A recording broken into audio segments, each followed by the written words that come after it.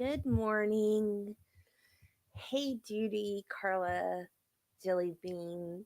Hi, guys. So, I am not exactly sure where we left off because we had to stop to watch the Karen Reed hearing.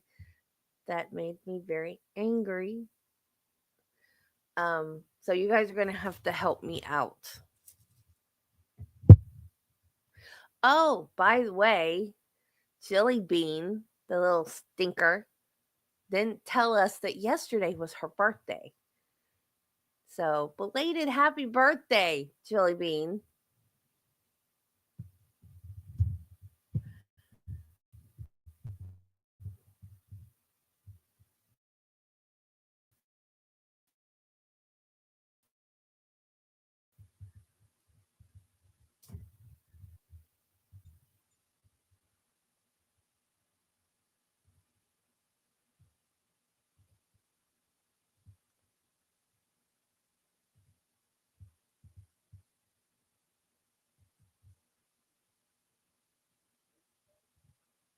Oh, Carla.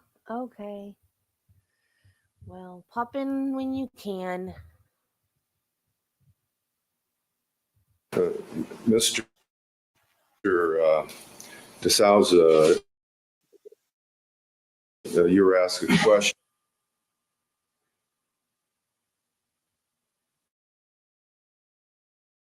Started to drink. Mr. Tom, I'm going to give the names of the speakers so that you can follow this, okay? Tom, basically, he was slurring his words and you couldn't understand. DeSouza, yeah. Tomlin, okay, he wasn't actually saying blah, blah, blah. DeSouza, he was not doing like proposito. Is that No. What is that? To Dan Cannis, is that right? Yes. And they went inside.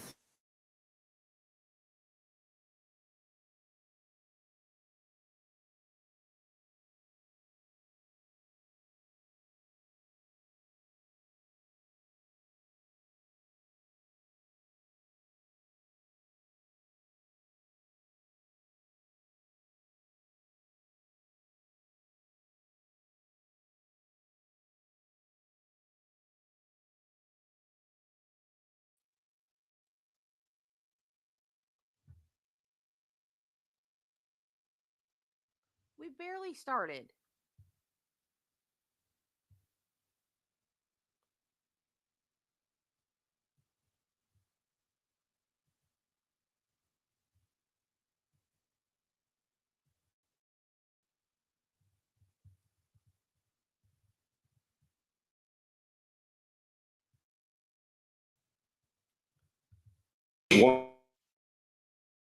Walking with difficulty when he left Trader.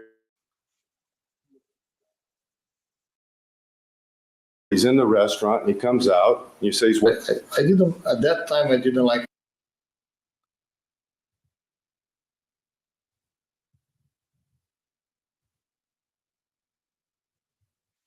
at him for 5 to 10 seconds as he looked at the fellows by the entrance? Yes.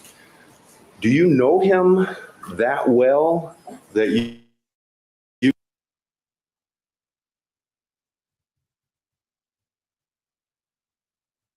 Didn't make anything wrong. All right. Any event, basically upset that night. Yes. But he didn't say anything, didn't do anything. Did No. he? Okay.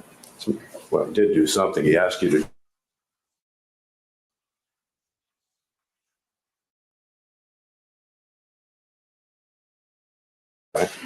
Yes, it is. And any talking on that portion of the trip? gonna say no, I don't remember, but yeah, I don't know. No, I don't remember.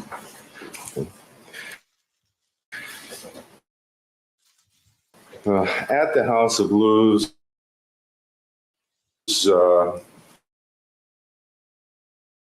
you first parked at the spot. Sullivan got out immediately, got in, right? And you curb and then some stairs going into the club. Is that right? Yes, sir. Did you watch him as he went in? No, I just opened the door and they both got out of the car. I don't remember that. If I was looking, he's walking. Well, weren't you checking to make sure he got into the club okay? Just he left the car. I closed the doors and I got in the car. So were you concerned that he might not make it into the club? No. So he was okay at that point, I take it. Is that right? Yes. Okay. And how long was he in the club? Almost around 30, 40 minutes. Now, during that 30 to 40 minutes, that's where the lady came out and asked you to take Miss Sullivan home. Is that right? That's correct. Oh, my God, is off. So I about waved. what time was it when you next saw Mr. Spector? Sorry, could you repeat that? When Mr. Spector came back out of the club, what time was it then? It was after 2:30, around 2:30. Okay. How was he walking at that point? Miss Clarkson was helping him. Okay. So did it appear to you that he was having difficulty walking? I think so. I'm not sure. I'm not sure. But he was like she was helping him How was she helping him? with her arms. What was she doing with her arms? She was like just like coming close. I think he was like hanging her arm, something like that. I'm not sure at that time. But Well, are you testifying? Do you have a visual memory of what you saw at that point? yeah, I saw both like coming, and I like just like I got out the car. I don't remember I got out the car. I just like opened the doors, I think. Okay. You saw him come out of the club and you watched him walk to the car, right? Yes. And you've said in words that Mr. Spector was having difficulty walking, and Miss Clarkson was helping him. What I'm trying to do is find out what activity, what actions were going on that caused you to believe that. I don't remember, but they are walking like in my direction. That's I don't remember when I. Okay, well, I mean, here's the problem. If you tell us something happened and you don't remember it, Objection, Your Honor. well, let me finish. Let us finish the question. Well, Your Honor, the question includes the word, here's the problem. There may not be a problem, and that's not an appropriate way to start a question. I'll sustain it, rephrase it. Here's the issue.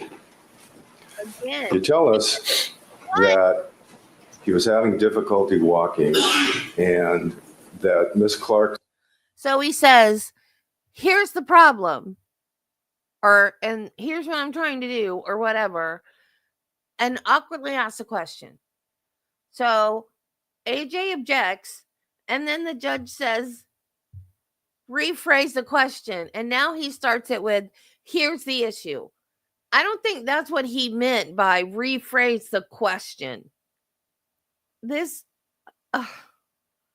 Lord save me from idiot attorneys. Why do I think that I'm not smart enough to be an attorney? Because some of these men are idiots. Oh my God. I was telling Travis about the idiot neurosurgeon from the Karen Reed trial, the expert. And even Travis understood it better. He was ahead of me when I was trying to explain a contra-coup injury. He was way ahead of me. He got it right off the bat. Was helping him. And then when we ask you, or I ask you, to describe what you saw, You tell us you can't remember? Objection, there's no question. Council It's is, sustained, it's a statement, not a question. Did you tell us you don't remember what you saw? Is that what your testimony is? Yeah, right now, yes. If I said that he was like walking like a, difficult way, yes, he was. But last Wednesday, did you remember it last Wednesday that he was walking with difficulty and she was helping him? I didn't recall, sir, right now. I don't remember what I said last time. All right, well, let me ask you this then, Mr. DeSauge. When you're testifying, are you simply repeating what is in the transcript or what is in a report that Objection, you read argumentative. of something you said some years ago? Is that what's happening? Yes. The other day, you saw a video clip that apparently was some form of surveillance video at the House of Blues. Do you remember that? Yeah, I remember. And in that video clip, did you see Mr. Spector having any difficulty walking? Oh No. my God. It's a poor like video, yeah. I didn't see anything wrong. You didn't see Miss Clarkson holding him up, helping him as if he would fall down if she let go, did you? No. And he just said that he did. So, do you remember telling Detective Tomlin and Detective Fournier that Mr. Spector was completely drunk? And you repeated it, completely drunk when he left the House of Blues. Do you remember telling them that? Yes. And now, do you remember that now? Not what you said, but what the actual facts were. Do you remember now? If he Yes. So was he completely drunk? He was drunk, yes. Completely drunk? Could be, yes. And how did you determine that? Was that because Miss Clarkson was helping him walk? What is that like being a little pregnant? Huh. That I can remember right now because he was when he was talking, he was not like he was make sense, but he was repeating the same like word many times. Well, I'm repeating Like the attorney's repeating the question over and over. myself. So it's different than that, you're saying, right? Oh yes. Okay. But is your opinion that he was drunk based on your prior memory that Miss Clarkson was helping him walk? Is that why you're saying he was No, drunk? she was helping him to walk, and he was inviting her to go to the castle. And the way that he was inviting her was not normal. But at this point, you have no memory whatsoever. Oh, I'm going to withdraw that, please. Do you have any memory now of how she was helping him walk? Like I said, he was like just hanging her like arm and walking. He was hanging on her arm? Yeah, she was like kind of helping him. So they are really close and like together. All right, you saw that on the video. Carla. I don't remember the video, but I remember that. Okay.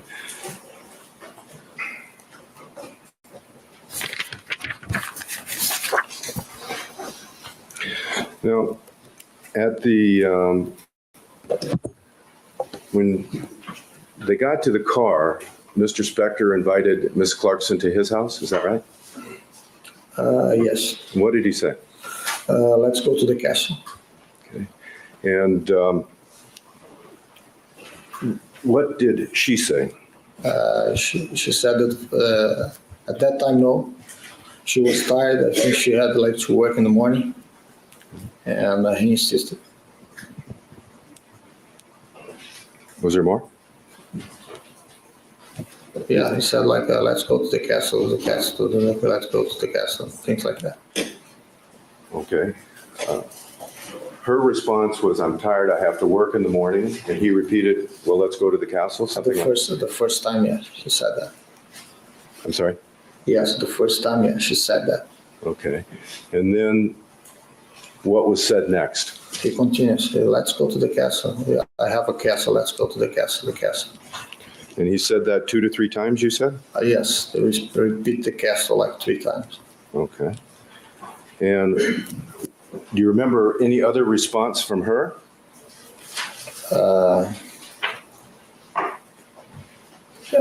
She accepted like first she accepted like a ride to go to the parking lot close to the House of Blues. Did she give any other reason that she didn't want to go to the castle? I don't remember. Well, last Wednesday, you said that the reason she gave was she can't go with him because she would lose her job. You remember that? Yeah, she said something about. You didn't remember that just now? Yeah, remember me. Yeah. But before I reminded you, did you No, I remember? didn't remind. All right. So when did she say that? Outside of the House of Blues, I think she was afraid to lose the job. Like if anybody like saw her. Okay, going well, with the customer. Mr. DeSouza, let me interrupt you. Are you interpreting her thoughts or are you giving us her words? I was giving her words. Okay. So you don't know what she was thinking unless she told you, correct? No, yeah, correct. All right. So let's go to the castle. Now it's 3 times you recall, is that right? Yes. And was it each time, let's go to the castle? Was it the same? No, was let's go to the castle. Let's go to. I have a castle. Things like that. Did he say, you have to go to the castle with me? No, Did he say, I insist you must go to the castle with me? no, He didn't use the word insist at all, did he? no, no.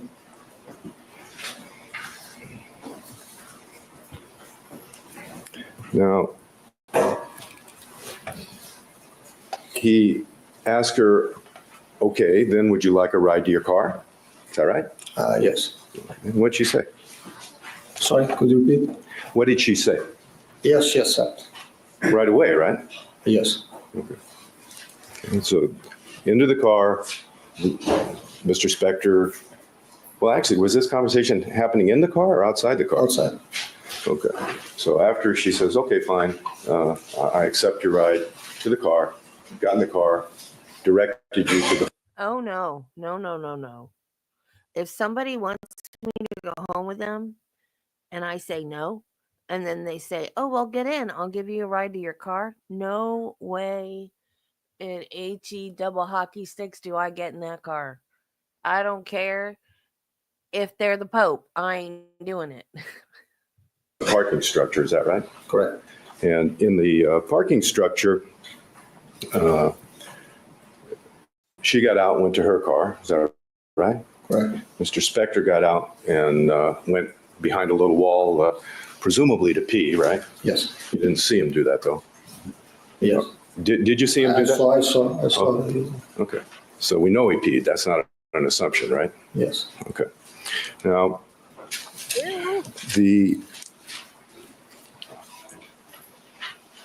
when she got back into the car, she told you that she wanted to go to Mr. Spector's house, right?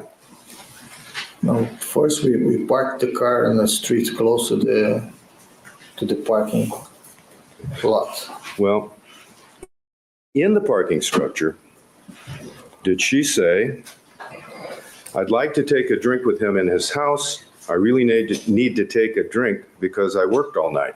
Yeah, she said so that she needs a drink.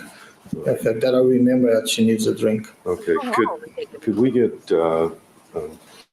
page 38, line 4 through 8 of the Fournier comments? Objection, Your Honor, this is not impeachment.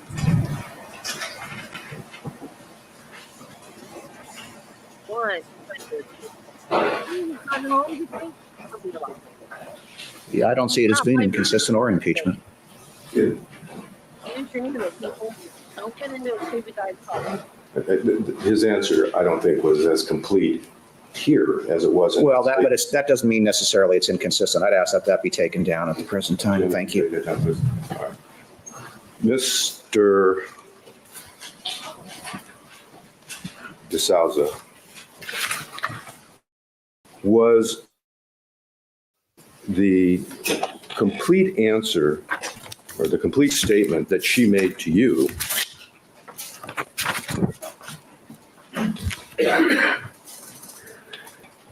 I'd like to take a drink with him in his house. I really need to take a drink because I work all night. Is that what she said to you? That could be, I don't remember, but yes, or something like I that. don't remember, but yes.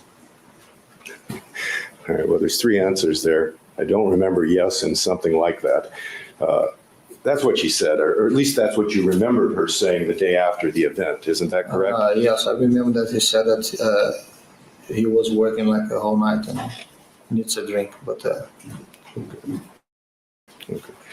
Now, from that particular statement, it sounded like she was eager or excited to go, doesn't it?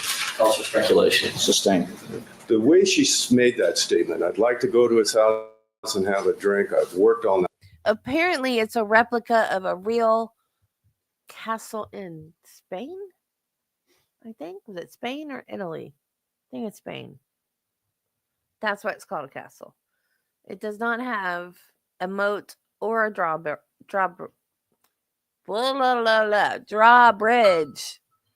that I saw. It could have a turret, though. I'm not sure. Night, I need a drink. Did she say that in a way that sounded as if she were excited or eager to go? Objection. Same objection. The problem is eager. I think there's other ways you can attack it, but it's the way the question's being phrased. I'll sustain the objection. Because it was a house. Objection. Mindset. You seem reluctant to go. happy to go, no. Okay. Happy to go, no. Yeah. Now, on the within a short period of time after she got into the car, she said something that was directed to you, did she? Yes, And you told us the other day that Mr. Spector screamed out, "Don't talk to the driver." Is that what happened? yes, he said that. Well, I know he said, well, did he scream it out or did he just say, "You don't have to talk to the driver"? It was loud. I think he gave a device to her. It was not with me. All right, I'm focusing on your use of the word scream. You know what scream is, right? Yes, I mean, that's a very loud, high-pitched type of exclamation, correct? yes. Did he do that? It was loud. I've never seen him like that. Well, when you're You know, I just want to ask this attorney, do you speak a second language? Because in my opinion, anybody that can speak more than one language is smarter than me. Because I have been trying since high school to learn Spanish, and I still am not fluent. I know a few words. I can't learn it. And English is supposed to be the hardest language to learn. And this guy knows two different languages. And he's able, it's not perfect. He's able to be understood though. Cut him some slack, dude. You're being so rude. All he did was do the right thing and call 911. And you're just badgering this poor man. And he's not done yet. They're going to take another break to do the hearing thingy, I think. And then he's going to come back again. All he did was call 911. This poor guy, I feel so sorry for him. you were asked about it before, you never described it as a scream, did you? Objection. I'm sorry, misstates the evidence. I have no way of knowing. You can ask if he ever stated that before. Well, let me you testified about the statement that Mr. Spector made to you when you went to the grand jury, didn't you? Yes, And at the grand jury, you said that Mr. Spector simply made this statement, "Do not talk to the driver, or you do not need to talk to the driver." Isn't that what you said? yes. Okay. Yeah, how dare he call it a castle and there's no moat? You didn't tell the grand jury he screamed, shouted, yelled, any of those adjectives, did you? I don't know. I'd like to show him the grand jury All right. testimonies. Could we get grand jury page 166, lines 7 through 25, please? Okay, you see it says, then did you give him the car? Yes. What happened next? Answer, Mr. Spector, like was told her, do not talk to the driver. Question, that's what he said when she got into the car. Answer, yes. Question, what do you remember him saying about that? Answer, yes, I remember. Question, what do you remember him saying to her about that? I'm going to skip the grand jury advisors. The witness, do not talk to the driver. Question, he told Lana not to talk to you. Answer, yeah, you don't need to talk to the driver. That was your testimony at the grand jury, correct? Yes. No, nothing about screaming, nothing about yelling, was it? No.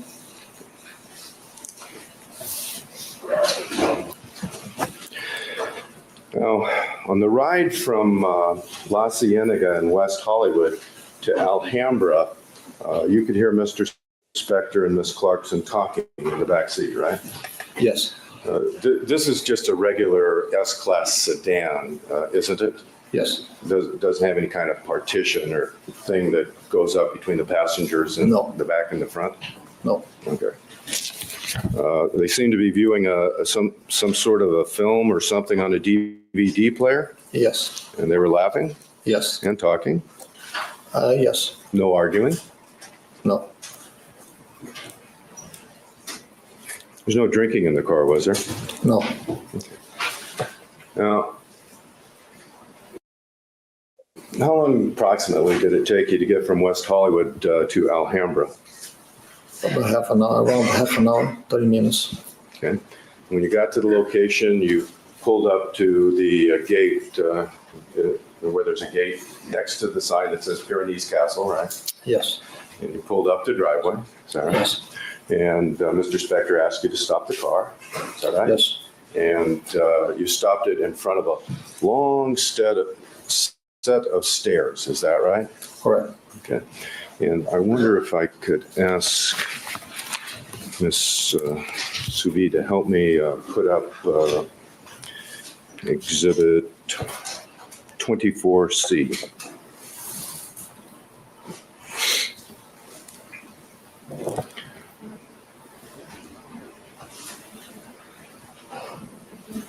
Come on, here we go.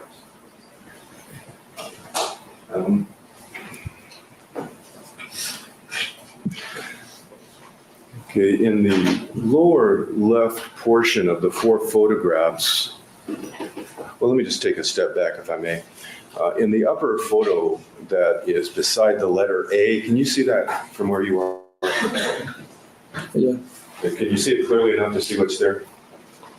The A? A, yes. Yes. That's the entranceway to the residence, is that right? Yes, correct. And you can't see it, but somewhere in front of where on that wall behind the Mercedes and basically toward where the front of it is where the words Pyrenees Castle are, is that right? Yes. Okay. Now, looking down at the photo beneath that, photo 24C, those are at least a portion of the stairs that you saw Mr., that they got out in front of, right? Yes. Okay. I think we have a better photo. I'd like to mark the next photo. I think we're up to R. You are, that's your next. Okay. And may I just make sure how many we have here? I'd like to mark this next set of photographs, R1, 2, and 3, if I could, Your Honor. All right. Do you recognize what this is, Mr. DeSouza? No. You don't recognize that? No, this gate like that, or close like that. No. Can we see R2, please? Do you recognize what this is? So I recognize the first picture. I think this one is like a little bit different. Is this, can you see that house just barely through the trees at the top of the Yes, I can see that one. Like a kind of house over there, yeah. Do you recognize that house? Is that Mr. Spector's house? I don't know. It's very difficult to recognize right now. Okay. How about this portion of the stairway? This, I think, is R3? close to the top. I've never been there. I've never been there. Have you ever seen it? No, I never take this. I took the steps all the way up, and Okay. So when you drive up that driveway, the stairway is on your left. Is that right? yes, correct. And it's a very long stairway, correct? Yes, It's very steep, isn't it?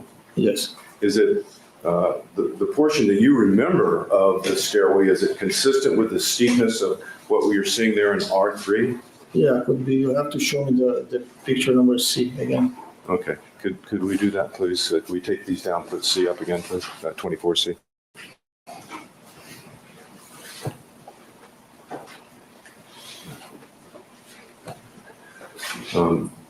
This is where the stairway meets the driveway. Is that right? Yes, Okay. And off it goes up into the distance. You can't really quite make out the top, correct? yes. But it's I've never been on top. I parked in that place like twice. if I told you there were 88 steps in that stairway going up the hillside, would that seem about how many there were? Objection, I would call for speculation. Sustained, since he's not familiar with. Have you looked at that stairway enough to give any kind of an estimate as to how it might be? No, Okay. Any event, you dropped Miss Clarkson and Mr. Spector off on the stairway and they started up, is that right? yes. And did you watch them go all the way up? No, all the way up, no. How far did you watch them go up? I don't remember to the middle of the, I don't remember. Can you say anything on photograph 24C, how far up that first set of stairs that you do recognize? I don't remember, sir. Anyway, they seem to be going up all right, is that right? Yes, So you drove off, you thought things were okay? yes. Okay. So he wasn't having any trouble going up the stairs? And both are going up together. Well, I'm asking you about him. Did he appear to have any trouble going up the stairs? She was helping him.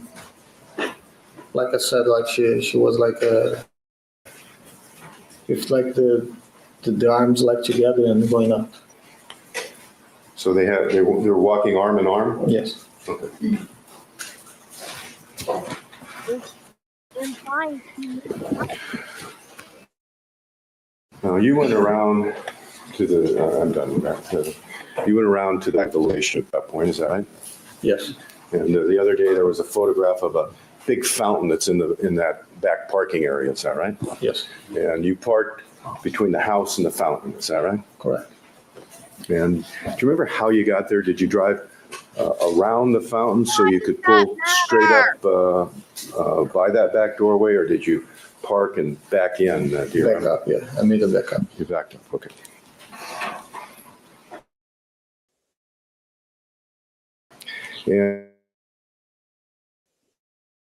And that's your minutes later he came out, is that right? Yes. And at that point you had a little conversation with him? No conversation. He opened the door. He looked at me, and he didn't say anything. And I had the first time he refused that when I was to put the briefcase inside the car, and he asked me for the briefcase. Okay. I want that one. Then I give it to him. So first of all, he came out on the porch, is that right? Yeah, no That little back porch? Yes. And you held the briefcase out as if to ask him, do you want this? First, I opened the car door, and I wait for Mrs. Spector to say anything to me. He didn't say anything then. I went inside the car, get the briefcase, and offered him the. Oh, yeah, I said no. Okay. And then a few seconds later, he said, "Oh, yes, I do want it." Is that right? Yes, then I just returned it. And what did you do with it at that point? I gave to him, I had like the briefcase and the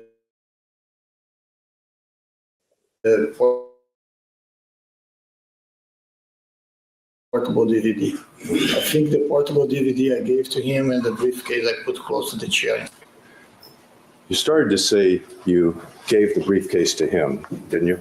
Or a briefcase or a DVD. I remember one I put close. I think the briefcase I put on the floor and the DVD I gave to him. But in the past, you said that you gave him the briefcase, didn't you? Could be. No. Do you remember? If I say that, yeah, I don't know. Okay. Did you give him the briefcase? I gave both briefcase and the DVD. Not sure if he got I think he got the DVD. And All right. If you said in the past that you handed him the briefcase, that simply would be a mistake. Is that right?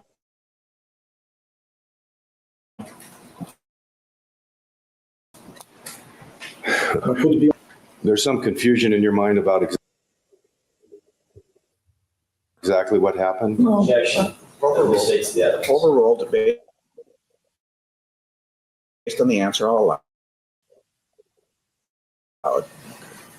Your best memory at this point is that you gave him the DVD and you put the briefcase on the floor. Is that right? I know it's not clear right now, but it's like I gave to him like probably to him the DVD and put the briefcase on the floor. How sure are you about what you did with the briefcase? I'm not 100% sure right now, but one of the two items I gave to him and another one I put You said you put the briefcase in the chair. Do you remember that? could be on a chair, could be on the floor. I don't remember now. Well, It was like close.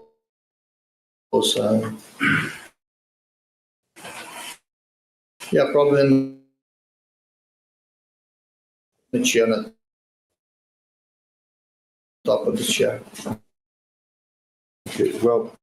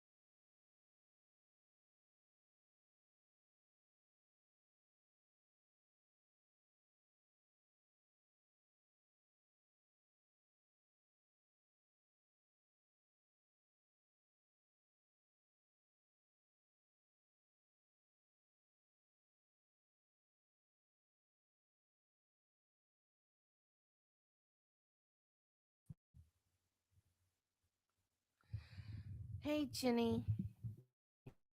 No, we're not done. StreamYard just crashed on me again. Because it hates me.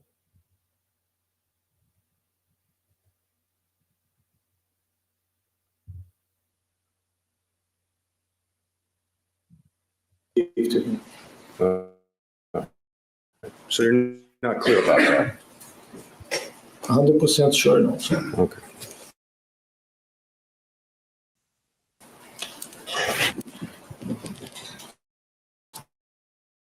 Great. That was about what time? When that, well, let me ask one final question before I leave that point in time. When you saw Mr. Spector at that point, he still had the white jacket. Do you I don't know.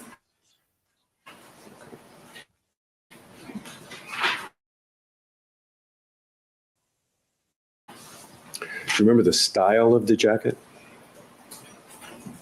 Yes, if I see a picture, I can tell you that. Well, how about from your memory? Do you remember the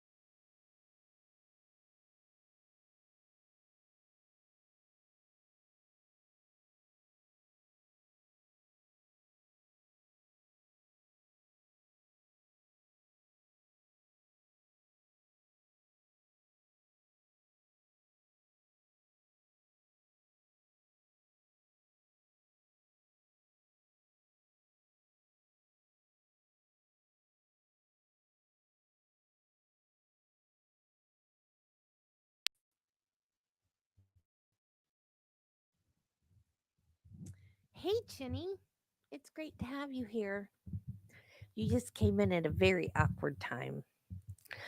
Okay, Carla, that's great. I love it when you pop in and give us updates on your day. I don't know why StreamYard is being so ornery this morning. I'm very glad that I got faster internet though because it's cheaper than what I had before. I just don't know why StreamYard still continues to hate me.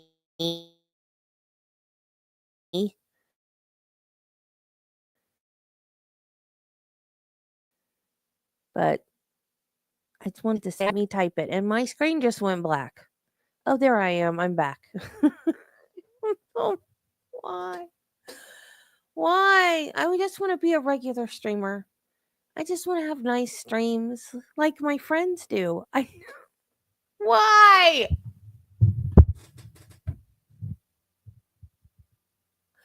Why? Why? Why?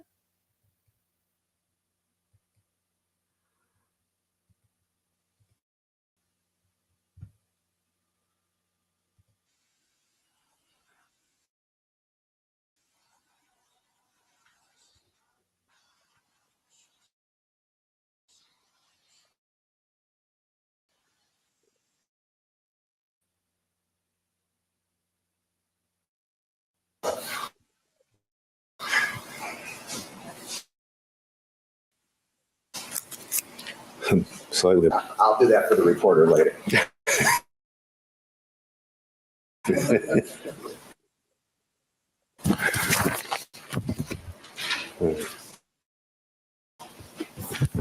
Are we from that point in time, which was what time? What time was that? That's 3:15, 3:20.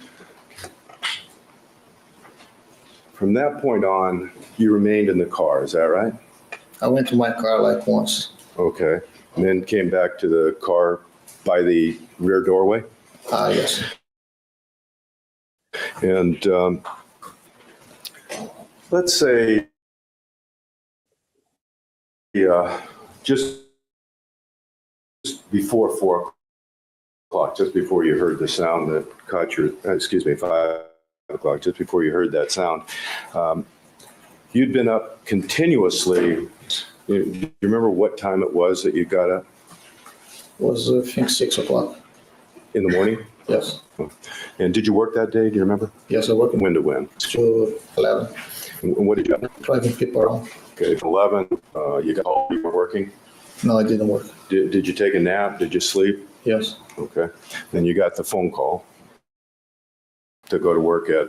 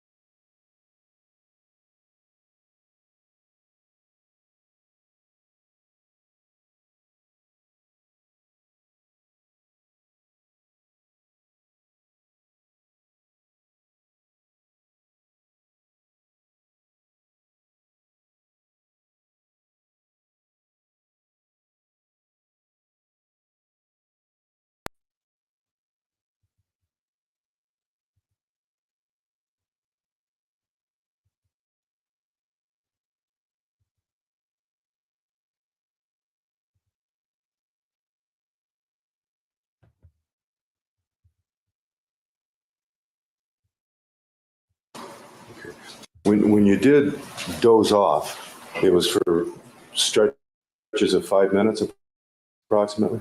Yes.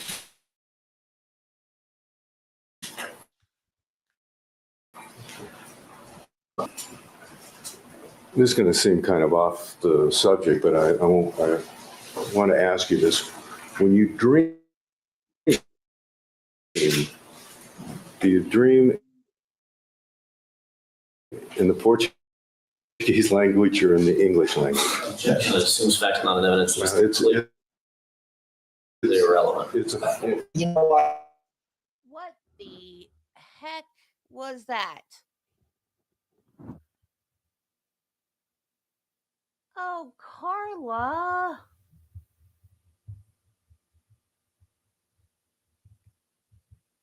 Thank you. You didn't have to do that.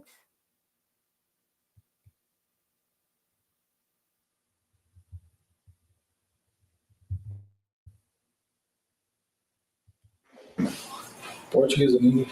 All right, Portuguese and English. You may resume your question. When back in 2003, before you had 4+ additional years of English or living in an English-speaking country,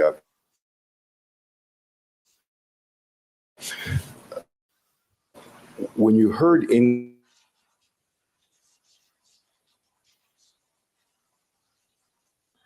Asshole. I'm sorry, your thought processes in February of 2003, were you thinking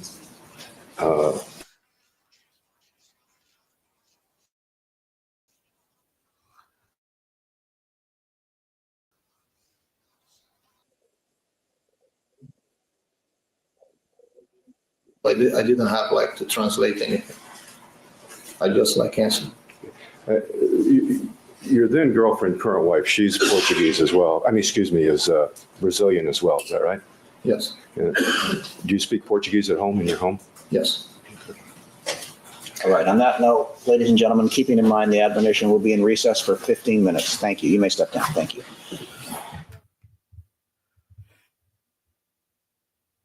Y'all, I'm about to lose it with this attorney. I am sorry. Y'all know I don't like to cuss, but it is this guy a xenophobe or what? Like, what is his problem with this guy?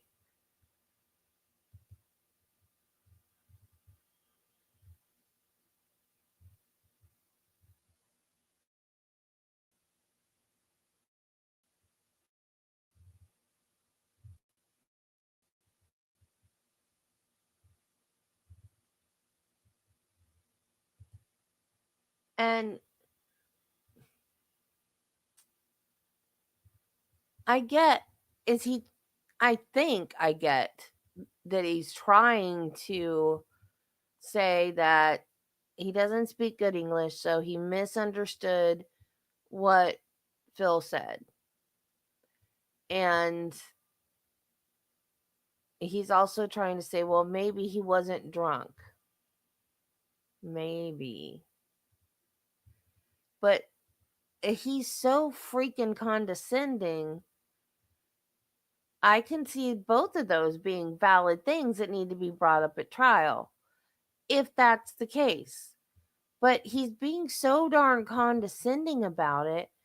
It's just irritating. And it makes me, even if it was true that he wasn't drunk and that the guy did understand him, he's making me so mad that I don't care.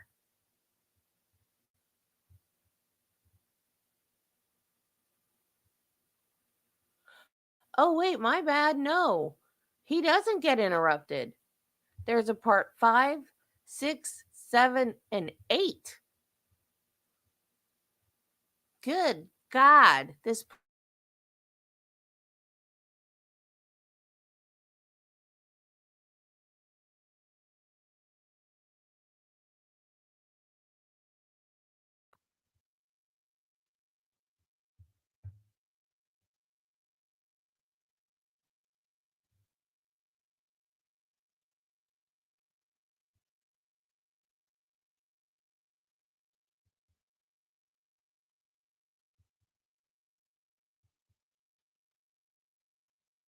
Well, that's sweet. I appreciate you. I don't know what I did. All I'm doing is, to me, because like I never planned to live stream. I was just going to make true crime videos. To me, this is like having a watch party with my friends.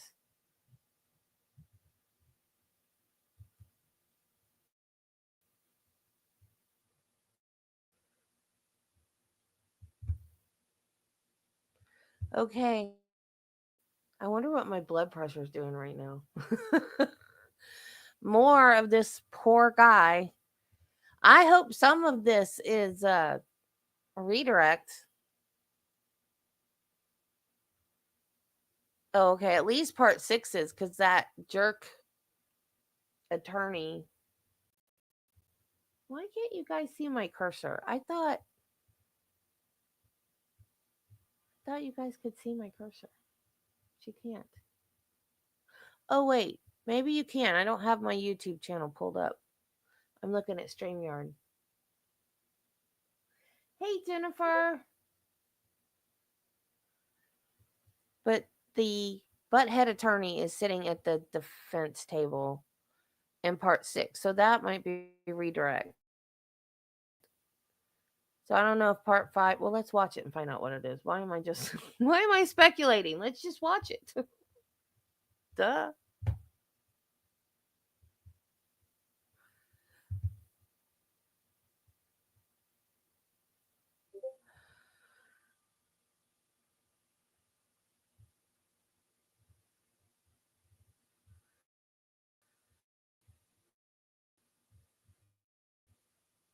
Okay, quit buffering.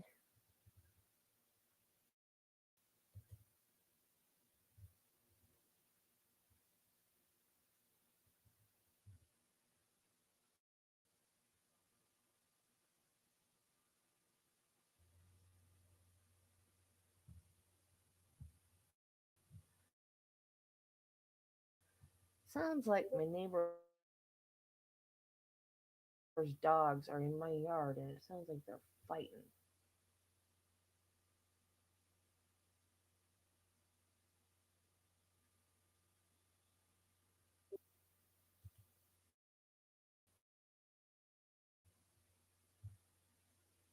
Quit buffering! It has been StreamYard, and I haven't even tried to do anything fancy today. I haven't done a poll. I haven't played a clip. I haven't done anything. I've been good. I even have my camera off. StreamYard's being mean to me today. That's what I told my weight doctor yesterday. Went into the weight loss clinic, and I was like, I'm stuck. And he goes,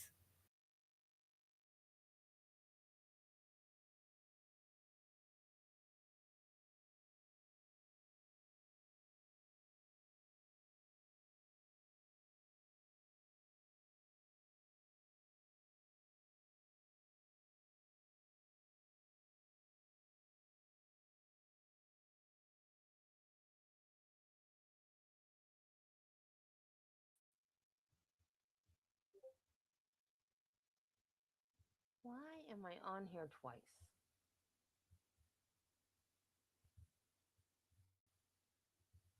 Why am I on here twice?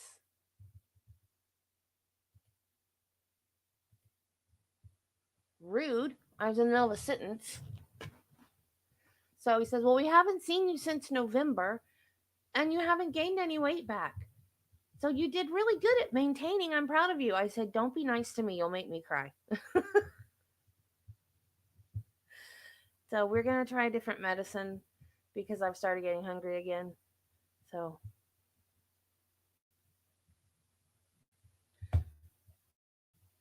okay, StreamYard, be nice to me. I won't cry if StreamYard's nice to me.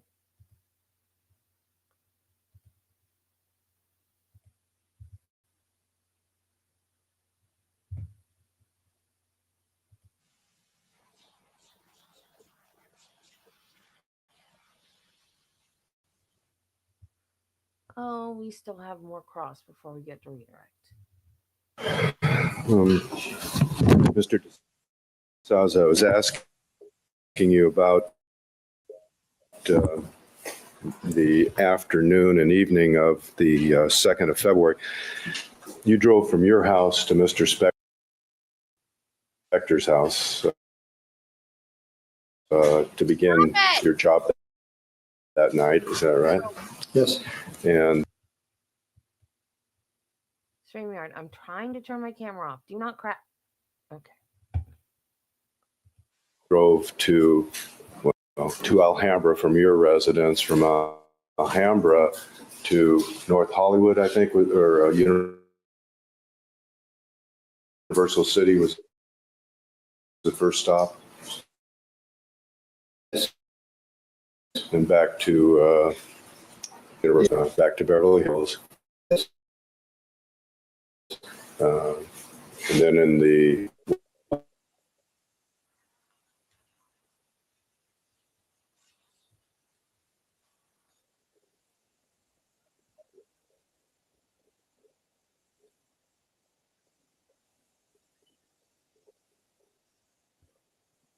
Yes. it happened to be a car you were not familiar with. Is that right? Yes. That's the first time you ever drove it that night. I drove this kind of car before, but that one was like a long drive was the first time. Okay. The is that tiring driving all over the city like that? All those hours in either freeway traffic or on La Cienega Sunset, those heavily congested streets. Is that tiring? No.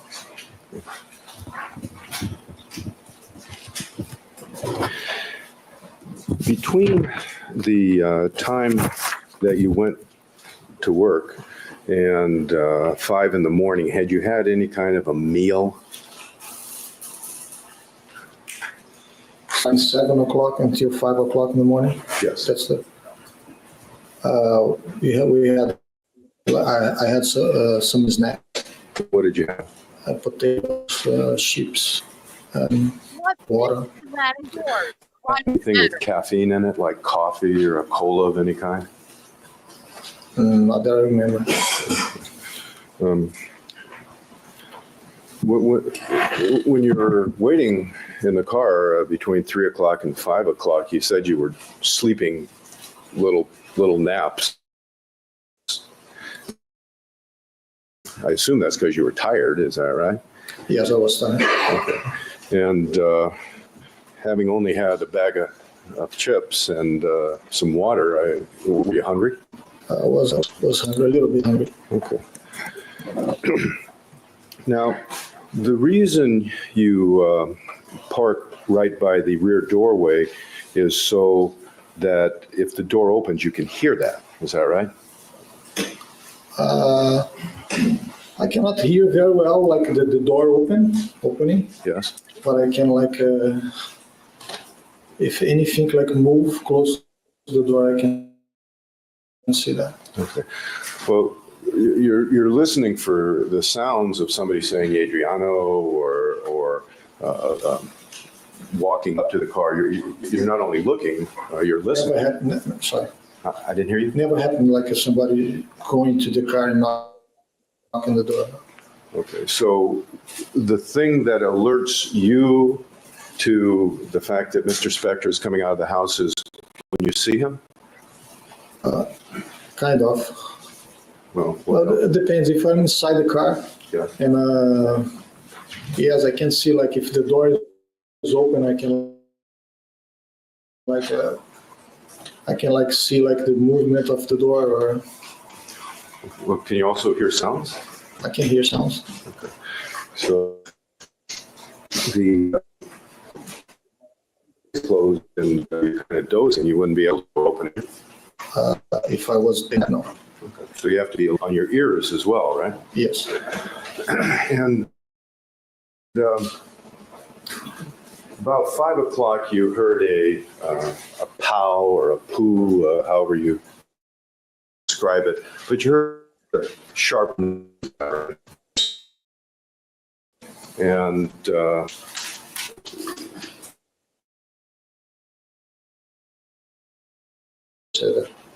Could be anything. It was the last thing that I could imagine happened that night.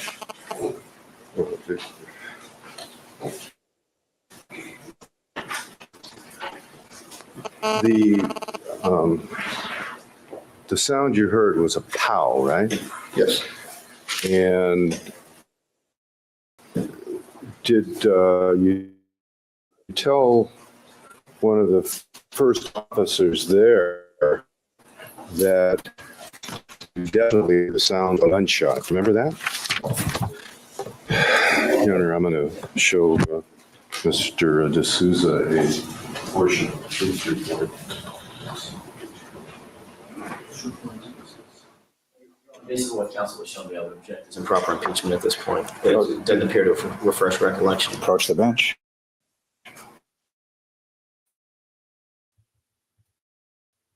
So, how many years later is this? To happen in 2003, and this is 2007. So 4 years. Mr. Reed, that I would say that I'm not. And now.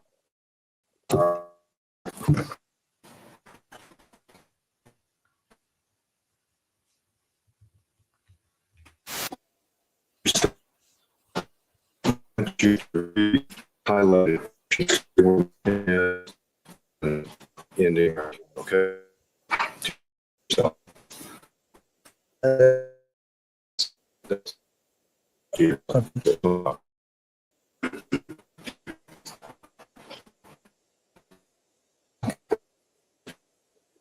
Treating that.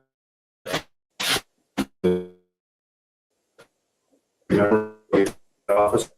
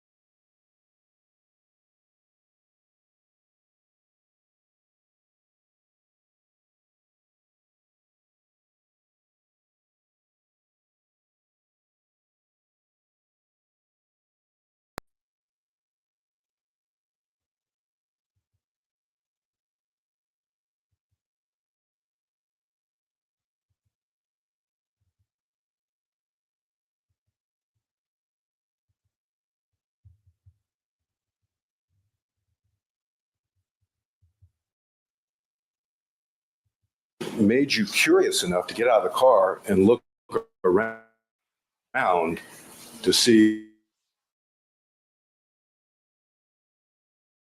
what that might have been, right? Yes.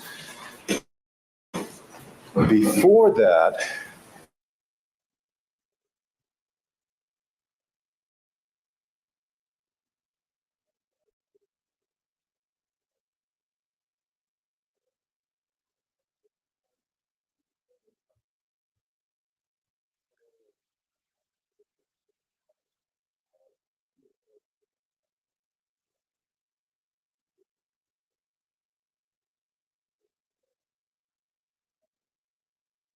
Mr. DeSouza, it's not that you don't remember. You'd never heard anything like that, did you? No.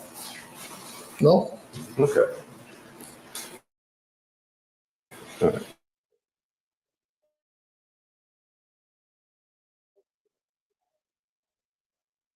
You can see what made that sound, is that right? Yes. And were you concerned that it might have been some person had made that sound or caused that sound? No, at that point, no. Well, did you think that did you think anything like that? So you're looking there, isn't it? A little bit. Well, There's some lights outside. but there's trees and bushes and shadows, right? Yes. Okay. So you looked around.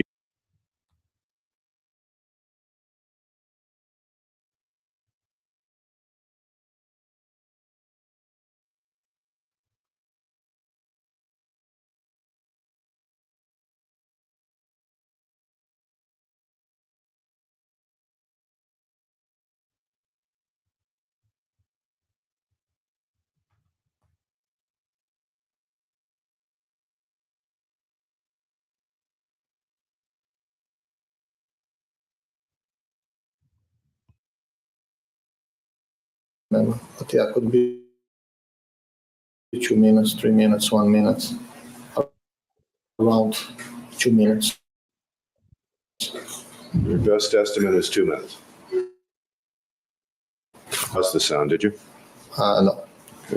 And then you got back into the car. Is that right? Correct.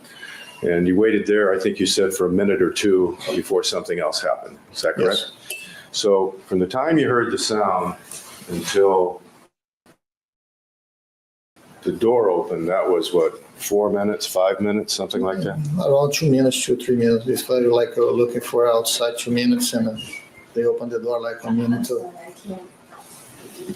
Sorry. Around 2 or 3 minutes? Yes, around 2, 3 minutes. Okay. All right. So is it 2 to 3 minutes looking around and then a minute or two in the car? Is that our time frames? Yeah. And at that point, you don't know what was going on in the house. And you see Mr. Spector, is that right? Yes. And he's dressed as you had seen him earlier in the evening, correct? Yes, correct. Same white or beige jacket, Yes. black shirt, black pants. Yes. At that point, did you notice if it was buttoned, the jacket was buttoned or unbuttoned? I don't remember. Okay. Now, Mr. Spector walked out of the back door and walked toward the edge of the porch. Is that right? Yeah, he was like, as soon as he opened the door, he wasn't at the door, under the door. Okay. There was a diagram here the other day that showed the scene as if you were looking straight down from above. And you said that's where Mr. Spector came and stood. Was that right? Yes. Okay. Now, to picture this, the door opens and the lights on are inside the house. The lights inside the house are on, is that right? Yes. Okay. And there's some lights on the exterior wall of the porch, is that right? Yes. Correct. Two, like carriage lights, I think they're called. Is that Yes. right? Okay.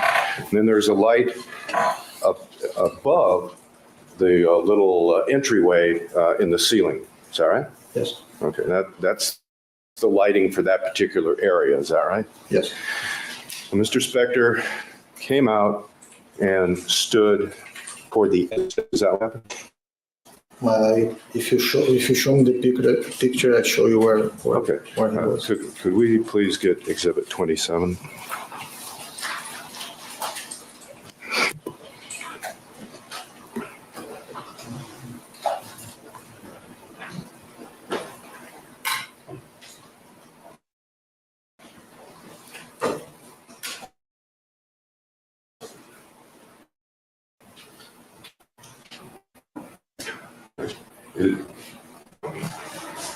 The record should reflect Exhibit 27 is now up on the projector.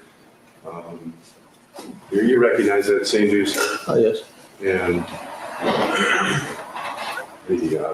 you see where the little white figure is on the, looks like just inside the line of the exterior porch wall. You see that? yes. Is that where Mr. Spector was standing? Yeah, a little bit to the back. Yeah, around that area. Okay. Did you help make this diagram, by the way? If I help to make, Yeah. No. Did anybody ask you where was he standing so they could make this so they diagram? show me later, but I didn't help like that. Well, you're the only one that saw that, right? Sorry, As far as you know, you're the only one that saw this, aren't you? I think so. So they made the drawing and then asked you if it was right? Is that right? Yeah, after a while, yes. Okay. Is it right?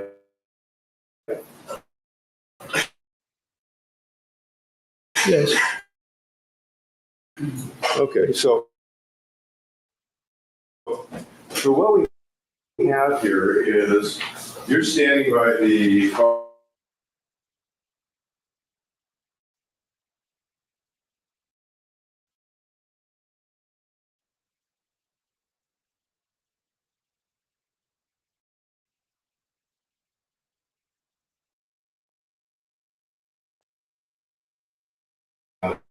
In front of it, is there? No.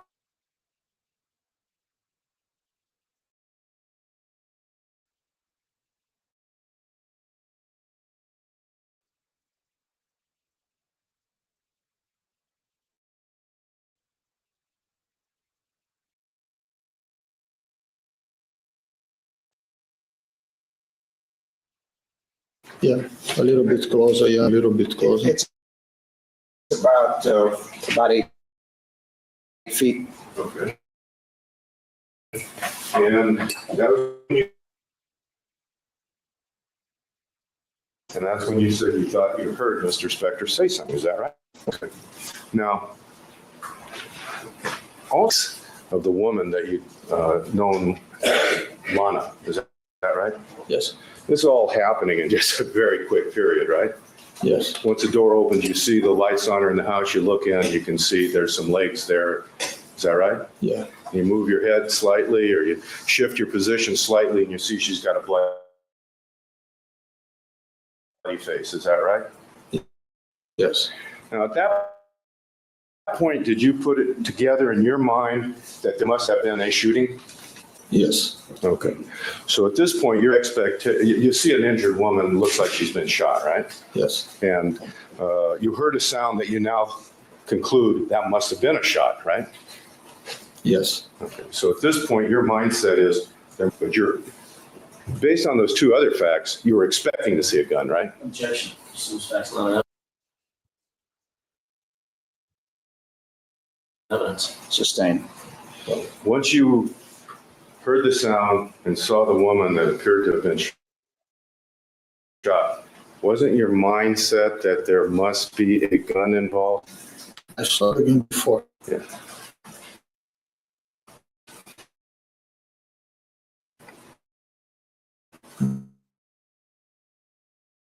Before I saw the legs,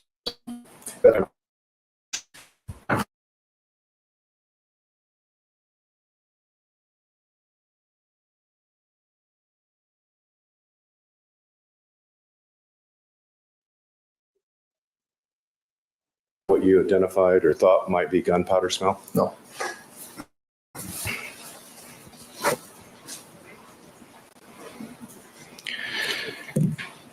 Mr. Spector just came out and stood there. Is that right? Yeah, with the gun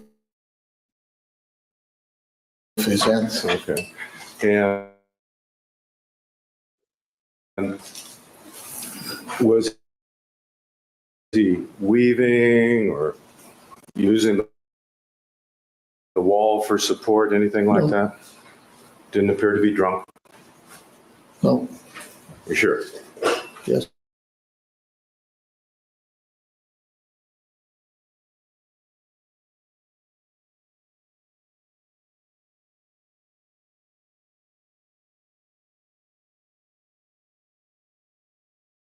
Just happened. Did he appear to be, in shock? Objection. I think even a layperson can use that as a descriptive term, so he can answer. I'll allow him to answer it if he's able to. The objection's overruled. You may answer. You know the expression "in shock"? Yes, The people have seen something startling and they're, kind of in shock. yes, Did he appear to you to be in shock? yes, You previously said that his face was completely white, correct? yes. Okay. And he had kind of a dazed look on his face, is that right? What do you mean? Like not understanding, this shocked look. I can't make one. I don't know. You don't remember that? No. All right. Now, there's some ambient noise in that area of the doorway, isn't there? Yes, And that's the fountain, right? yes, The fountain's actually quite loud, isn't it? yes. All right.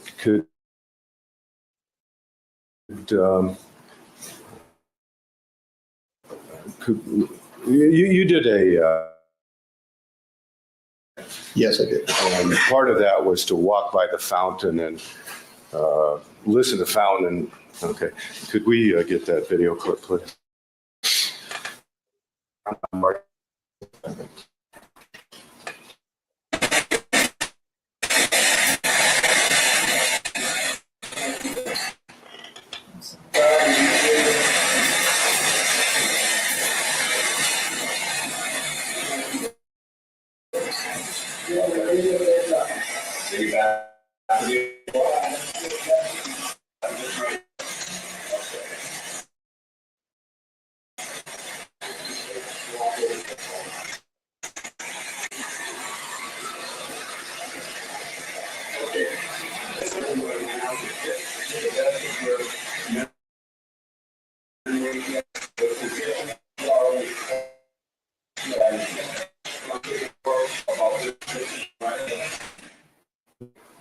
That video clip out.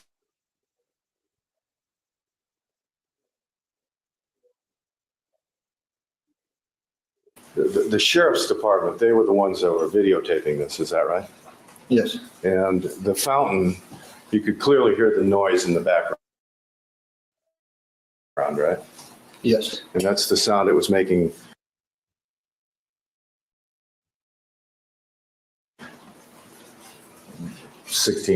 Whatever, however many, 12 hours earlier that morning, right?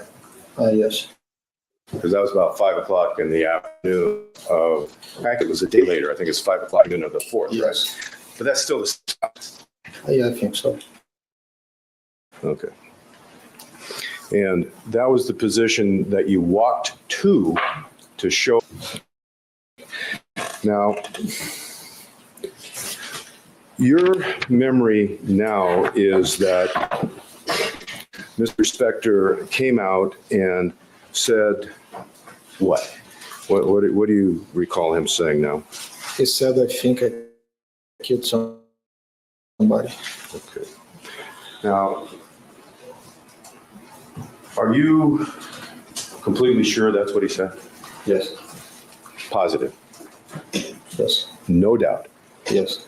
Those very words. Objection. This has been asked and answered. I'm going to allow it. It's cross-examination. I'll allow it. Those words and no other words, is that right? Yes, Okay. Now,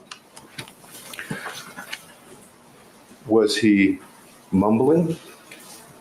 no, You told us before that when Mr. Spector drinks, he mumbles, right? Yeah, sometimes, yeah. And when he gets drunk, the mumbling or slurring increases, right? Yes. Your testimony now, today, Wednesday and today, is that he wasn't drunk at that point. Is that right? He wasn't, He was not. didn't appear, yes. Correct. Did not. Did not. Okay. Now, when you first told the deputies about this, you told the first officers that you talked to that you're completely drunk, didn't you? Yes. Okay. The next day, when you talked to Detective Fournier and Detective Tomlin, again, you used almost the same expression. You said he was drunk, very drunk, as it came that, right? Now, you're saying I'm getting this right? He didn't appear to be drunk. I didn't know if he was drunk, he was not acting like a drunk guy All right. at that time. All right. If he wasn't acting like a drunk at that time, would you tell the first two officers that talked to you, Kennedy and Pineda, that he was drunk, completely drunk? If he wasn't acting like a drunk guy, why would you have said that? He was drunk that night. No, but they weren't talking about that night. They were talking. Right. Council doesn't know what they were talking about, and it's vague. Well, I do. It's also argumentative. The way that you can rephrase, you can go into the area. I think the question was phrased inappropriately, but you may do so. But Mr. DeSalza, they asked you to go through the event step by step, right? Yes? Yes. And when you got to the part where you said he came out on the porch, you told them that he appeared to be completely drunk, didn't you? That night. All right. You told that he was drunk at that moment. Those officers went over step by step. But you heard, correct? And those officers, you told when he came out on the boat, he appeared to be drunk. Right? Yes. Now you're saying he didn't appear to be drunk, correct? Yeah, he was not like mumbling or. Well, that's kind of an important point, isn't it? Because at some point, did you realize that if you said he was drunk and you said he mumbles when he's drunk, then that raises the issue of how accurately you could hear.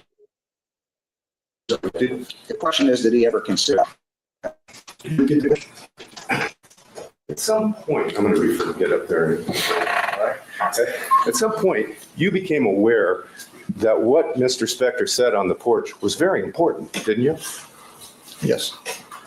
And at some point, did you become aware that if you said he was drunk, completely drunk, that there would be an issue of whether or not he was mumbling, whether or not he was slurring his words, and you might not have heard correctly what he said? Did you become aware of that? Hallelujah! Hallelujah!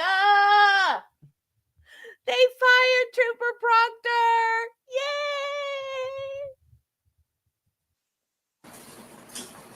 Yay! No, but like I said, I don't know if he was drunk that night, but at that time she didn't appears to be drunk, but he was. Going back to where we were a few moments ago, he didn't appear to be drunk. Why did you tell the first two groups of officers that questioned you that not only was he drunk, he was completely drunk? Why would you say that if he didn't appear to be drunk? He was completely drunk that night. Okay, this is, we're not talking about that night. We're not talking about Trader Vic's. We're not talking about House of Blues. We're talking about that moment. He's on the porch. They asked you, what happened? How did he appear? You said he appeared to be completely drunk, didn't you? Probably said that because the picture that you guys have when they arrest him, he was It was like a really bad picture. But I agree, but you didn't see that picture before you made your statement, did you? No, but he was like that picture. But, well, the fact of the matter is, you first said he was completely drunk, you second said he was completely drunk, and it wasn't until you got to the grand jury that you changed that and said he didn't appear to be intoxicated. Isn't that so? Like in acting like intoxicated. All right, let's, can we get the Kennedy transcript, page 21, 21 to 25? Kennedy transcript, please. I can do the It's page 3, lines 21 to 25.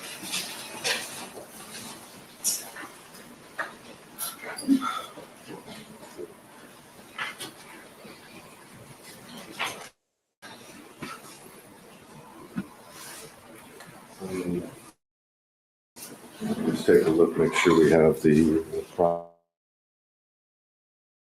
context for that.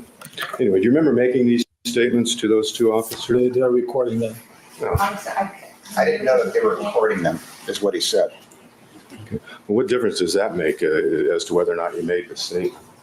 It either made it or. But I don't remember that. It's like, sorry. And to Mr. Fournier and Mr. Tomlin, the next day when they talked to you, do you remember telling them about Mr. Spector's sobriety at that particular moment? Do you remember that? Not at that particular moment, but I said that he was drunk that night. You did say he was drunk, right? Yeah, that night, yes. Okay. But at that point, I mean, they're talking. I approach, Your Honor. I'm on page 59 of the Fournier Tomlin transcript. I'm going to ask you to read from line 6 to yourself down to line 20. Once you've done that, once you understand what's written.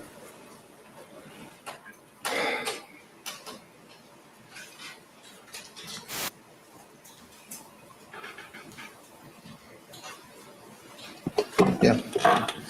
Now that's talking about the point where he comes out of the house, he's standing on the porch, is that right? Right? Yes.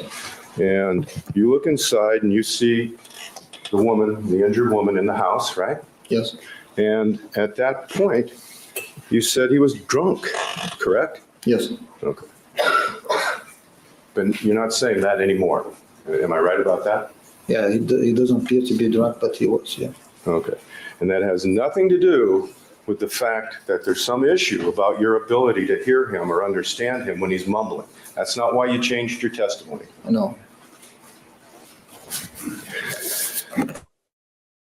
All right. So your testimony is you think he said, I think he killed her. I think I killed somebody. Yeah.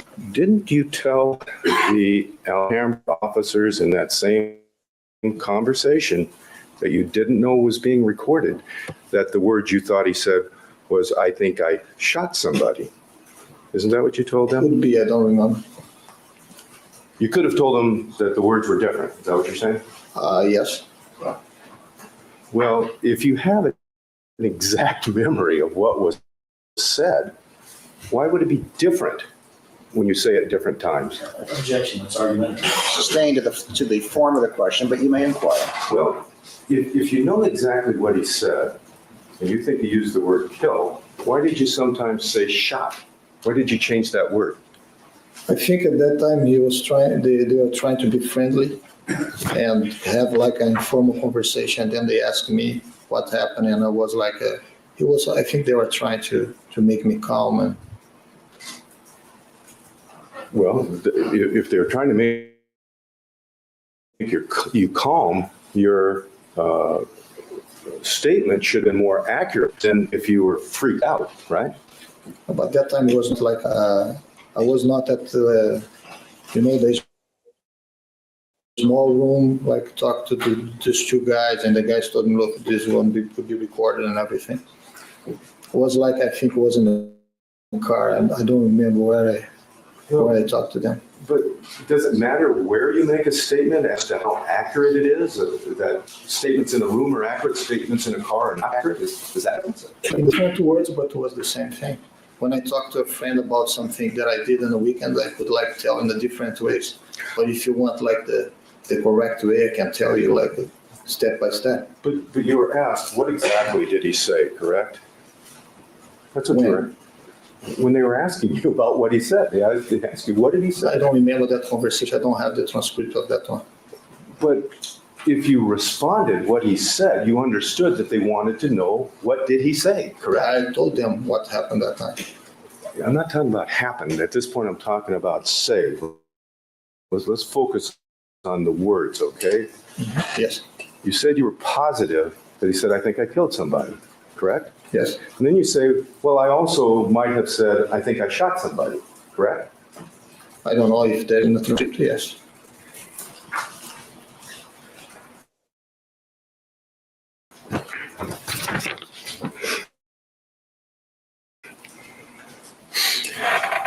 Could we get this, do we have that marked?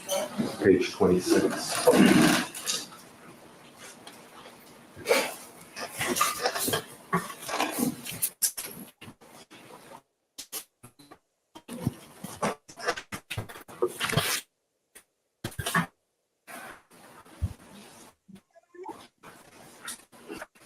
All right, is this here asking, at what point does Mr. Spector say, I think I shot her? Mr. DeSouza, when she, I think you meant when he opened the door, and yet as soon as he opened the door, yeah, then I got out of the car and, quote, I think I shot somebody. You see where you said that there? Yes. And to those officers, just within an enforcement, whatever was said, right? Yes. Let me ask you this.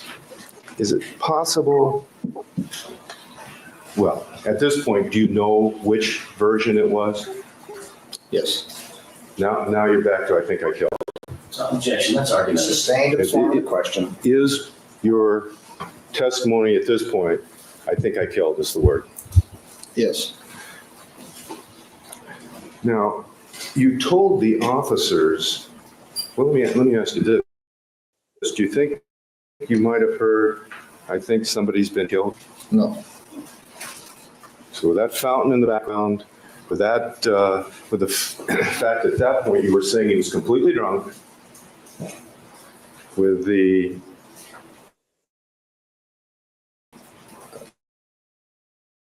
excitement or panic or stress, whatever it would be, of seeing a woman who's obviously seriously injured. No. The words that I heard was like were clear. But didn't you tell? Okay, do you want to read it back?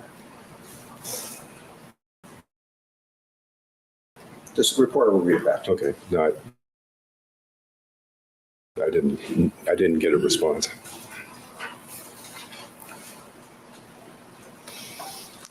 You will do the question again. Thank you.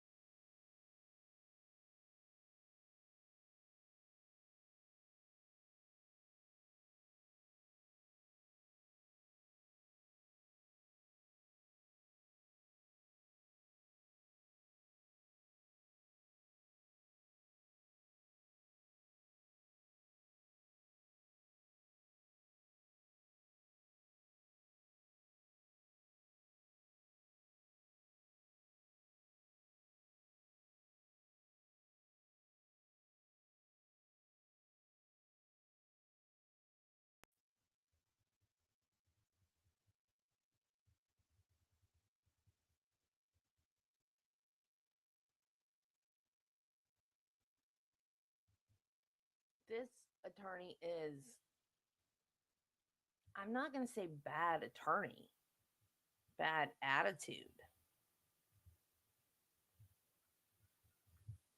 condescending, rude. I don't know what his problem is.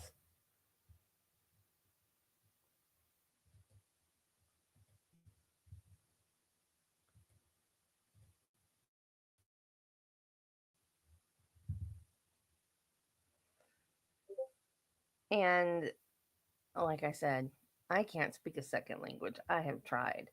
But maybe if you speak a second language, you don't understand the importance of the difference between shot and killed.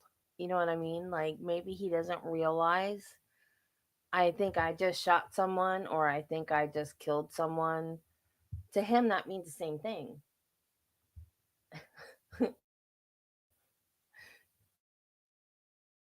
You know? Thank you, Jelly Bean. Yeah, I feel like that too. He's trying to prove that he doesn't understand the English language. And I don't think that's necessarily true. I mean, anybody, like my friend used to work with a woman that I don't remember what country she was from, but English was her second language. And she didn't drive in her own country. But when she came over here and became a citizen, she got a driver's license. Or I guess she got a learner's permit first. And my friend said, "Oh, I bet you're driving up a storm." And she had no idea what she meant. And so my friend had explained the expression to her. It's stuff like that that they don't get taught in English classes. So they don't understand every single thing that comes out of our mouths. And it's not because they don't grasp English. So I think he's purposefully trying to confuse him. I don't think there's any speculation about that. I think he's doing his best to get him flustered, and I think that's I think Alan Jackson is picking his objections because he doesn't want to overdo it and then get admonished by the judge, but being argumentative almost in every question because it's stuff like just irrelevant and like, what did you eat? Why does it matter what he ate in the car while he was waiting? I mean, he's trying to trip him up.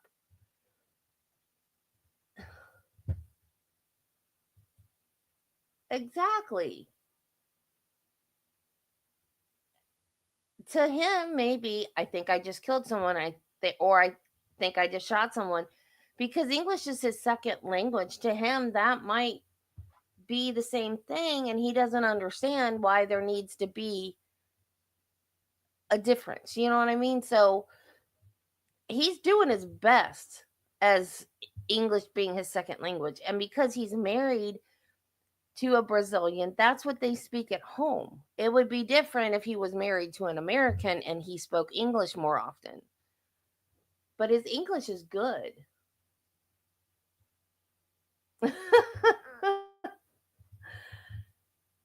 Sorry you can't hear it.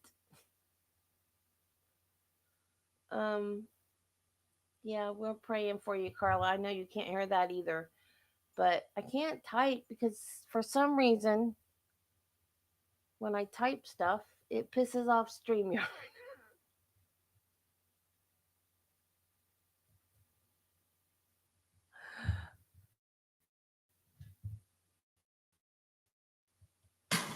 If you were sure what was said, isn't that right? Sorry, They ask you if you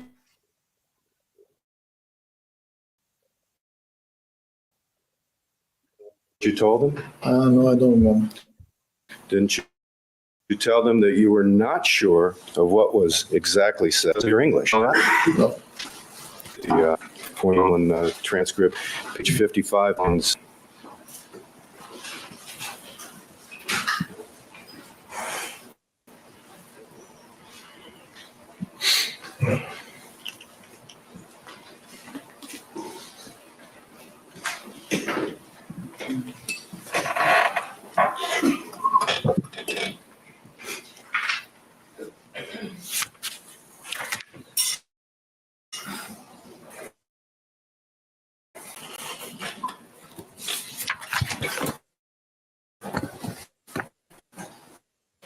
Let's go down to line 18.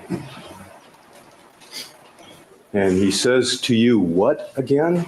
He says, De Souza, I think I killed somebody, Fournier. I killed somebody, De Souza. Yeah, somebody, Fournier. Okay. I think so. I think. I'm not sure. Can we go to the next page, please?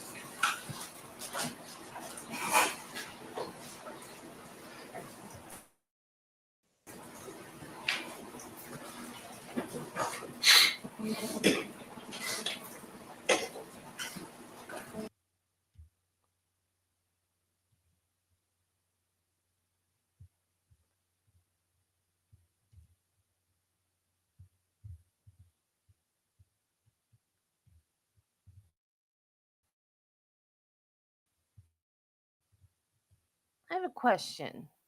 Didn't they say they found the gun underneath her leg?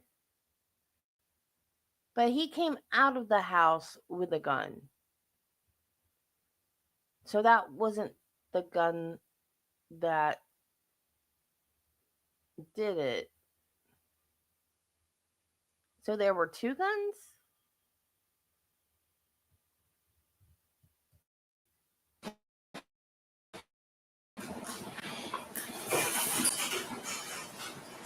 It's my English.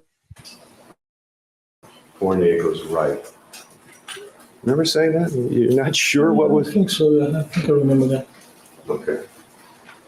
Now that was your best state of mind the morning after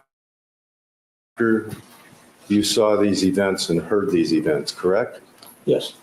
You told them you're not sure exactly what was said because of your English.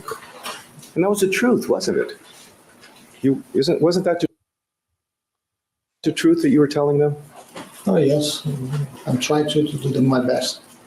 And I'm not saying you aren't, but the fact of the matter is, because of your English, because of the event, you weren't exactly sure what was said.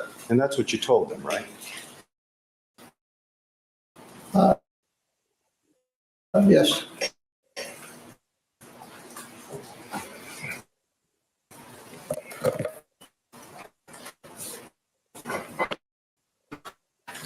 Now, same point in time, when he came back out there onto the back porch, you said that you saw a gun in his hand. Is that right? Yes. And did you recognize that to be, you described it as a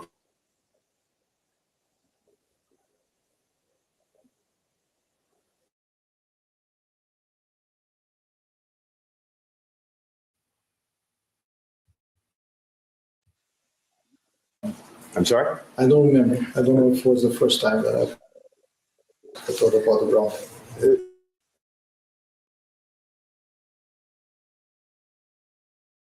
Revolver. I think so. I'm not sure. But in your military background or in any other background, have you seen a small pistol like?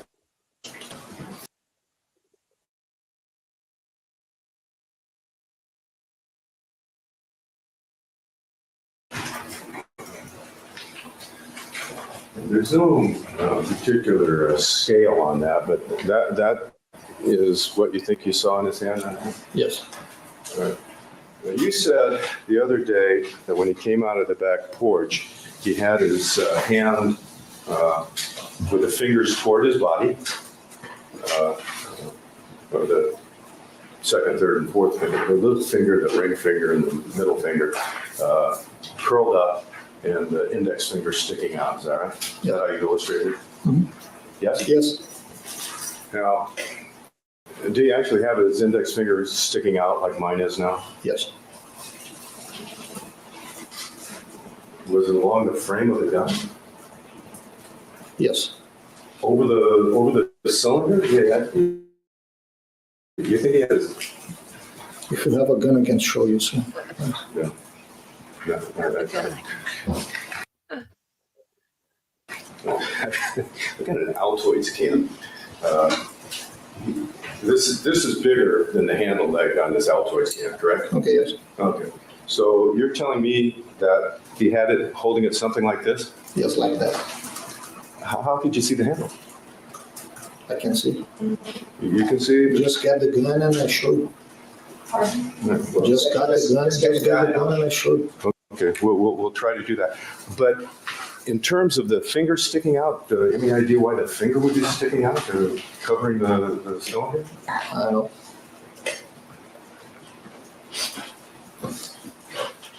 When you saw the door open, saw Ms. Clarkson seated in the chair, you could see her legs and her feet. Is that right?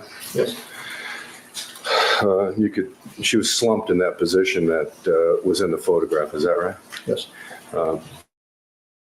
As a matter of fact, why don't we put our next in order up? I think it's probably S at this point. Is that, do you want this marked? Yeah, Sean, please. And it's what, a photograph? It's a photograph of the scene. Okay.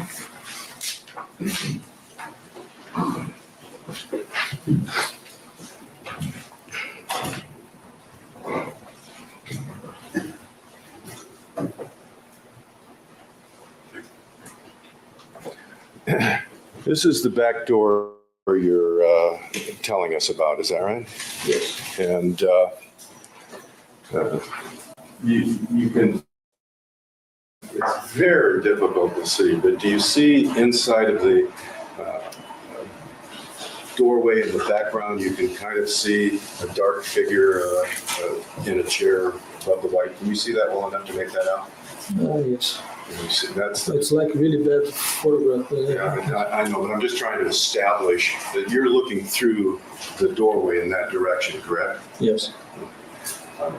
We have another photograph I'd like to mark T for identification, if I may. Now, you see on the lower right-hand corner of this photograph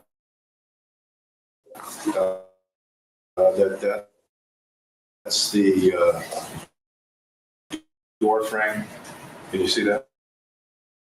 Yes. Good. So this was taken, but it's a much better photo. Yes. Okay. You said you saw her bloody face, you saw her legs, you saw her feet, correct? Yes. Just see what was beside her feet. Can we blow that portion out? Where? I'm trying to make a finger for you.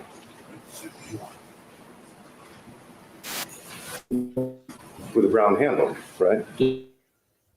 Yes. You can clearly see the brown. Sorry? You see the brown handle, correct? Yes. Isn't that where you saw the gun? No. Did you go into the house at all? Yeah, At that like, point? like earlier to drop the bag and the DVD, yes. At this point, No. once you saw Miss Clarkson, did you go in the house at that point? No.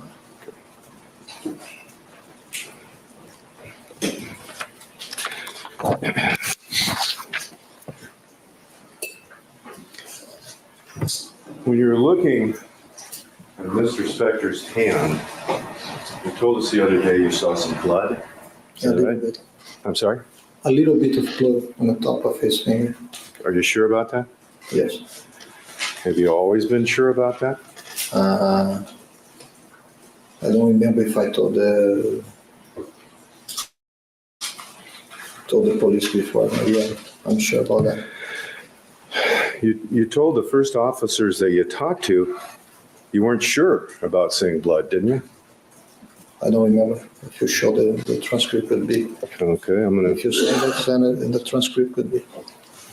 I didn't hear the last. If you said that is in a transcript, yeah, Well, probably I said that. let me bring it up and show it to you, okay?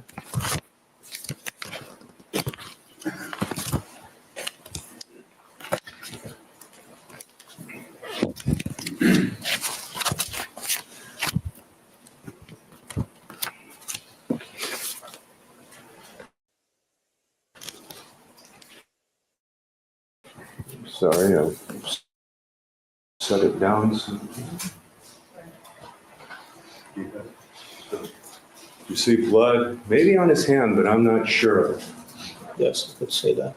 So the very night, within hours of this happening, you weren't sure if you even saw blood, correct?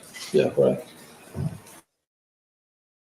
So and after that, when you were never shown photographs of Mr. Spector's hands, you never saw his hands again after that moment in time, did you? No. So how did you become more sure later when you were not sure at the time you actually saw it? I don't know, sir.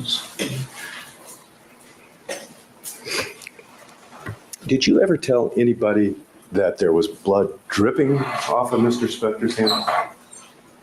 No. You never saw anything like that, did you? No. You didn't tell the prosecutor just something off his hands, did you? No.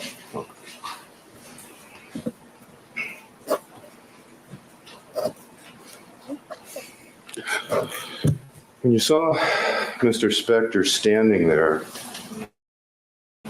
did you see if he had any stains on the front of his jacket, any dark splotches? No. I don't remember that. You do remember seeing this light colored jacket though, don't you? Yes. You don't remember seeing any stains, spots, anything like that, do you? No. The other day, you illustrated the way you thought Mr. Spector was holding the gun by holding your hand about waist high in front of your body. It's similar to what I'm doing. Do I have that right? Really close to the body. Probably like touch the body. Probably touching the body. You think he's touching the body? Yeah. Close, really close. Are you sure? Yes. You showed the deputies, Yes. the detective. The next day you showed them how he was holding the gun, didn't you? Yeah, probably, yes. You had it out away from your body, didn't you? Sorry, sir, but I don't remember that. Well, let's show the video if you don't mind.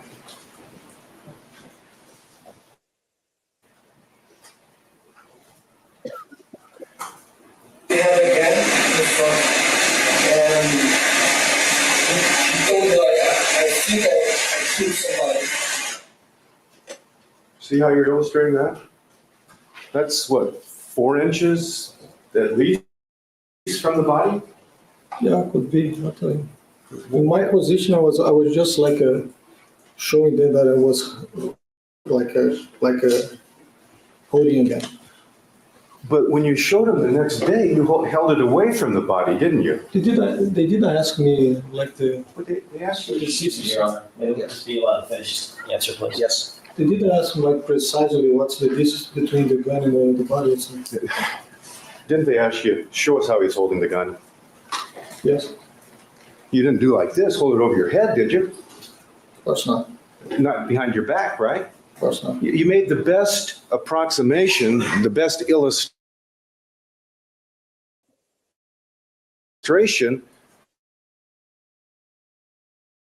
of how you remembered it from the night before.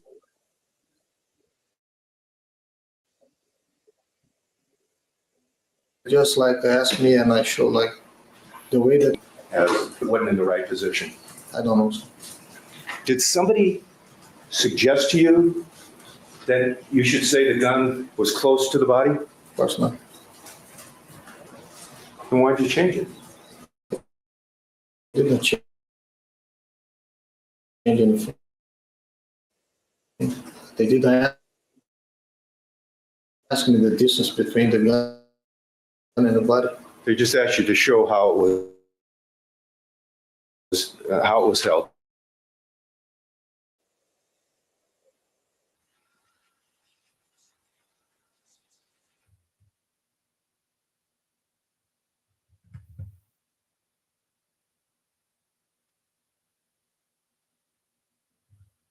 Knock it off, court TV. They're conspiring against me. It'll be you. You. Do you want to mark the first clip? Perhaps we showed 2 clips, Your Honor. Okay. Let's- First one will be you, the second one will be W. UV, V. Pressure. Can't handle it. All right. Miss Bear. Okay.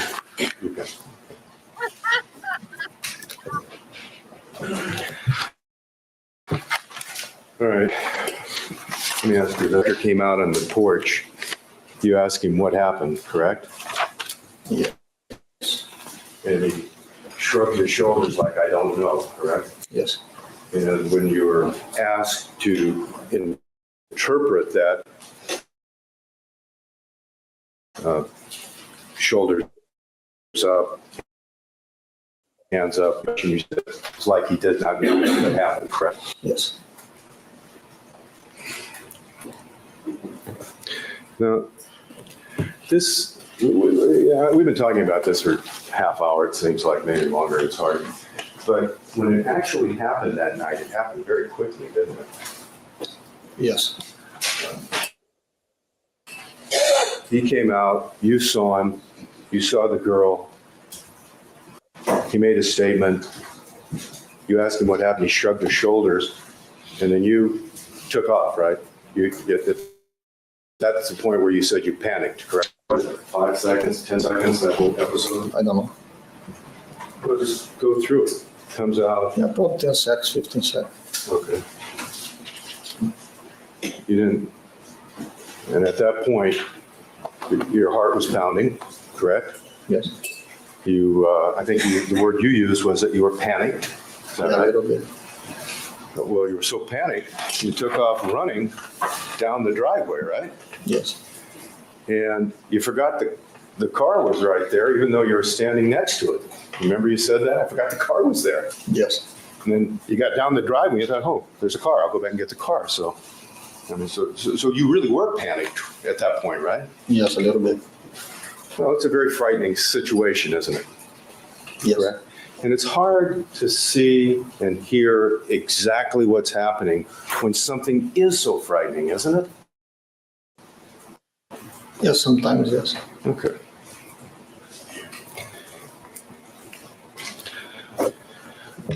Turning another area at this All point. right, this is a good time. It's noon. Ladies, keep in mind the commission will be in recess till 1:30. The witness will step down and we'll resume at 1:30. Thank you.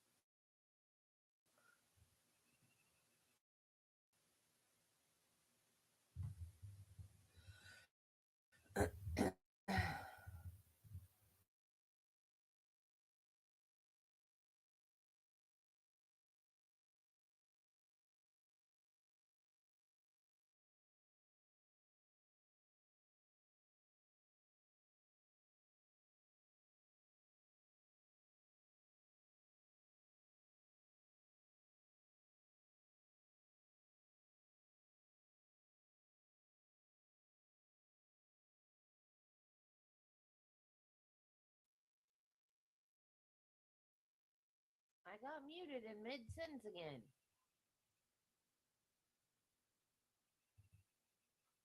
Court TV and StreamYard are colluding against me. It's a conspiracy.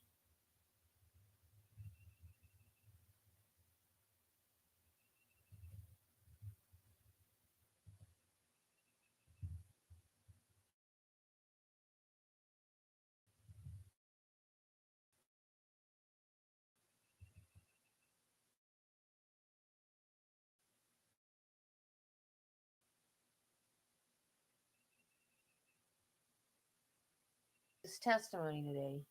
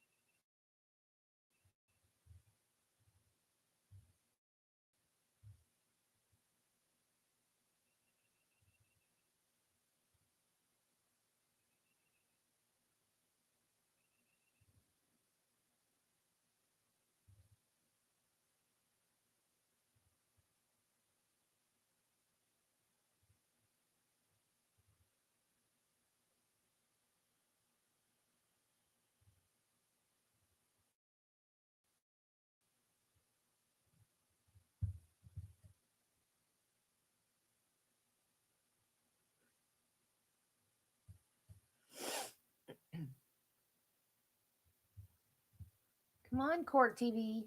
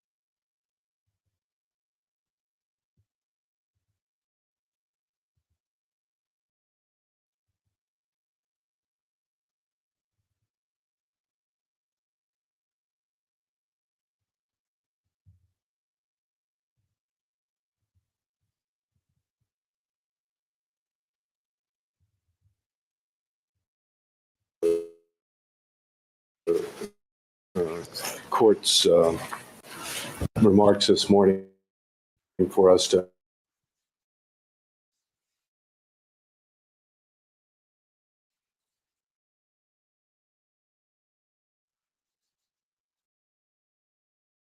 is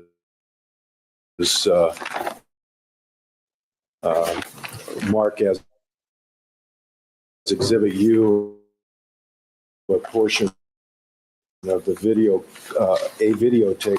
And what we're going to start 13.5. Go ahead.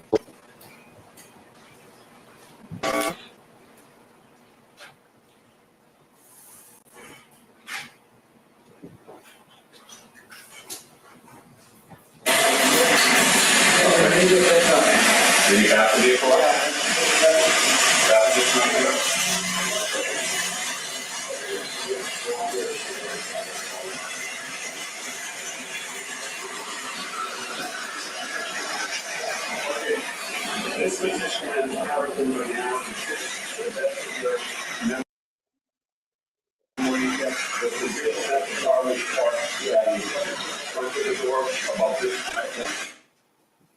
Appears to stop at 5:12:48, Your Honor. That's Exhibit U. All right. And could we do the same thing with Exhibit V, please? Let's try it again. This one. Yeah. I think I keep some. 5:19:40, 5:19:49, Your Honor. Is that actually a separate clip that can be marked? Yes, Your Honor. We put it. We tried to get them on two separate discs to do that. All right. And just so that we were certain that we had the same that were played this morning. Thank you. All right.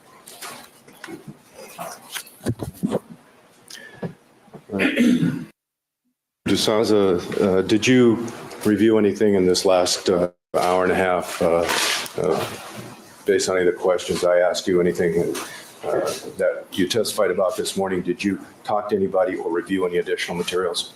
No, I talked to Mr. Jackson at lunchtime. And did you talk about the examination that had been conducted this morning? Yes, I told him about the video that we just watched. Okay. And discuss anything else? No, just the video. All right. Now,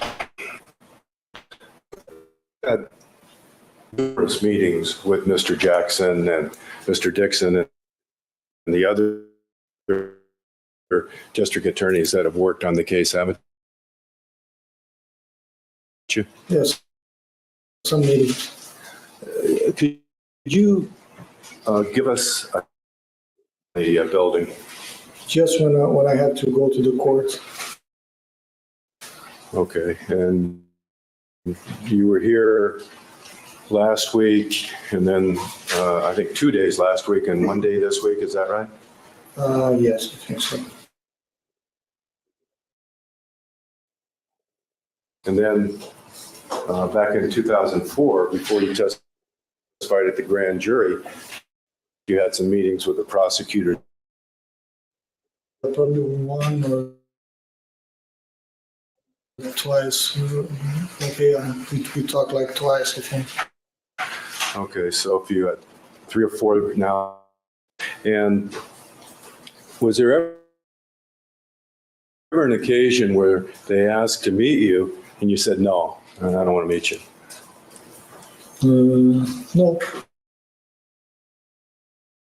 Okay. And likewise with the police, any asked to meet you, did you meet them? Okay. Now, do you feel that you have, that you owe something to the prosecution for some help that they've given you? No. They have given you some help, though, haven't they? Try, could you repeat, try? They have given you some help, haven't they?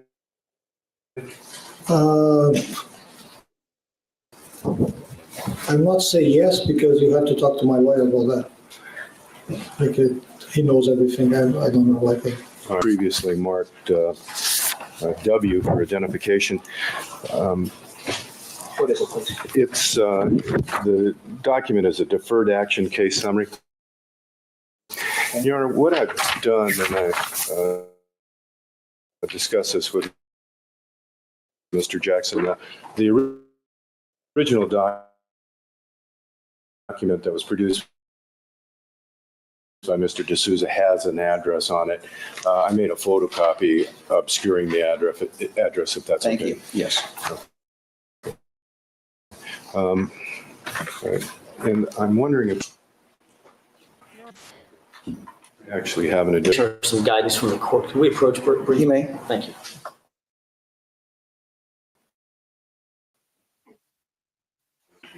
Somebody put it wrong, but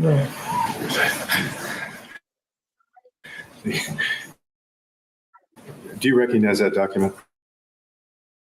Yes. You're familiar with the contents of the document? Yes. And you, in fact, a copy of it to the court, is that right? Okay.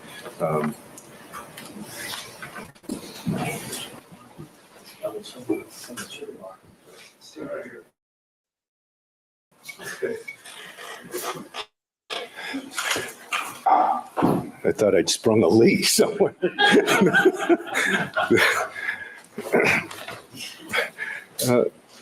Mr. D'Souza, this document that we had previously marked for identification.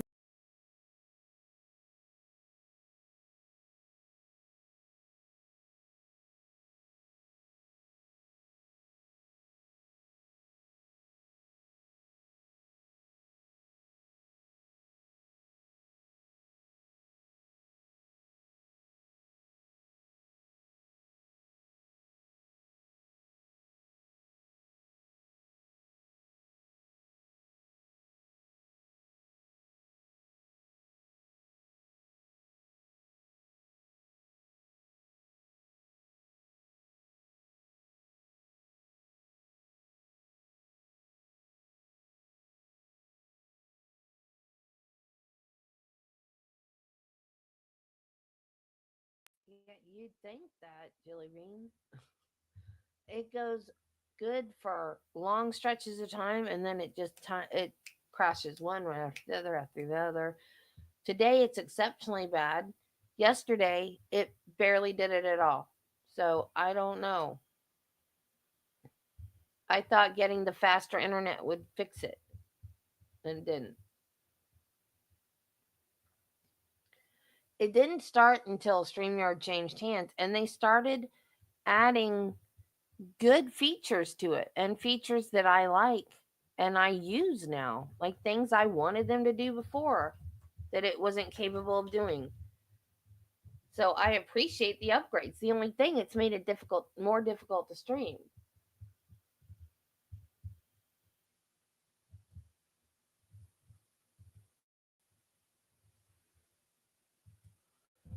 And it's easy. It's very user friendly, and the other ones are not. The other ones that I've tried are not.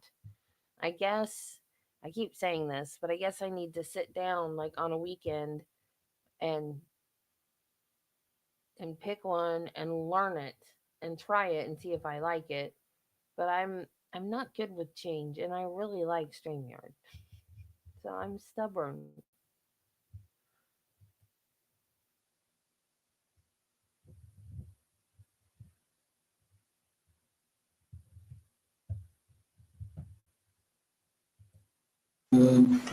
No, sir. I remember I got the document, but I don't remember when. Where did you get it? From who gave it to you, if somebody gave it to you? It was on immigration duty.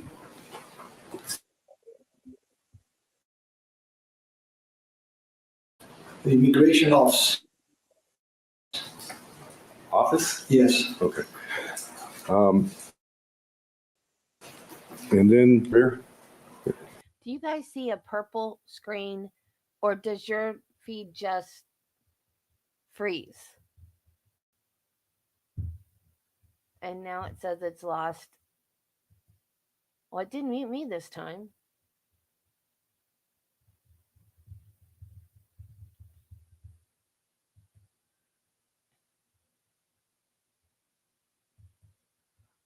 what I do when I see the purple screen, but it hasn't crashed, I try to pause court TV because I don't know if you guys are frozen or what, or if you're seeing a purple screen. I don't want you guys to miss anything. So I will, if it seems like it's going to be a long buffer, I'll pause it because I don't want you guys to miss anything. Sometimes I'll get a purple screen on StreamYard, yet the feed will still be going. And I don't know what you guys are seeing, if you're missing stuff or not. So I will pause it for a few seconds until it pops back up on StreamYard. I was putting my channel up so I could see what you guys are seeing, but that kept crashing StreamYard, so I quit doing that. I don't know what a temporary workaround is. I have no idea. So you do see a purple screen when I see a purple screen? Ugh. I don't know what to do. I guess I'm just going to have to try out some different programs because this is getting ridiculous. I love it when it works, but I hate days like this because I usually have more people in here for this trial, and I guess people are just bailing on me today because of whatever's happening. Oh, I didn't mean to do that. Darn it.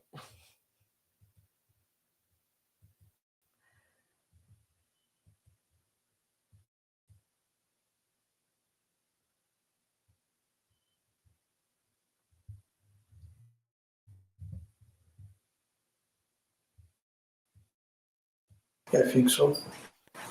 And he gave it to you? He has a copy. Okay. And you read the contents here, is that right? Yes, I did. And it says that there are grounds to deport you, is that right? Yes. And those grounds are the subject is removable under section 237A1I as a non-fail to comply with the conditions of the non-immigrant status under which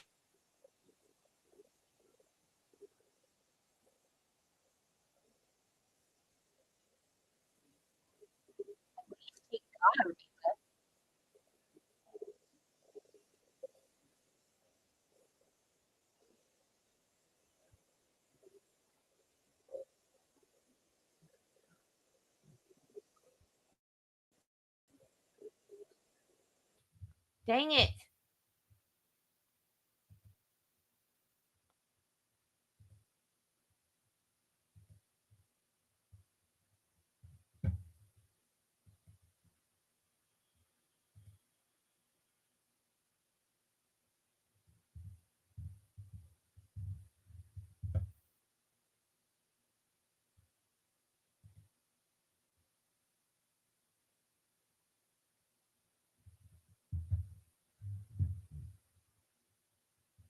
or at least was, an application pending with the Immigration Service for action on your removal. Are you familiar with that? Yes. Okay. Again, to translate that to the removal, correct? Yes. And deferred action means kind of what it says. Don't do it while this request is pending. Is that your understanding? And the request not to deport you, that was made by, I think so. I'm not sure. I publish it now. You may. Could you go ahead and put it on?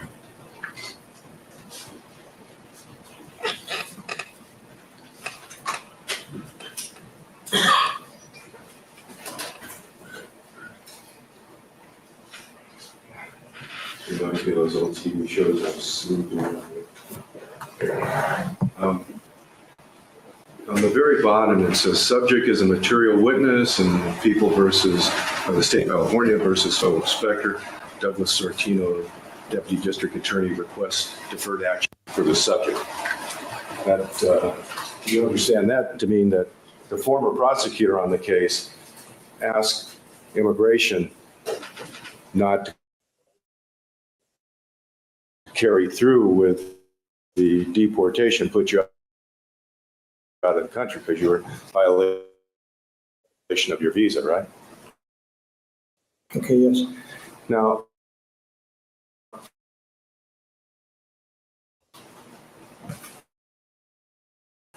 how did the prosecution become aware that you were subject to removal? Did you tell them? When I went to immigration, my lawyer, they are trying to find a way. Subject you from being deported, would they? At that time, I was not subject to be deported. Nobody knows about anything that I was doing at that time. Well, at some point, the INS found out about you because in the proximate middle of the document, it says the gentleman who failed to comply with the non-immigrant status under which he was admitted. I mean, that caused you to believe that you were subject to being removed from the country, right? Yeah, they made that document to be like official, because at that time. When is that time? When is that time? There's no date on this, is there? Yes, you have to ask like to make official that I was working in this country legally. Then I could be like deported. Then they made this document, and they put me like in a situation in a deferred action. Okay. Now,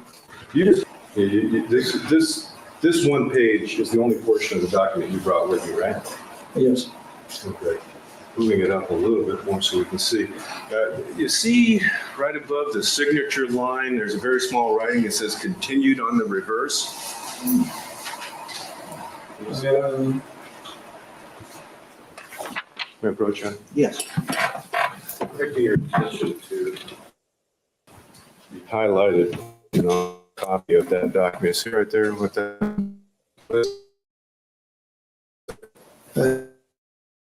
Continues on the reverse.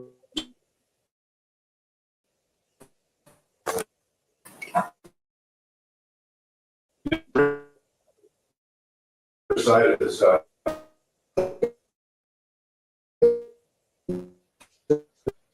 I went to the that you don't believe that you were subject to deportability, despite what this document says. Are you aware that the prosecution on December 22nd, 2003, not to remove you, to defer any action on your removal? Are you familiar with that? You have to ask my lawyer about that. I don't record this.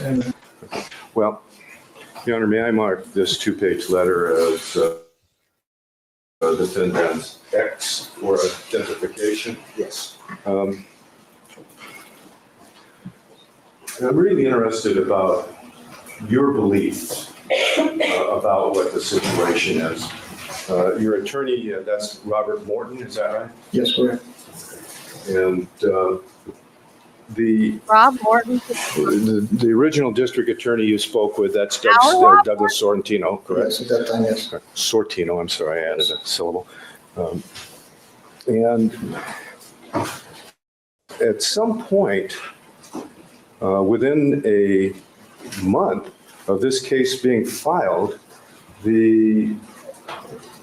Mr. Sortino asked the Immigration Service to defer action on your deportation. Are you aware of that?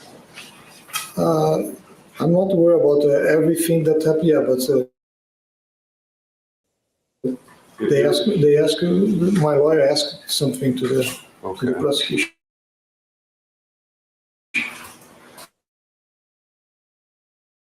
All right.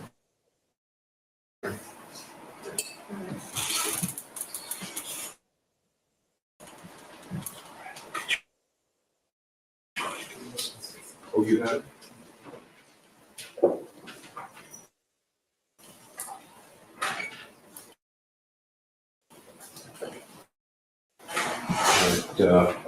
First page of Exhibit W appears to now be on the overhead projector.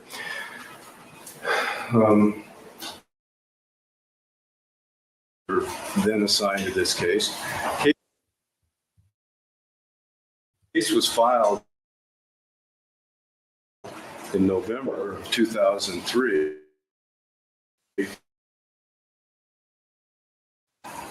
I don't remember, so sorry. All right. In any event, you're identified as a material witness. And Your Honor, at this point, I'm sorry to interrupt Mr. Poonen.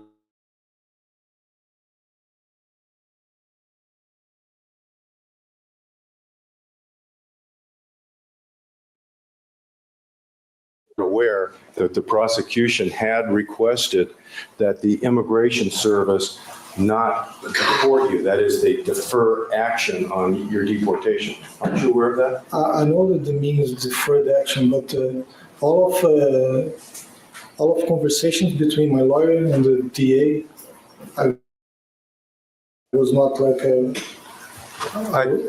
I'm not asking you about those conversations. I'm asking you about what you think.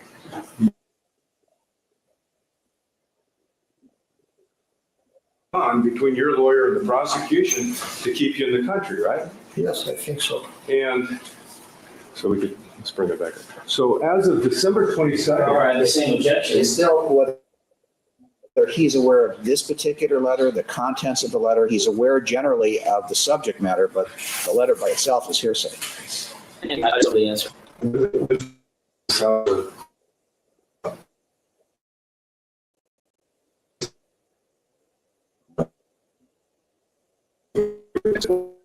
The prosecution. Adriana needs to say, okay, you're saying my name two different ways. Which is it? Is it DeSouza or D'Souza? Give him a taste of his own medicine. In the United States, right? Yes. All right. And so as a result of the request removing you from the United States, isn't that so?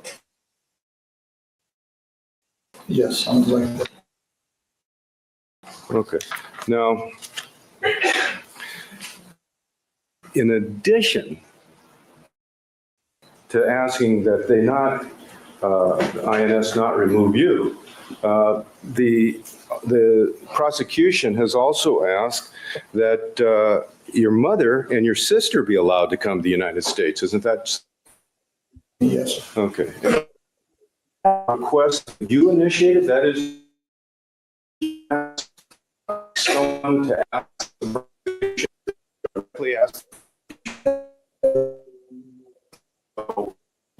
him to ask the prosecutor to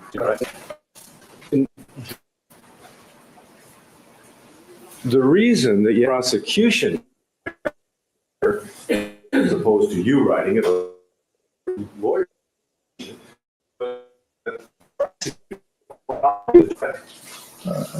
Just this idea. so back as far as December of 2003, you had got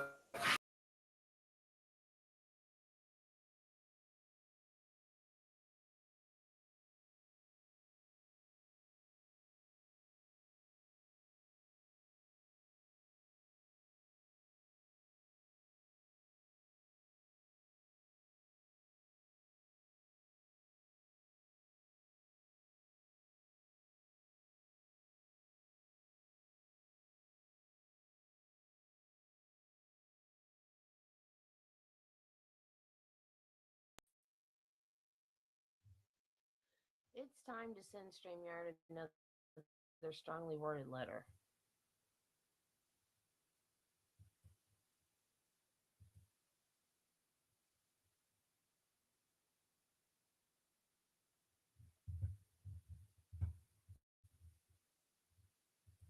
With immigration to keep you in the United States and try to get your sister and mother to come up as well. Is that right?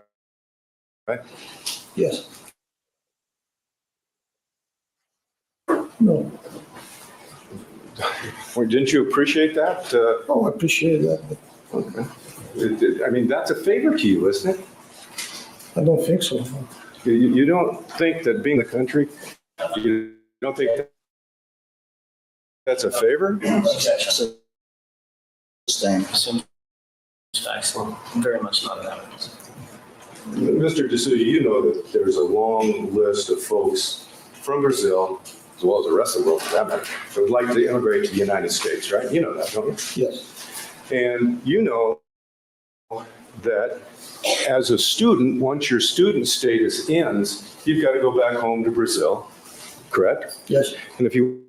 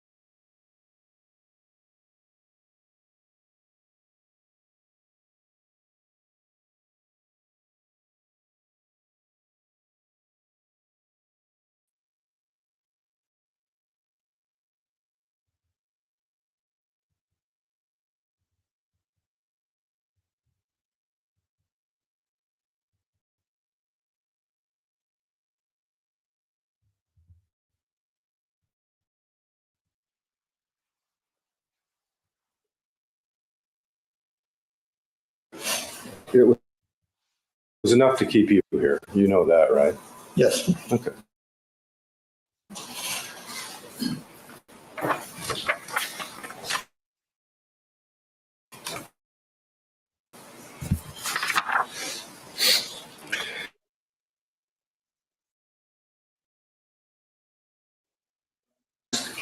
The prosecution, I did ask him that.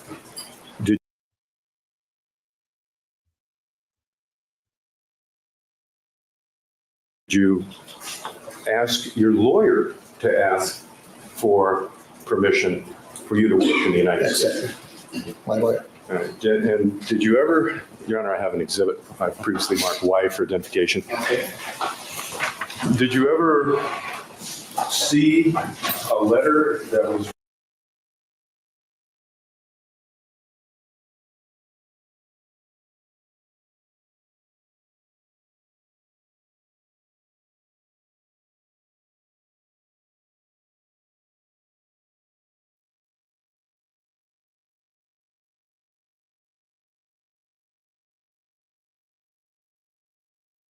written? It's not up there. Mr. Casas's son. Did you ever see a letter? Well, let me just approach. May I approach? Yes, sir.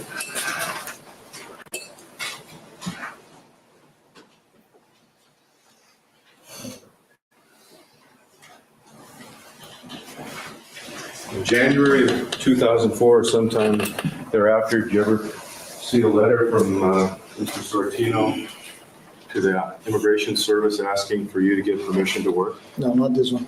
So a different letter? I saw like a bunch of documents that they gave to the immigration officer in the downtown, but not this one.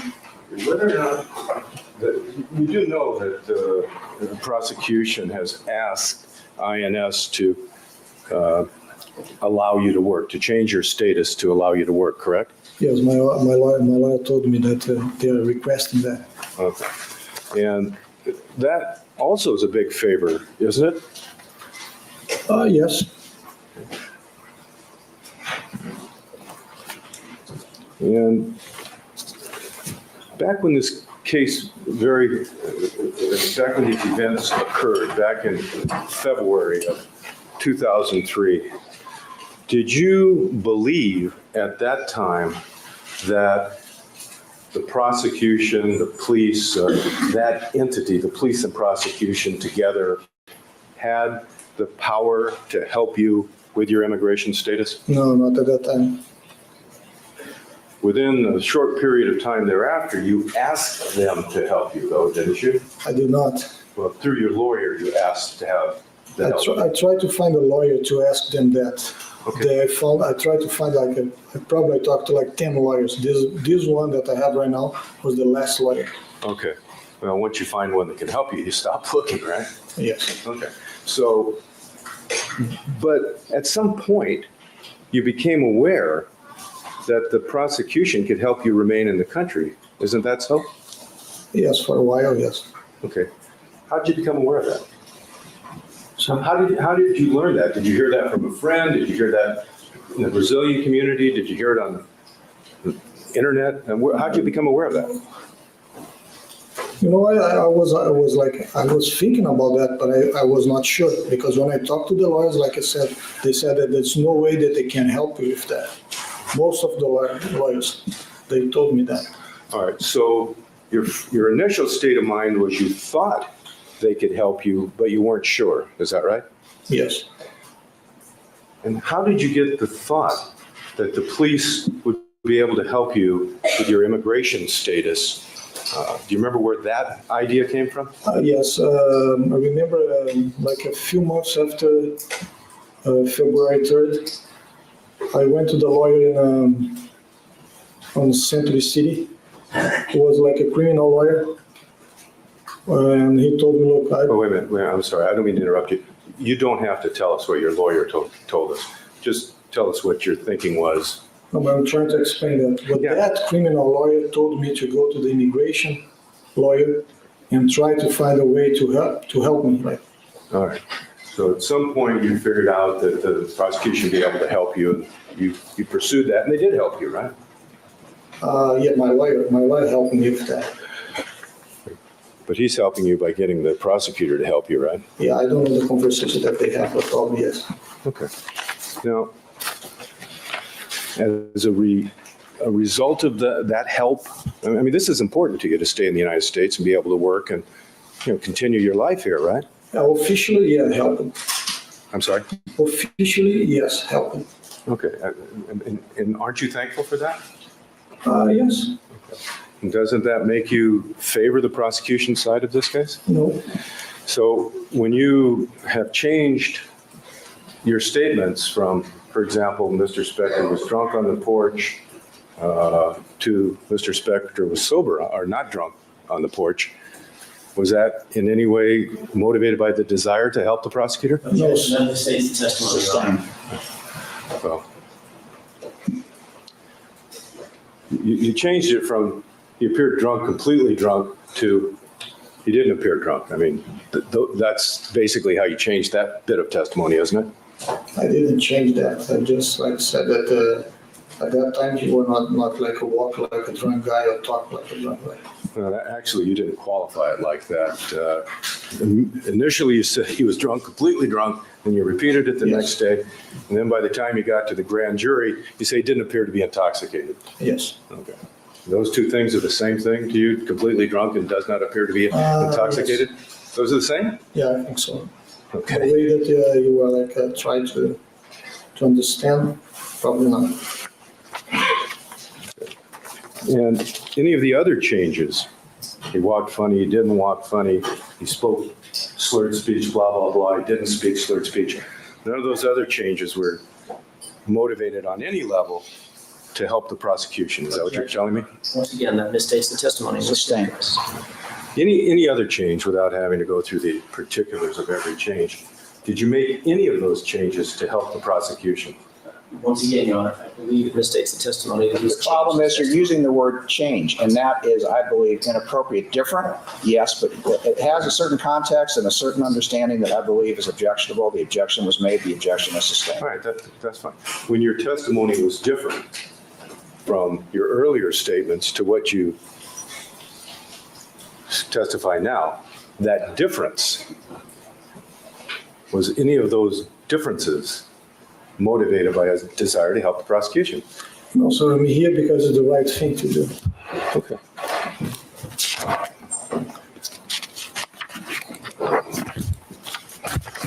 And any help you can get doing the right thing, you'll accept that, right? Objection, that's not. Overruled, I'll allow that. Do you understand the question? Yes, sir. Okay, you may answer. No, You're not accepting the help you're getting. no, sir. Yes. You're still here, aren't you? Like I said, At this point, it's argument. I'll allow, you can go ahead and answer. would you repeat again? You're still here. They helped you remain here and you stayed here, so you did accept the help, didn't you? I said, but right now it's not helping at all. I'm like stuck in the same place. They got you the status to get a job. That was helpful, wasn't it? I had the job before I got this work permit. Yeah, but now you legally can get a job, right? Officially, yes. Before you officially could not get a job, correct? Correct. So that's help, isn't it? Officially, yes. All right. All right. I'm officially done, Your Honor. Does the prosecution officially wish to redirect? We did. All right.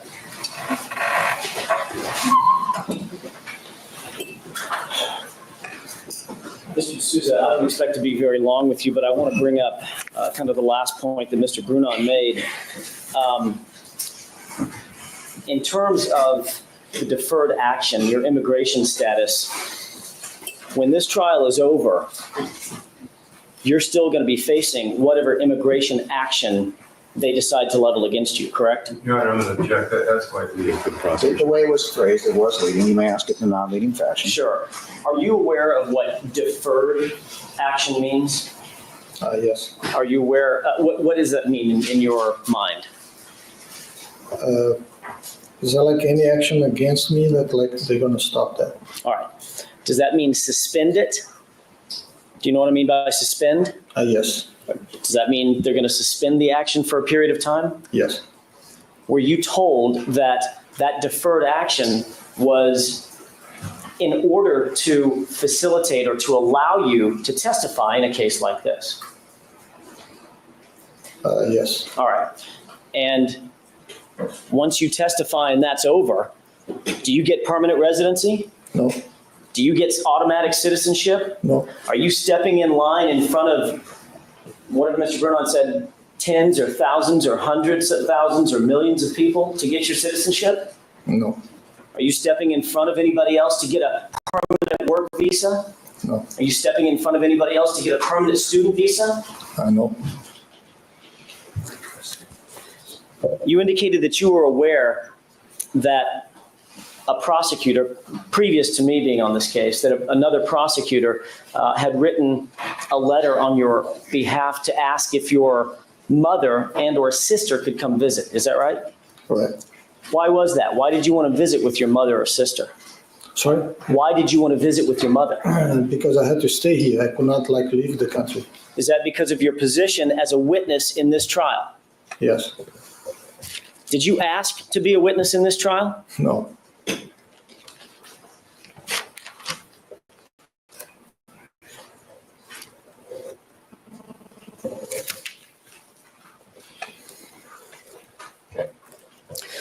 You were asked on cross-examination a couple of questions about your student visa. Do you remember that? This was back on Wednesday, Mr. D'Souza. Do you recall Yes. that? Do you remember Mr. Brunon asking you if your visa on the actual visa had expired, if it had an expiration date? Do you remember that? Yes. Okay. What was the procedure that you went through, even after the student visa was expired, to legally stay in this country? If you want to stay in the country, you just have to, you have to have like a I-20 update. Like if you go outside of the United States, you have to renew the visa. If you don't go, you can stay. Okay. If you have this I-20 valid. All right. I'm assuming you mean I-20, an I-20 form, correct? That's a quote? Yes, correct. All right. If you go back once a year to the Immigration and Naturalization Bureau and fill out this I-20 and it's approved, can you then continue to enroll in school? Yes, the school usually do that. We don't have to do anything. Okay, so there's a system in place where the school will set up the enrollment and the I-20 forms are filled out, assuming that you're still enrolled in school properly? Your Honor, counsel is leading the witness at this point. He's clarifying what the witness has just said, so I'm going to allow it to that extent. You can recross on it. Well, it would be easier to hear what the witness says rather than what. I appreciate that. I allow some leading if I think it's getting too suggestive and you make the objection, I will cut it out. You may proceed. Thank you. So is what you're explaining to the jurors that if you're duly enrolled in school, properly enrolled in school, the school will actually help facilitate filling out that I-20? Yes, correct. All right. And did you have a properly filled out, if you will, or a properly approved I-20 on February 3rd, 2003? I'm objecting, Your Honor. Besides being leading, and now it's calling for a conclusion. It asked, did he, well, it's just calling for his understanding as to whether he believed. You can, go into it any way you wish. That was the question. That's the way I took the question to be. All right, the objection's overruled. You may proceed. Did you have the question in mind? Yes, Okay, and the answer is? yes. Okay.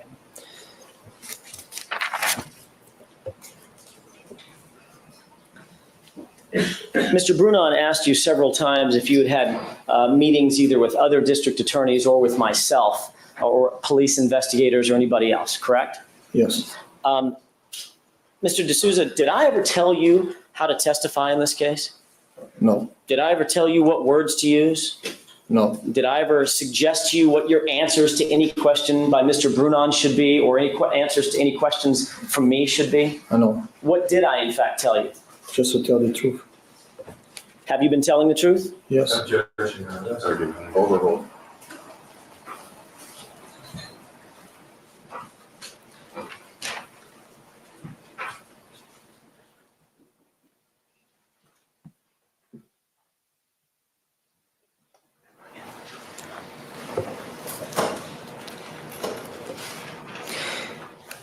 One thing that you were asked about on Wednesday, and I want to follow up on that just briefly. You were asked if you understood Mr. Spector's words, if you had heard him speak very often. Do you remember that line of questioning by Mr. Brunon? Yes. As a matter of fact, I think you, at one point, you imitated as best you could. Mr. Brunon asked you to imitate Mr. Spector. Do you remember that? Yes. All right, I'm not going to ask you to do that again. But let me ask you this. Other than conversations that you had with Mr. Spector, when you were driving in these, 12 or 14 times that you testified you drove him, would you hear Mr. Spector on the phone? Yes. Okay, could you hear his voice while he was talking on the phone?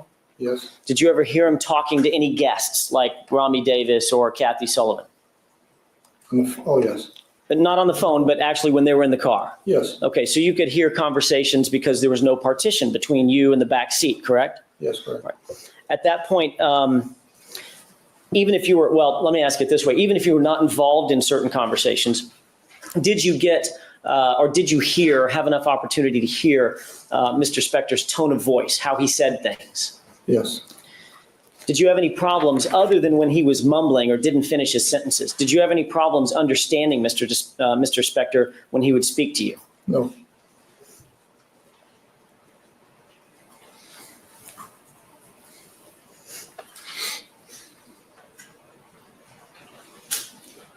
You indicated that you had reviewed, before testifying on Wednesday, you had reviewed a couple of transcripts, I think. I think you said your grand jury transcript and a transcript with Detective Fournier and Tomlin, correct? Yes, correct. Okay.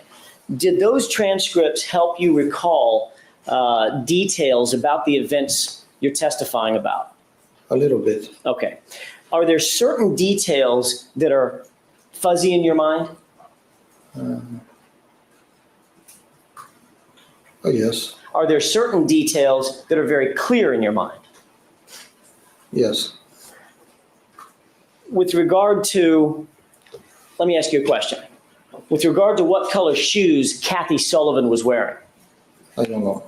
Okay. I have no idea. is that a detail that you might not remember? Yes, correct. The color jacket that Phil Spector was wearing, is that clear in your mind? Oh, yes, clear. Whether or not Rami Davis had a handbag with her that night. Your Honor, I'm going to object. I didn't go into this trivia. It's irrelevant. It's not irrelevant. In my mind, the objection is overruled. You may proceed.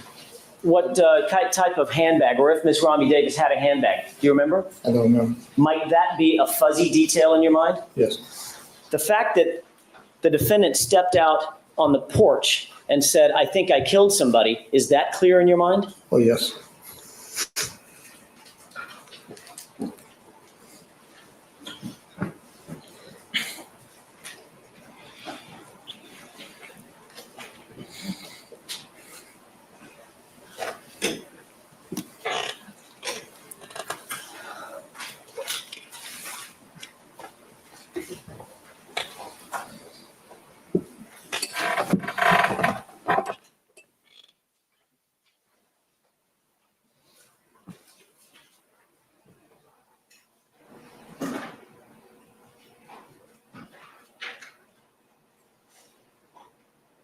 Mr. Brunon asked you, Mr. D'Souza, whether or not, let me back up for a second. You were asked on direct examination about Lana Clarkson indicating to you that she wanted to come over for one drink or something to that effect. Do you remember that? Yes. All right. Mr. Brunon asked you whether or not you remember testifying that the defendant, Mr. Spector, screamed, "Don't talk to the driver," remember? Yes. And he spent some time with you asking questions about why you used the word scream and the fact that you did not use the word scream in your grand jury testimony. Do you remember that? Yes. Did you tell the original investigating officers that in fact Mr. Spector screamed and that you used that word scream? I think so. I think I said that. Do you remember clearly or no? Not clear. All right. Do you think it might refresh your recollection as to what words you told Mr. Fournier or Detective Fournier and Detective Tomlin if you were to see a transcript? Yes. May I approach, Your Honor? You may. Court and counsel to page 38, line 13 through 14. Okay? Okay, thank you. I'm going to ask you to do the same thing that Mr. Brunon did. Just read line 13 and 14 to yourself, not out loud, okay? Yes. Okay. Does that refresh your recollection as to what you told Detective Fournier and Detective Tomlin? Yes. And is it true that you said, and he screams, quote, he's the driver, end quote. Did you say that? Yes. Okay. So when you testified that, in fact, in front of this jury, that the defendant screamed, "Don't talk to the driver," that wasn't the first time you had said that, correct? No. You told the original detectives in this case, correct? Yes.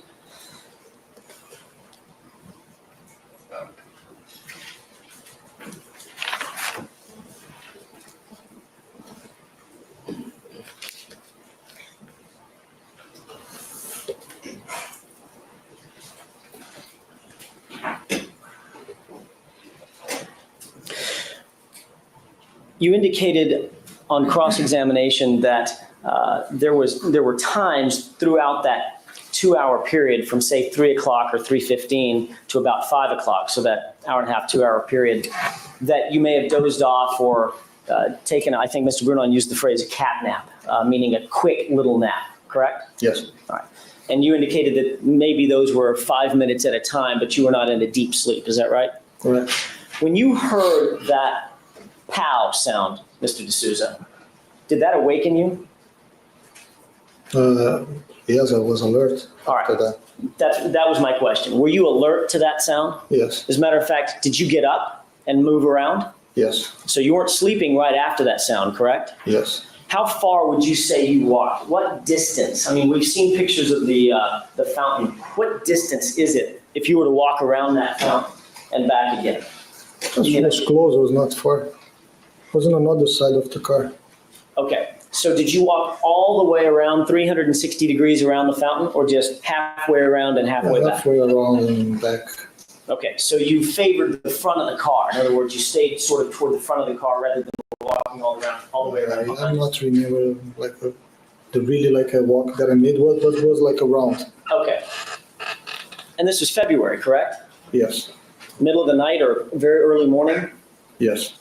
What was the temperature like? Was it cool out? Was good. Was not like it's not so cold. Okay. Was cool. You weren't freezing I was not freezing. and you weren't burning up, right? No. Okay. So when you got out and walked around the fountain and then walked all the way back to the car, at that point, were you wide awake? Oh yes, When you sat down in the car and you shut the door again, were you wide awake? yes. How long after you shut that Mercedes door, Mr. D'Souza, did Mr. Spector open the back door of the residence? Probably a minute, Were you still wide awake when he opened that back door? of course. And what was your first reaction when Mr. Spector opened that back door? My idea is to open the door for Miss Clark, Miss Lana. All right. I got out the car and then I opened the door. When you saw, Tried to open the door. I'm sorry, I didn't mean to step on your words. But I didn't open the door, but I got out the car to open the door for. All right. When you got out of the car and opened that front door of the Mercedes, was it your intention to turn around and open that back door for Miss Clarkson or Mr. Spector or both? Yes, When you stood up, was that the point at which you faced Mr. Spector? yes. And once again, I'm going to ask you to point to an area of the carpet for me to stand on that shows how far you were from Mr. Spector. Point to an area of the carpet. Yes. All right. You tell me where to stand. Yeah, that's good. About here, Yes. Your Honor? Oh, I would say it's about 7 feet. All right. So from me to you, is this how far Mr. Spector was when he said, "I think I killed somebody"? Yes. Was this how far Mr. Spector was when you saw the gun in his hand? Yes. When you spoke to Detective Tomlin and Detective Fournier out at the scene, and I think you saw some video clips of you out at the scene. You were wearing a T-shirt, and it was the next day, correct? Yes. Did you have to yell or scream to be heard? No. What tone of voice were you speaking in? Regular, like I'm doing right now. All right. And was Detective Fournier screaming so that he could hear you, or that you could hear him? No. Or was he speaking in a normal tone like I am now? Normal tone. Could you hear Detective Tomlin's and Fournier's questions out at the scene? Yes. All right. Mr. Brunon played 2 video clips of the first. The cameraman appears to be close to the fountain and then follows you and Detective Tomlin and Detective Fournier back over toward the Mercedes. Do you remember hearing that and seeing that? Yes. Do you know what kind of microphone was used on that video camera? I have no idea. Do you know what kind of video camera it was in general? It was a portable video camera. Like a little Super 8, they call them? Yes. Do you know what kind of software, audio software specifically, was utilized in that camera?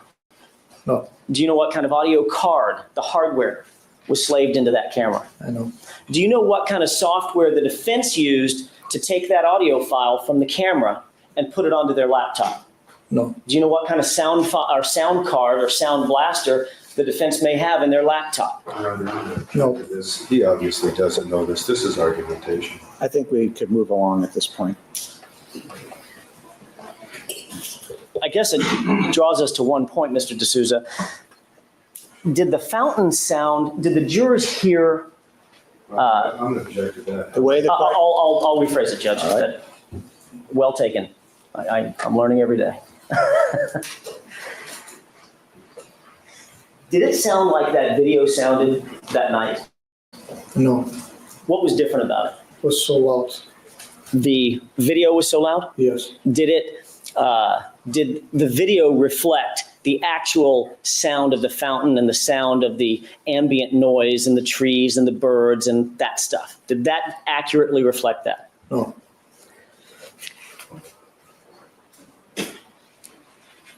Could you hear Mr. Spector clearly? Yes.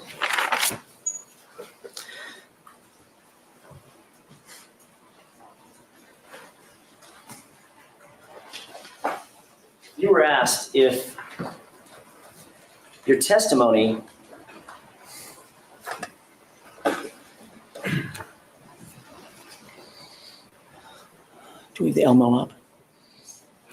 You were asked by Mr.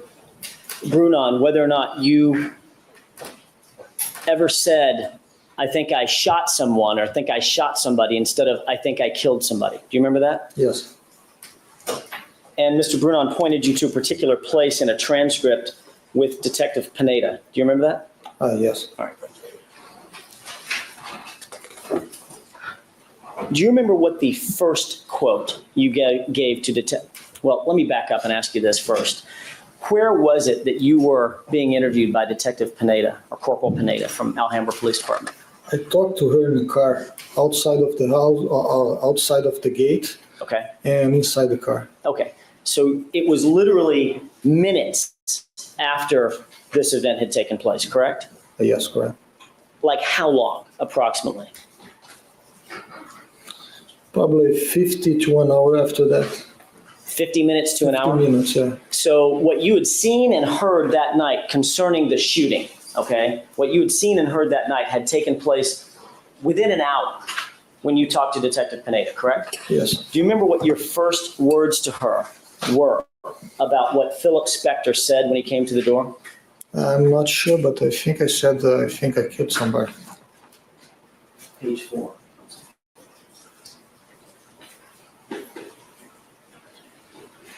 Take a look at page 4 of the same transcript that Mr. Brunon showed you. You see the top line, D'Souza. So, and quote, I think I killed somebody, end quote, when I, and then Kennedy interrupted you. Who said that?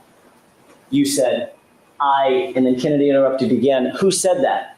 And you said, Mr. Spector, quote, I think I killed somebody. Do you remember saying that? Yes, it's not like a fresh memory, but I think I said that. All right. Are those the words that you heard?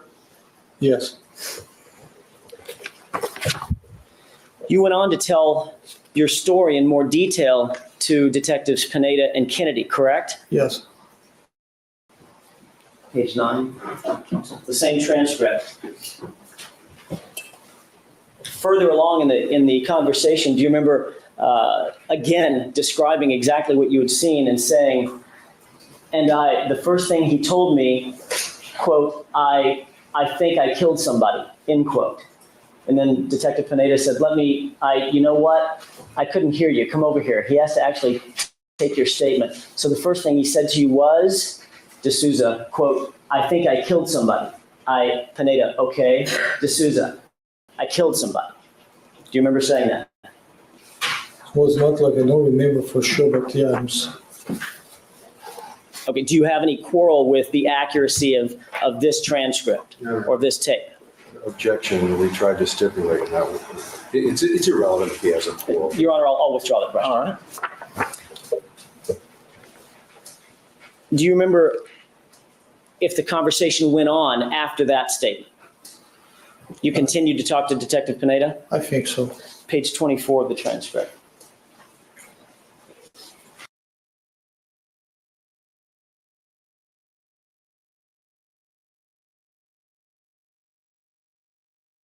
Taking a look a little further down the transcript, on the top, what did you see or do? D'Souza answers, when I saw her, I'm sorry, I'll start over. D'Souza answers, when I saw, quote, I think I killed somebody. When I watched inside, saw the body of the lady. Remember that? Yes.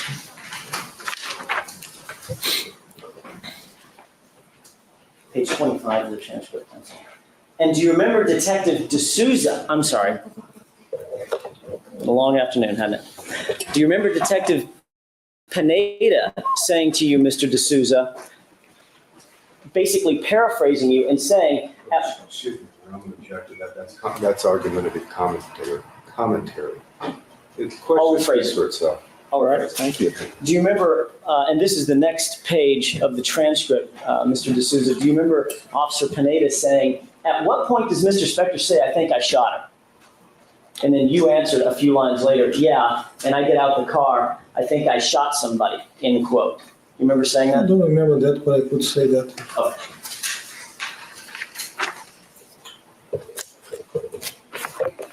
You also spoke with, well, based on that, Mr. D'Souza, it was actually Officer Pineda who first introduced the word shot into that conversation, correct? Is that your memory? I'm going to object. That's leading. He asked him, is that his memory? I'm going to allow the question. Take the correct out. Is that your memory, sir? I don't remember that. All right, he doesn't have a memory. Thank you. When you spoke with detectives,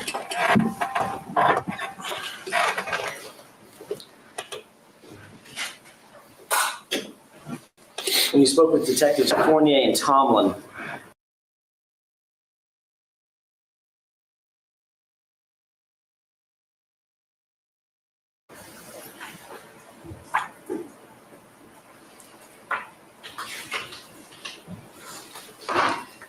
did you also attempt to be as truthful and accurate as you possibly could with your memory of what happened at the time of that shooting? Yes, that's right. Okay. And I'm assuming that this conversation was maybe an hour or two or three. How long after your conversation with Officer Pineda was your conversation with Tomlin and Fournier? Probably 2 or 3 hours after that. Okay. Were the events still relatively fresh in your mind? Yes. All right. Counsel, I'm going to change gears and go to the Fournier and Tomlin transcript, if you don't mind. Looking at page 45. Do you remember stating, Mr. D'Souza, in reference to a question asked you by Detective Fournier, quote, and he was with the gun in the hand, and he told me, quote, I think I killed somebody, end quote. Remember stating that? Yes. Turning to page 47, counsel. And again, in response to a question by Detective Fournier, you went on, I think 2 pages later in this conversation, in this transcript, and said, quote, and I left a message there. I told Michelle, you have to come here. And I think Mr. Spector killed somebody. And please give me a call. Do you remember explaining that to Detective Fournier and Tomlin? I don't remember explaining to him, but yeah, I said something to him.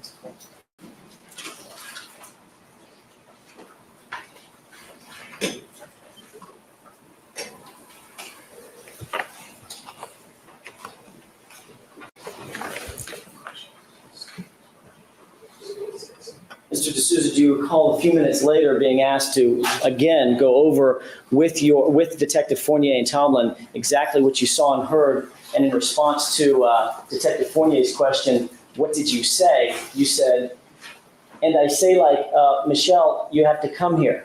I think Mr. Spector killed somebody, and please give me a call. Do you recall that? Yes. Were you referring to the message that you left to Michelle Blaine just after you got back in the car? Sorry, could you repeat again? Were you referring to a conversation, not a conversation, but a message you left from Michelle Blaine right after you got back into the Mercedes? Yes. Okay.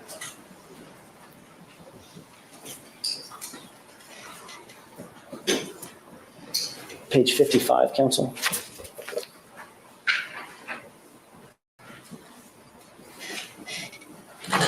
Counsel asked you about this particular page as well. do you remember going on in the conversation with Detective Fournier, and in response to his question, and he says to you, what again? He says, and then you interrupted and said, quote, I think I killed somebody, end quote. Do you remember that? I told him many times, I don't know.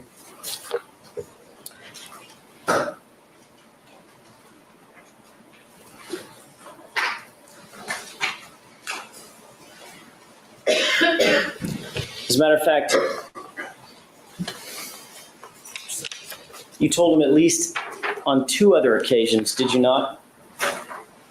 Look at pages, I'm sorry, 74, 73 and 74. We'll keep pulling up a little bit. I'm trying to expedite this just a little bit, Your Honor.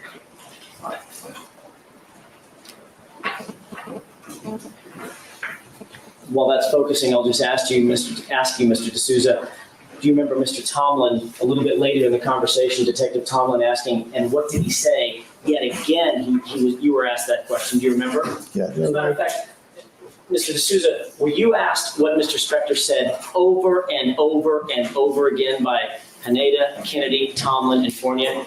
Yes, Okay. At some point, did it get annoying? yes. Just before the conversation ended, were you asked, in fact, 2 more times by Tomlin, and what did he say? And you said at line 19, quote, I think I killed somebody. And then again, just a couple of seconds later, you said, and this is turning to the right.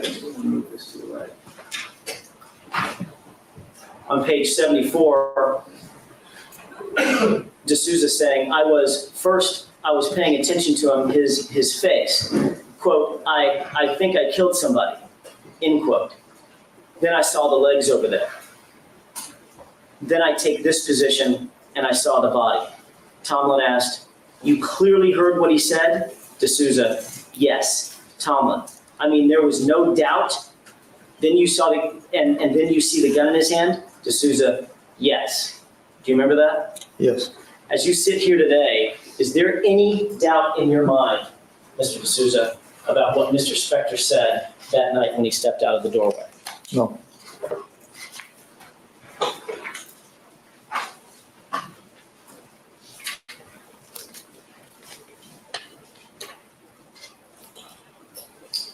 When you gave these statements to the police, Mr. D'Souza, both to Officer Pineda, to Officer Kennedy, as well as to officers or detectives Fournier and Tomlin, was there any thought in your mind about your immigration status at that point? No.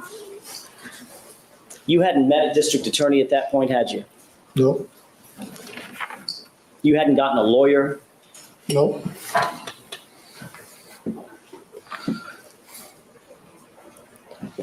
Your Honor. You may proceed. Do you have anything further? At this point, no, Your Honor. Subject to what we discussed at the Subject to what bench. we discussed inside. All right, thank you, Mr. Bruno. Thank you. I'm just going to ask you a couple of additional points here. This morning when I played that tape of the fountain and the video clip of you walking by the fountain and talking to the officers, I asked you if that's as loud as it was back in that night, if the fountain was the same. Do you remember that? I don't think that you asked for if it was was loud like that night. Well, Because we what you see in the tape is like completely different to them. well, the record will speak for itself, but is that what you discussed in the break, over the lunch break with Mr. Jackson or Mr. Dixon or somebody, that fountain sure sounded loud? Are you sure it was that loud? Did you have any discussion about that? I told him that. Okay.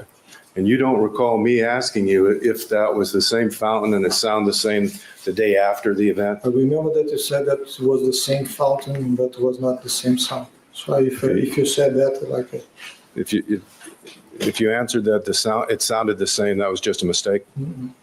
yeah, All right. Now, I noted that when you were talking to the 2 detectives, you were standing very close, and if I can, offending anybody, you seem to be maybe arm's length away from the detectives when you were illustrating to them where you were standing and what happened. Is that about how close you were when you were talking? Yeah, probably, yes. But when Mr. Spector came out and said what he said, you were 7 or 8 feet away, right? Yeah, it was like, I don't know if it's the same distance, but it was close to, it was not far. And nobody ever suggested to you that there was any screaming going on at that point, was there? Sorry? Did anybody suggest to you that when Mr. Spector came out, he was screaming? Has that ever come up before? No, So you don't know why council was screaming this afternoon? no. Objection. Speculation. The answer is I don't know, and in any event, the answer will stand. Let's move along. Now, prosecution asked you questions about what was stated on the porch. I asked you questions, what was stated on the porch by Mr. Spector. And you've basically said two different things, correct? I don't know. Could you repeat that? Well, you told the prosecution the statement was, I think I killed somebody, correct? Yes. You also said that you previously said, I think I shot somebody. Remember that?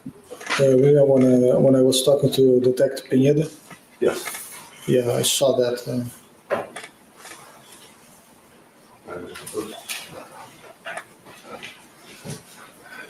Ignore the marginalia there. We've seen the highlighted yellow. I think I shot her. See that line 17? It says, Pineda says, at what point does Mr. Spector say, I think I shot her? And then you say, I think I shot somebody down below. You repeat what you said Mr. Spector said. See that? Yes. Okay, and then on the next page.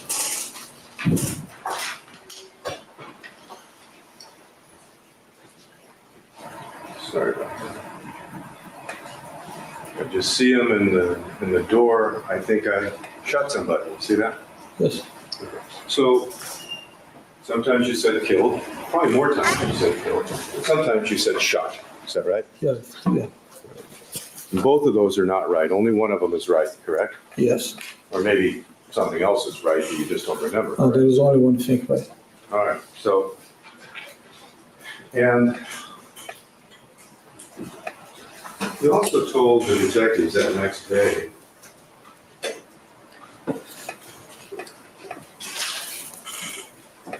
the statement, I killed somebody. Fournier left out the I think, or the think out of there. You said, I think so. I think. I'm not sure. It's my English. I mean, that's a true statement that you weren't sure, correct? I told him because I was telling him the same stuff all the time, and he was like, he repeats somebody like many times, and I thought that he didn't understand what I said. That's not what that says. Objection. That's stricken. The jury is admonished to disregard it. It says, Fournier says, starting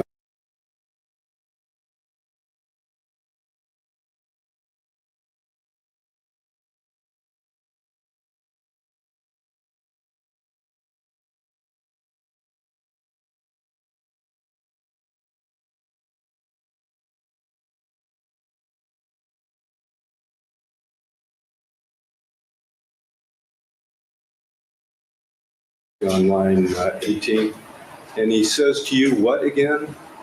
He says, and you say, I think I killed somebody. Fournier, I killed somebody. To Susan, yeah, somebody. Fournier, okay. To Susan, I think so. I think. I'm not sure. It's my English. And that's the actual quote of what was said at that point, isn't it? Yes. Thank you. I don't have anything else. All right, thank you. Redirect? Your Honor, at this point, Yes, you may.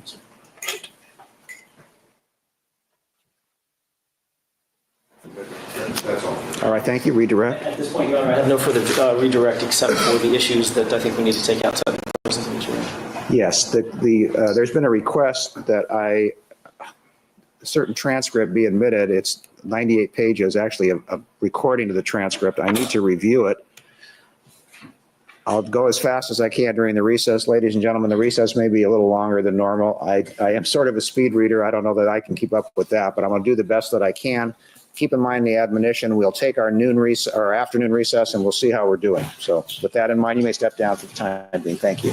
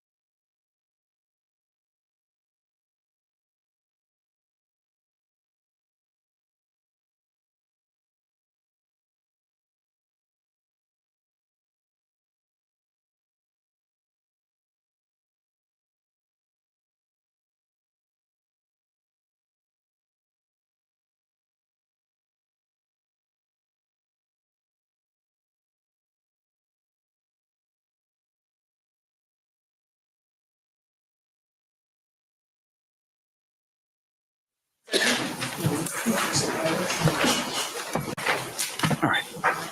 Back on the record, the parties are present, the jurors and the alternates are not.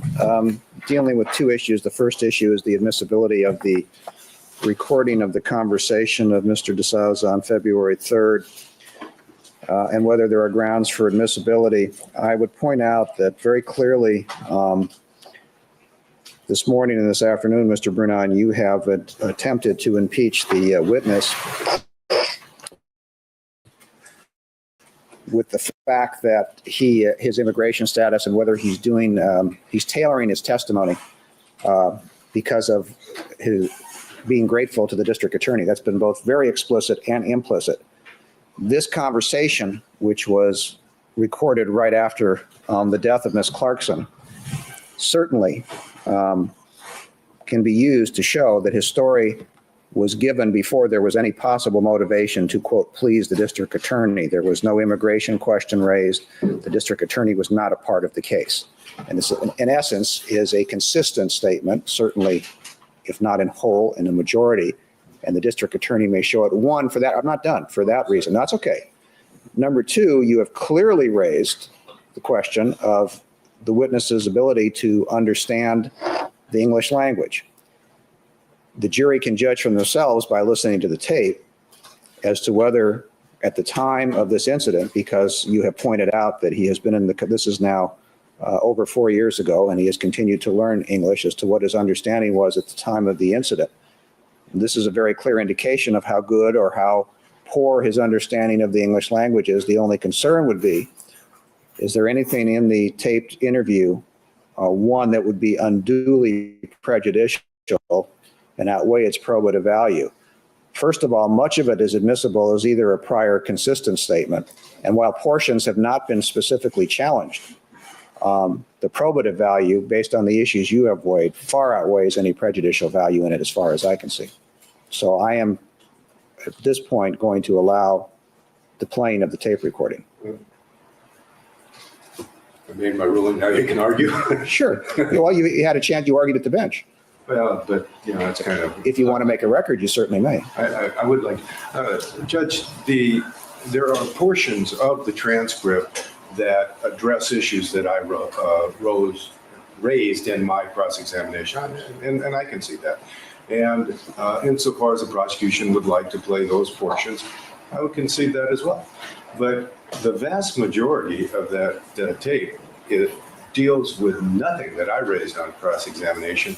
And what it does is it allows Mr. D'Souza to go into the jury room as part of deliberations and repeat his story as many times as the jury wants to hear it, without any right of confrontation or cross-examination. We can't rebut that.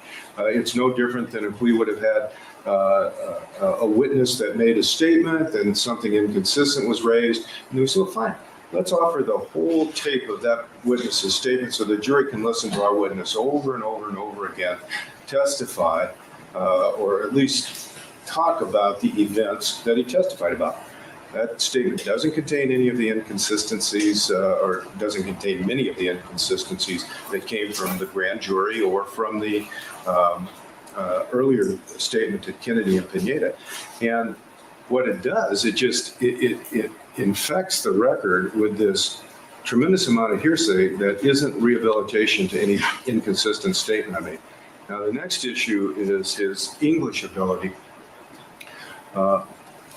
We can play the admissible parts, the parts that are clearly admissible, and that would illustrate his English-speaking ability. To then add the additional 90+% of not rehabilitating testimony to further show the same point is cumulative and it's prejudicial. So the part that's probative is the limited part that rehabilitates him on the inconsistent part, not all of the other parts that we didn't ask him a single question about. And it just, I mean, it is hearsay. There's no doubt it's hearsay, and it does deny us the right to confront, and it's unnecessary, and therefore it's unduly prejudicial. Well, first of all, you can if this tape is played, you can cross-examine him on anything you want. He's still here. He hasn't left. He's still in the building.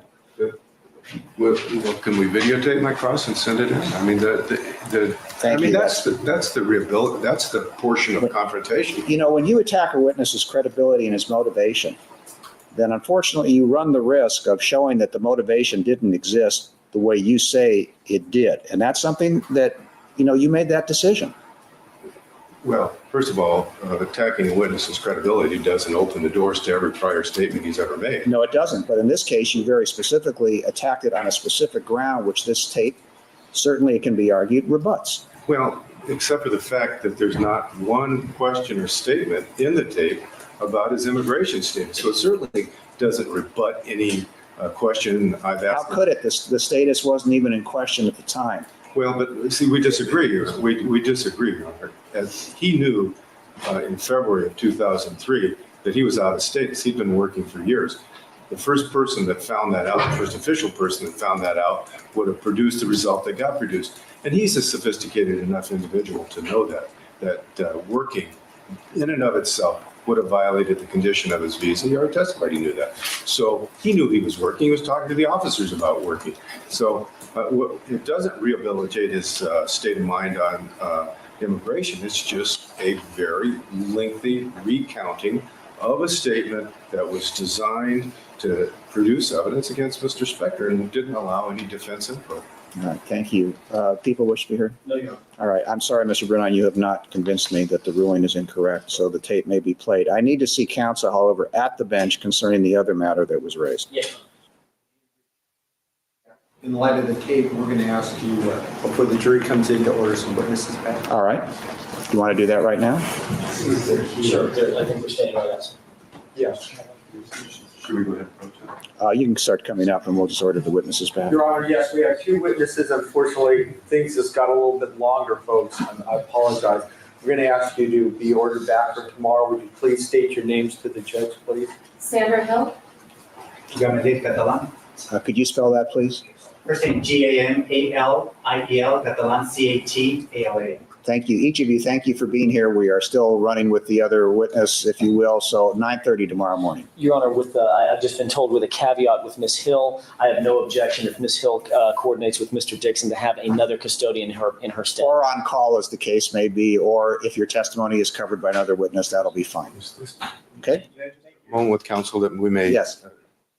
We may be able to stipulate, Your Honor. Yes. We'll talk to the witnesses. And if we, We're on call. If the district attorney should not require your presence by a phone call tonight, then you need not appear. thank you, Your Honor. All right, thank you. Ladies and gentlemen, why don't you keep in mind the admonition, step back into the jury room. There's a technician coming down or some support staff to try to help. If we can fix the problem very quickly, we will. If not, we'll go to plan B, whatever that might be. All right, we'll take a brief recess. And are you ready to proceed? We are, Your Honor. All right, Thank you for your patience, Your Honor. no problem. With the court's permission, I'd like to play what's been previously marked as People's 34 and hand out the attendant transcripts that have been, one of which has been previously marked as People's 35. Mr. D'Souza, one quick question before we begin. I may just, I don't know if there's a pause button on this fancy equipment. I may ask you at the end of this whether or not you recognize who's depicted in the video. If we can stop this very quickly, I'll ask you one or two quick questions before we get started, okay? Whenever you're ready.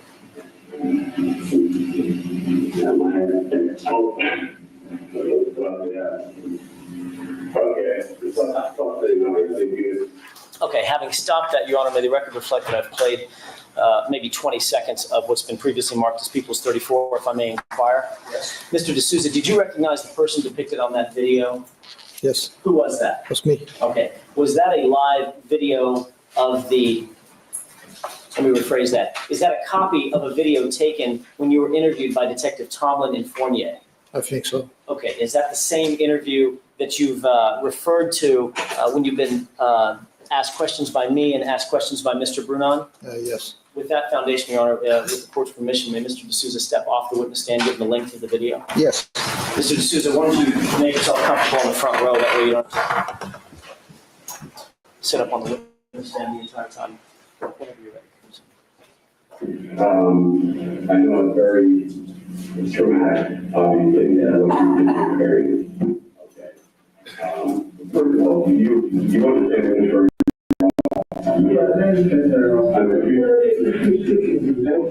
okay, so please look, okay. If at any time during this interview, at any time you don't understand, just tell us. I don't understand. I'll try to repeat it or maybe try something different, okay? Okay. We're just going to take down some preliminary information, your name and your address, things like that. I know you've probably given that to other people, but with it, okay? Thank you.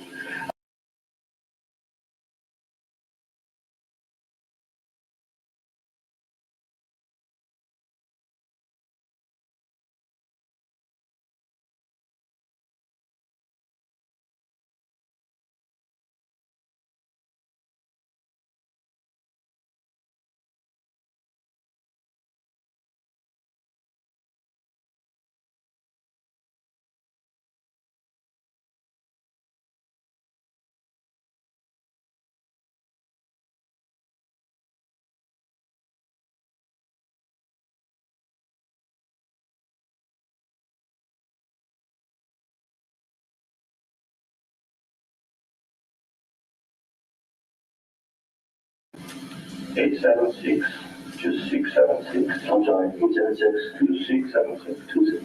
Yeah. And what's your cell phone? It's at 310-488-5548. Now, is that your cell phone? Yes, my cell phone. Who do you have it through? What company? Do you know it's Verizon? Verizon, yes. Okay. Do you have a pager? No. And work, who do you work for? I'm a private driver. I work for different clients. Do you have a business card or no?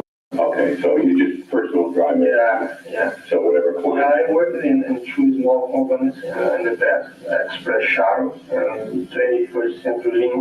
Then I quit, then I find clients on your own. Yeah, and I was working the grill on the alley, the restaurant. What one? The grill. The grill? Yeah, on the alley.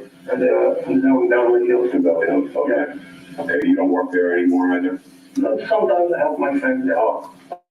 Oh. Okay. Okay. And, okay, so you are, was the person you drove last night, is that a regular client for you? I started to drive for this guy like 3 months ago. 3 months? Yeah. And how did you meet? How did you? Because I was working over you in that place in the Grand Alley, and I met Giva. Giva is regular driver. I think he's driving for the past more than 9 years. Okay. And when he can't drive, I drive. Okay. Sometimes both can't drive, and he usually calls the company. I don't know what company. Okay. And that's it. Okay, so about 3 months ago, roughly. Yeah. You met through your friends, and you drive sometimes, he drives sometimes. Yes. Okay. Over that period of 3 months, how many times total do you think you've driven? I think I have my laptop, and the laptop is inside the car. My car is over there. Okay, what car is yours? It's a red Crown Victoria. Red Corolla? No, Crown Victoria. It's like a Crown Victoria. Yeah, Crown Victoria. Okay. And it's parked on the property? Yes. Okay. And you have a laptop in there that has what his appointment? No, I have I put everything in the Excel, the software. Right. And I have the trips that I made with him. Okay. And do you have an estimate how many times? Mais ou menos. Let me see, last month. Let me see.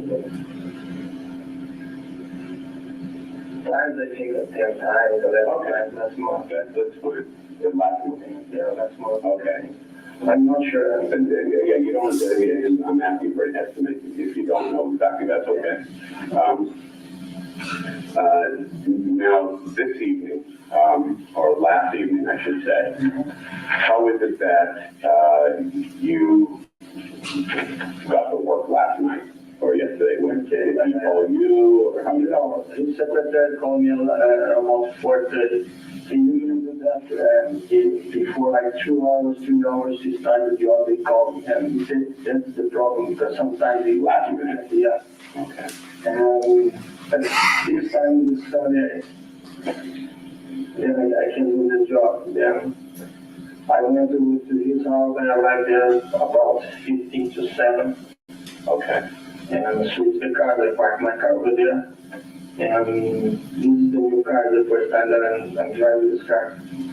And then I opened the garage, take this car off. Now, which car is this that we're talking about now? It's a black Mercedes, that's brand new. Brand new? Yeah. Okay, now, when we had just gone over to the house, there's one at the, where the front would be. Yeah, I parked it over there. That's the one that has paper plates on the back, Fletcher Jones? Yeah. That's the car? Yeah.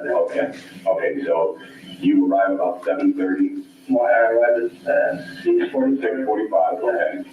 I switched the car, 7 o'clock, I was ready to go. Okay, now, how do you switch the cars? Do you have keys to the garages or keys? No, the garage outside, they have a button. You press the button, the garage open. Okay, Then you go inside, the keys always inside, and the van are ready to. okay, so you don't have to contact the owner. No. You just go right where this garage, you know where it's at, you've been there before. Yes, I just have to press the ring, the bell ring, on the top of the baseball gate, just to get in. Just to get it. And then I have to see turn to the camera. Okay, You can see me in there, and open the gate, like. I got you. Okay. So at 6:45, when you press the button for the first gate to be allowed in, is there a voice? Do you talk back? No. No. Never thought. You never?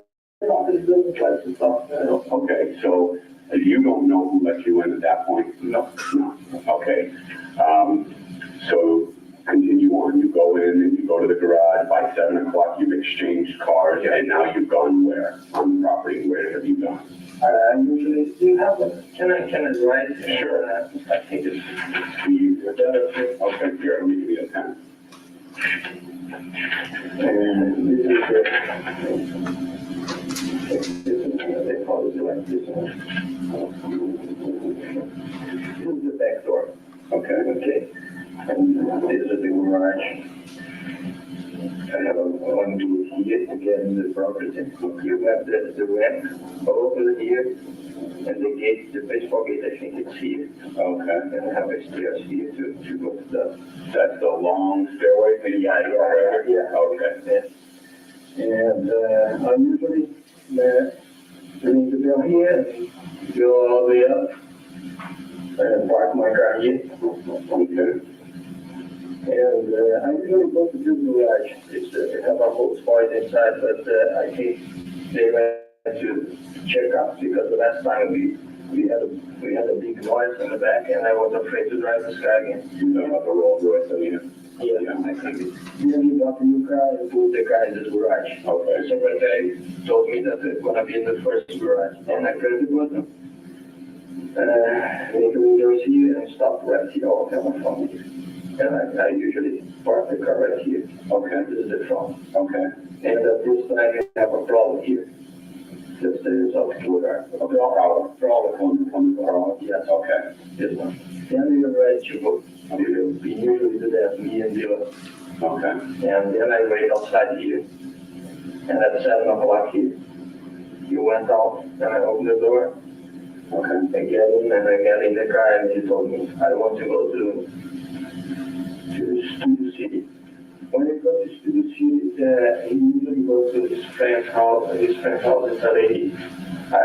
If you have the map, I can show you the exactly address. And Okay, we'll do that. we'll have that number. Okay. And we did that. And to go there, he doesn't like to go to 101.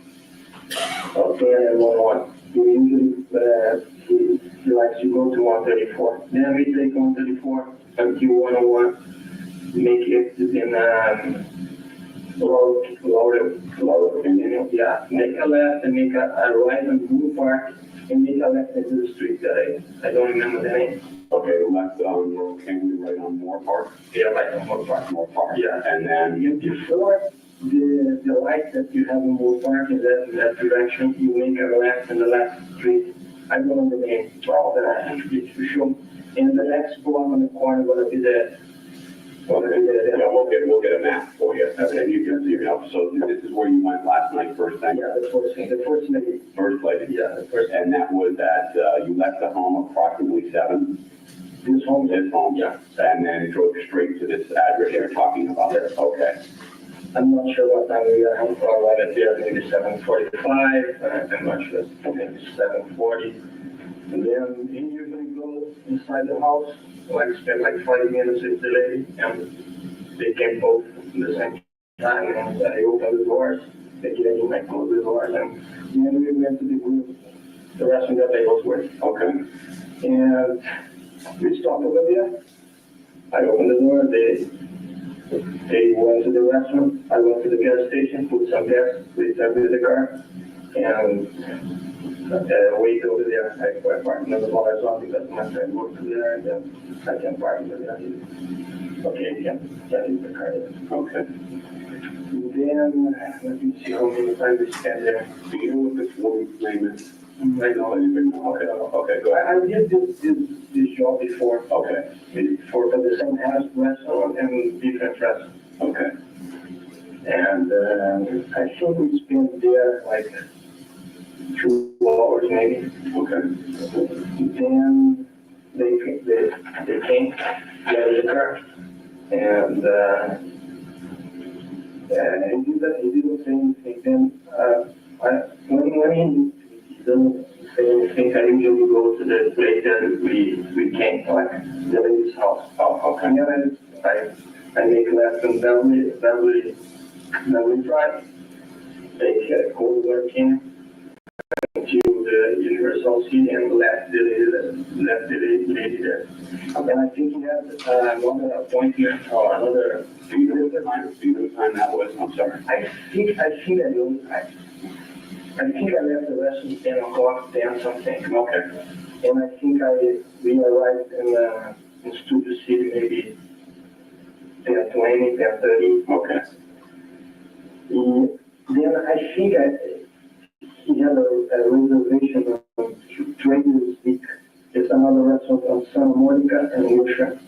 Okay. So we have our hotel Beverly Hilton. It's on the one on Beverly Hills. Of that? Yeah. Okay, We found the lady. okay. And then we dropped that lady in Studio City, and then I returned to the group, and they thought, we have to go to the group. Okay. And I thought that on Saturday, they usually close at 10:30, I don't know what. They usually go to the group at this time. Then, we stopped in the group, about 11 o'clock. And the lady, one of the waiters that was inside, getting the car. I think she's his friend. Okay, I'm sorry, just so I'm clear, because I'm not sure about this thing with Trader Vic. Have they gone there yet? Okay, well, let me just so we understand, okay? You, after the grill, at about 10 o'clock, you drive him and the lady back to Studio City. Yeah. Drop her off. Yeah. Now you and by the way, what's his name? Phil Spector, Mr. Spector. You and him now leave the lady's house, go back to the grill, or do you go to Trader Vic? First we went to the grill. He told me, let's go to the You grill. went back to the grill. Yeah. So just you and him went back to the grill. Okay. Then they stopped in the grill. The lady came in. Now, when you say this lady, is this a waitress? Yeah. Do you know her? I don't know her name. I know her. You know her because you I work there. work outside, yeah. What does she look like? She's blonde, like the hair is like this size. Okay. And the lady, And about how old? 30, not like my age, but she looks like older. I'm not sure, 30, 35 or something. Mid-30s? Yeah. Okay. And then when she got in, he told me, let's go to Trader Vic's. Okay. Then we went to Trader Vic's. Okay. And we stopped there. And the valet party was closing. Then I can leave the car in the front, in the door. Okay. And I was waiting there. At this time, I'm not sure what time was. Until what time I wait for him there. Maybe midnight and 15 minutes outside. Okay. And then she came with the lady. And we went to the Dan Tanners. Dan Tanners. Dan Tanners. Is that also in, The restaurant on Santa Monica and Doheny. Okay. North side of Santa Monica. Okay. And now when you say you went, who all went now at that point? The lady, same waitress? Yes. Yourself and Mr. Spector? Yes. Okay. Okay. Then we went there. It was not easy because I have a lot of shelter of space in front and I can't get the car in front. And I drove in there and they went to the, I don't know how it's the restaurant or bar that you can drink. Okay. They spent some time over there like that. I'm not sure, maybe half an hour. I'm not sure. Probably we left there like 1:20. Okay. Okay. Dan Tanners? Yeah, Dan Tanners. Okay. Yeah, when we left, I opened the door for her. She got in. And I'm gonna tell you some details because, and I think she saw the same. Yeah, I have two guys outside and one guy told something to him and he doesn't like. He didn't say anything when he was stopping and outside the car and watching the guys like this and like 5 seconds. Again, I closed the door and I started driving in and the lady got mad, the young people, but he doesn't say anything. Then we went to. And this is all taking place outside of Dan Tanners? Yeah. In the parking lot? No, Right in front of the restaurant? Okay, I got two young guys smoking outside. Okay. Then we went, then they told me, let's go to food. That's about 1:20, 1:30, that's almost time to close, right? And then we went there, and And it was the first time that I was there. I parked in the wrong place. They jumped the car, but they get in the car again. Because when we stopped in the, I think in the bar, the entrance is going down. Oh, Then they get in the car again and close the door. Stop the car in the front, they open the door, and then they went to the bar. okay. Then I talked to the wallet guy, and we have any place that I can wait inside, because the place were not busy. Was not busy, and then, okay, park in the red zone over there. Then I stopped the car over there and waited over there. So about 20 minutes after, this lady came with the other lady. I think that her name is Lana. Lana, yeah, but she told me that I'm not sure if it's Lana, but she told me something like that. And she told me, look, go to her house, her house, drop her there. Now we told her another thing, I forgot. When we left, Trader Beaks, the lady, the waiter, had the car parked near the grill. Then we had to turn there to pick her car up and drive to her house. Okay. And then I followed her until it's really close to the other food. Okay. It's really close to the other food. Then I This woman's house? yeah. Okay. Then I drove. I parked the car outside the garage. He went there, parked the car, jumped in the car, then we went to downtown. That's okay, okay. So at one point, the woman from the grill, you followed her home in her car. Yeah. She dropped her car off after Trader Vic's. Yeah. And then you got back in the car, and then you went to Dan Tanner's. Yeah.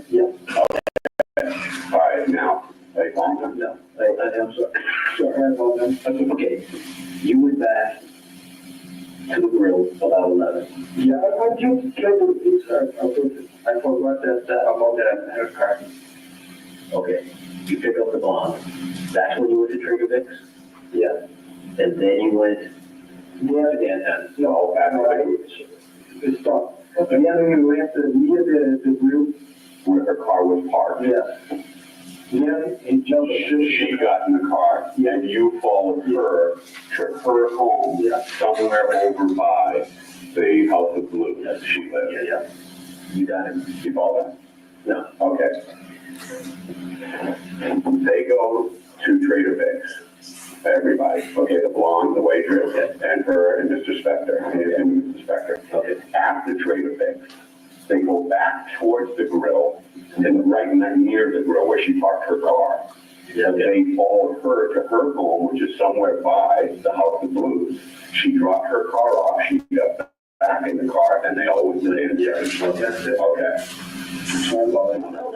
Okay, that's fine. Now, I want to get some clarity on this Lana. Now, Lana comes into the picture over at the House of Blues, correct? Yeah. She's already there. Yeah. At this time. Yeah. Have you ever met Lana before? No. No. Do you know if Mr. Spector's ever met her before? I don't think so. It didn't appear to I'm you. not gonna tell why. Go ahead. And Lana told me to go to her house, drop her there, and return there. Then when we return, go to the volunteer party guy, tell him, not the volunteer party, the security guy, tell him that to call me, and then I'm gonna send you Mr. Spector, because he was inside, he didn't go out. Okay. Okay, then I got this lady that was working in there, and we take the way to her house. And one way she told me, I don't need to ride my house, my house is close, but okay, but this is my job. Then I drop it her there. Okay. If I have a mess, I can show it. Okay, yeah, we'll get that in a little bit. Then I return to House of Blues. When I return to House of Blues, I park in the same place So that's when the guy told me, oh, don't park here because I have a big truck coming. Then I took a little bit in front, and one of the wallet guys, I think it's the manager, it's the, what's the name? Mustache. Yeah, mustache. Told me, came like something like running and walk, and told to the security, hey, call Lana and tell her that the driver is here for Mr. Spector. Okay, then I wait over there, then I have to move the car again because we have cars passing through the way. Okay. And then I wait more like it's about 2 o'clock and 2 something. And then they came together with Mr. Spector at her. Okay. He was completely drunk. Completely right. And then I opened the door. I know we all base that on something or other. You know how you can tell. But I'm going to ask you, anyway. Because I drove him before, and a couple of times I was drinking. Did you see him drinking at all? That last evening? No. Okay.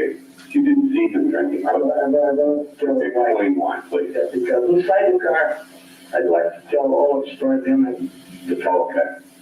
And then you were coming like, you are going first, and she told, no, I'm not going, I have to pick the guy's gonna pick my car up. I think she parked in the wallet park. Okay. And she said, no, I'm gonna give you a ride, and talking like that. Okay.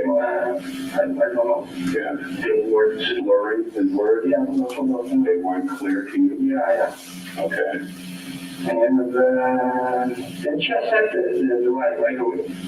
And I opened the door for her, she got in, and I closed the door.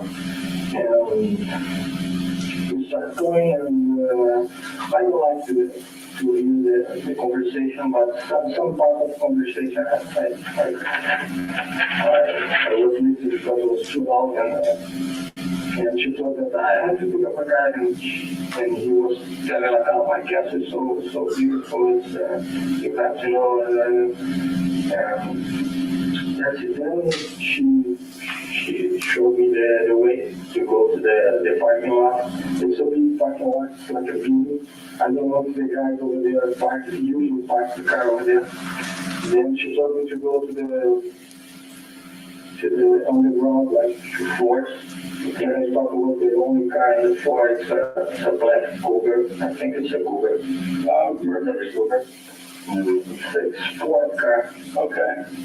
It's a small car. Okay, so it's in the parking structure where the House of Blues is? Find the admonition, ladies and gentlemen. We'll resume tomorrow at 9:30 tomorrow morning. You're ordered to return at that time. The witness will return at 9:30. And counsel, if you want to see me earlier, I'll be here. Thank you. All right, thank you.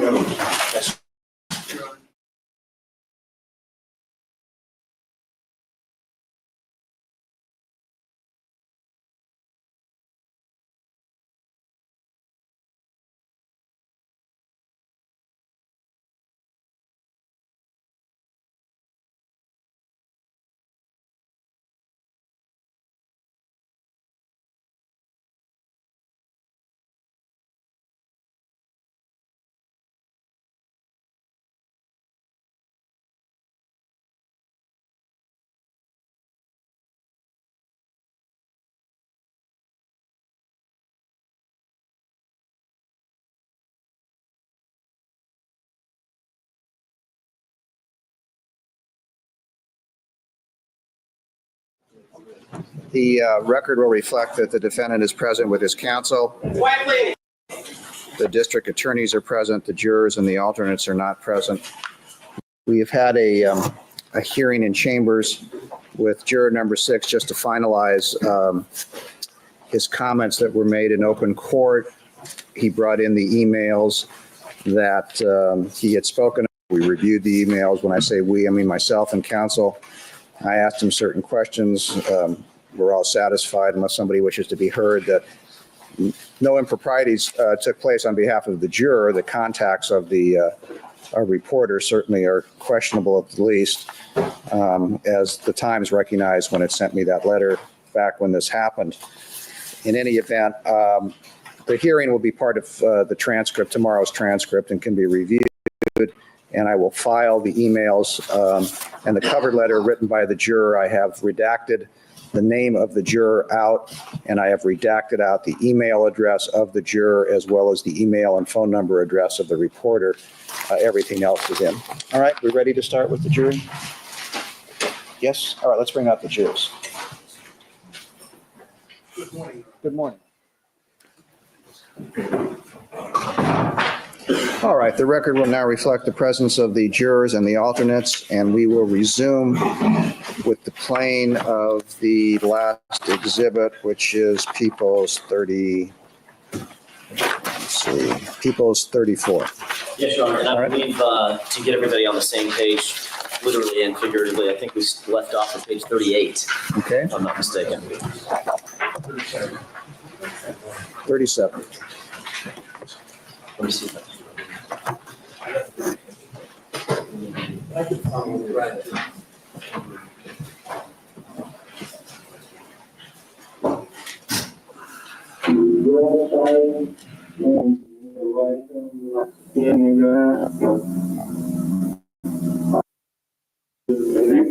You think so? I think so. Okay, okay. And there's only where they have a gas station. They'll be getting this structure, go to this second floor down, and he went there to pick up the car. I go to the door, I get in the car, and this is to get out the car, and then I get out again, and she wants to. And I want to make a pee, and she told me, make a pee behind it. We have the wall over there. I can show it to you. And he went to, and then he returned, she was returned, and I'd like to take a drink with him and his house. I really need to take a drink because I work a lot. It doesn't matter, I just driving. Then she asked me how long to get Mr. Spector's house, and I feel like he's a driver. And then we came to a number up to his house, and he was showing the DVD. The DVD player. Yeah, the DVD player is more In the house? no inside the car. Oh, in the car. Inside the car. Okay. And he told me to find, but we have to go to the front gate. We go to the front gate, and we return to the house. And this time, he's speaking like this one, sometimes nothing. That's why, and she left. And then I don't like to listen what they're talking about them. We came to the castle. I opened the gate, stopped the car on the right here. Usually when you open the gate, I have to wait for the gate close. Okay. I don't know why, because he's afraid to somebody getting secure. Then they drop they jump the car, and I'm going to show them, and they start to walk Up the stairs? up the stairs, but they have like sprinklers. A sprinkler system? Uh-huh. And she complained, but they go over there. Yeah, I came here, over there, parked the car like we're going again. I'm ready to go because I had to give her a ride again. Good. And about like 10, 20 minutes before, we arrived there like 3 o'clock. Okay. And like 10, 20 minutes after that, Mrs. Spector opened the door. And I'm usually, he has a bag, and I usually pick everything up that we have in the back, like cell phones and like DVDs, and put everything near the bag. The cell phone, I put in the bag, I put another cell phone inside, I put what's the name of the thing that you use to read magnifying glass? Yeah, Is it a magnet to make the words bigger? yeah. This one Like a round- I put inside the bag. I have a roll I put inside the bag. And I prepare everything to give to him. I usually do that. Doesn't matter if he go out or not. I have to return this one to him. Then he opened the door like for nothing. And also, then I opened the car, opened it to him. No, I don't want this one. They were watching him. I said, no, give me that. Then I give to him. Okay. Then I get out, close again, he closed the door. I get inside the car, close the car door, and stay there. I usually do that. Stay in the car until he appears or somewhere appears. Okay. I don't talk to anybody. Now, when you say you usually do that, do you only usually do that if he brings a woman to his home? No, it was the first time. Oh, that's the first time? Yeah. Okay, so you'll always wait at his property no matter what? Yeah. Until he comes back out? No. No. If he goes like, if he goes to stay Yeah. alone again, Yeah. then I stop the car like this one. Uh-huh. Like here. He drop the car. Okay. He usually takes his luggage. At this time, because he was here, I think he didn't take. But he usually take. Then I open the door fast and check if he left something inside, then I give to him. But at this time, I knew that I had to give her a ride again. Okay. Then it would be a big night because I have to make a trip again to house of blues, return here, switch my car, Right. and go to my house again. Right. Then he appears on the door and I gave him the luggage and first he refilled the luggage and then I give to him, he got the luggage and they close the door and I close the door and that's it. Then I wait inside the car. And sometimes I do it, sometimes. And you're waiting right out between the fountain and the home? Yes. Okay. Like it. And watching, listening to music and looking in that fan, my 3.1, 5.5, 106.7.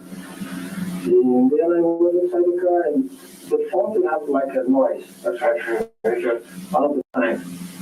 And they have a little bit of sound that was listening, was not too loud, was quiet because if I need to change the radio, I change right away. Then I heard the noise, a pow. It's not a clear pow, it's pow. Then it's like you were like sleeping. Then I opened the car, the door of the car, get out and see nothing. I went and near the product, returned the product, see one more time the lights on the near the gate, the other gate here, over there, you have a light here. Okay. It was off. It usually on and it was off. And then I returned the car and I closed the door and I closed the door like 1 minute after he opened the door. So you only walked over this prowler to check what was going on? Yeah. And then came back? Yeah, but it's slow. Okay. Walk. Okay. Walk. I usually do that if I'm really tired. I make a wrong here. Then I return the car, then I close the door like 1 minute after, 2 minutes after. Okay. He opened the door, the house door. When he opened the door, I automatically will open the door of the car because I think that's time to go. Okay. And he wasn't the gun in the hand. And he told me, I think I killed somebody. And I started to walk and saw the legs of the lady. When I see on the side, like this one, when I look at the other on the side, he was like in this position. I can show you. So all the doors here, we have a chair here. I don't know if she was completely here. I wanted the arm here or it's like this position. The legs are this one. Legs are like that? Yeah. And then the body's over this way? Yeah. More or less? No, the guy told me it's the left side or right side. I think it's the left side, but I'm not sure. Actually, if I say that the left side, it's not. Listen, that's okay. You know, you can't be exact. Okay. And I'm not going to hold you to it. You just bet that you remember. You tell me what you saw. Yeah, I saw this one, and the lady had a little blow here. On the side of her face. Yeah. One side or the other. That's okay. And then when I saw this sheriff, and he made like a stupid face, like like this, Like shrug then it off. I don't know what to do because I start here, I start running until here, then I return, and I saw again he was in the door with the gun. Then I jump in the car, and I don't know if he's gonna shoot me too again. Then it was lots of violence. Right. Then I in the middle of the way here, I stopped the car for a while.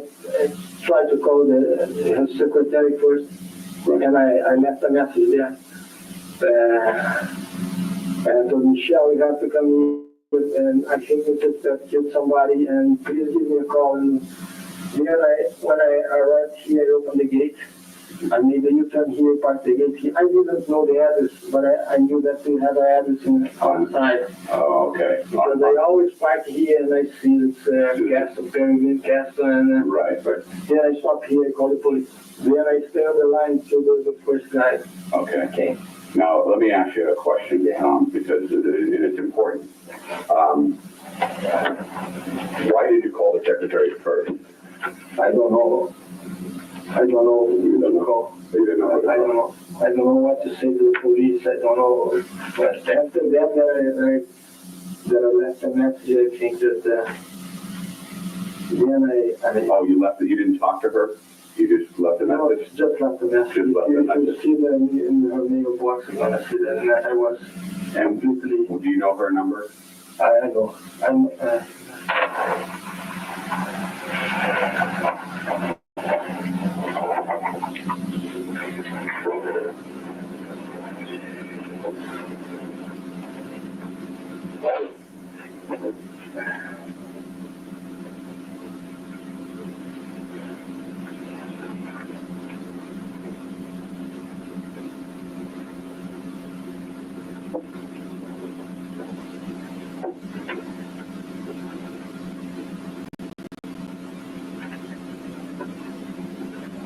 At the time, I was so nervous that I was pressing the phone book and I don't know what to do. You know, when I get in the car and I stop the car and the discourse, then I look it up, press phone book and press in and try to find her name. Let's see. Okay. It's 949 584 1977. And who is she? Michelle. Yeah, I think, yeah, he's his secretary. Okay. And I only talked to her. so you left a message. You didn't talk to her. You actually just left a message. And what did you say? And I say like, Michelle, you have to come here. I think Mr. Spector killed somebody. But please give me a call. It's like this. Okay. And then right after that, you decided you drove back down around. No, I was in the way. Oh, you already was on the way? Yeah, I stopped like here and made this call and. Okay, went all the way around, opened the gate, went there, and then you called the business. Did you call 911? 911. Okay. All right, I'm gonna ask you a couple of other things. I'll slow you down now that you pretty much told the whole story. A couple of things is, one, when you heard that, what you thought, you weren't sure what the noise was at the time, but you heard the pop. Yeah, Like you weren't sure at that time. It could be like a tree. Right. Dropping the tree. I understand. You weren't sure then. Yeah. Now, how much time after you heard that you walked over here and then you came back? How much time do you estimate before you saw Mr. Spector at the door? I told the guy like 2 minutes maybe. Okay. Because I jumped the car, walk here, I walk. I didn't run. Right. Walk. Nothing, walk here, check the house. Come here, come inside, and that's it. Then, like, I came inside, and everything is normal. I just, I think I turned, not turn on the car, just turn the heat. So that you could hear the music? Yeah, yeah. Okay. Because when you jump the car, Okay. you usually. And then how much time before you see him? I, Couple minutes? after I was inside the car, maybe 1 minute, 2 minutes, I'm not sure. Okay. When he comes out, what is he dressed in? What kind of clothes does he have on? I think so. It was a light clothes. Light clothes? I think so. Did it look like the same clothes that he was wearing when he went out at night? Was it the same clothes? I think so. So you don't think he had changed? No. Okay. And so But when I saw him, one of the guys arrested him. Yeah. Outside, he was dressed in black, but I don't remember that he was dressed in black ever. okay, so you thought he was wearing something lighter? Yeah, I think so. The cream jacket or something like that. A cream jacket? Yeah, And then how about underneath the shirt, if you remember? I don't know. Okay. When he gets to the I stairs, don't usually see the people when you. oh, no, I understand, yeah. Now, when you get to the back, you said he's holding a gun in his hand. Could you tell which hand from the way Yeah, the right. his right hand? Yeah. Okay, It's like he. It's like this. was he holding it up like this? Yeah, it's like he's. Like he's. Okay, and could you tell what the gun looked like? Of course, it's a revolver. A revolver? Black. Relax. It's small. It's not big. Not big? No. So the barrel portion, Yeah, I can. If you want to show me, it's like. I don't know. Yeah, it's small. It's not long. it's not long, and the revolver, you know the difference between revolver and semi-automatic? Oh, yeah. Oh, you do, okay, okay. And he's fully clothed, he has all his clothes on at this time? Yeah. And he says to you, what again? He says, I think I killed somebody. I killed somebody. Yeah, somebody. Okay. So I think I'm not sure it's my English that Right, that's what you remember. Yeah. Okay, now, when he says this, you said you could see the lady after this. Yeah, and then when you see I can see How close to the home were you then? the door was like this one.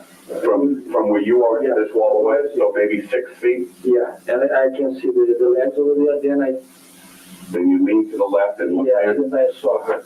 Okay, and in that position that you described, in the chair with her legs to one side? It could be like this one or more here or more in the floor. I don't know. But I remember that was like in this position. Slanted on a slant and not sitting up straight? No. More like on a slant, head to one side, legs to another? Yeah, I mean, I'm not sure if she was sitting or, Okay. I'm not sure. Now, could you tell that by what you could see of this woman, that it was the same woman that came home? Yes, It was? yes, You could tell that? yes. Okay, Well, she was dressed in black, okay, all black. okay. And is this the person that you described as Lana or Yeah, I Lana? think so, yeah. Something like that, okay. And you said you could see on one side of her face some blood? Yes. Okay, could you see an injury anywhere or just the blood itself? If you couldn't, that's okay. I'm not sure. You're not sure? You could just see blood? Yeah. Okay. I can't tell that. Was she moving at all at that point? No, No? no. Okay. After he said that, and you looked in and you saw what you saw, was anything else said that you remember? No, I asked him, what happened to her? And he looked like a stupid face. Okay. And then I Show me that face. What did he do? Like, I don't know, like, or like, yeah. huh. And he was drunk. Okay, and that's the other point. Remember we were talking about, you said you could tell he was drunk. Now, you hadn't seen him drink anything that night? Could you smell alcohol? A little bit on the back. I'm not sure if It was her from her or him? Okay, so you basing that he was drunk off the way he was speaking? Yeah. He can't finish the sentence. It's like this one. I'm not kidding. How about when he walks from the restaurant to the car, or from the car to anywhere? When he was walking, I was close to him, but he didn't say anything. but when he walks, could you tell if he walked? Oh, yeah, of course. That's all the time. Because he usually used a shoe with his Heels? yeah. That's it. Oh, higher heels than that? Heels, yeah. More than that? Oh yeah. Oh, much higher? Oh yeah. That's like this one. Oh, okay. But he was like I saw that I saw him when he was drunk before, and at this time he was not that bad at all like the other times. This time he wasn't as bad? No, I don't think so. No? No, I don't think so. No, I know. Yeah. I knew you can't be sure. How much You've seen him drunk before, Yeah. and he's worried. Really bad. Yeah. Really bad. This time, And once I had to help him to up the stairs, up the stairs, like three stairs. but he was able to make it up these stairs by himself. Oh, yeah. At this time. They walked up these long stairs together. Yeah. That's it. Yeah. Okay. All right. All right, then. We're just gonna kind of go over this again. Okay. So I got it right in my mind. From the beginning, who was your friend? Who? Oh, he was The normal driver. Oh, yeah. I don't know. I have the phone number. So you have the number? DYLN. Don't. Yeah. Okay. What's that number? That's fine.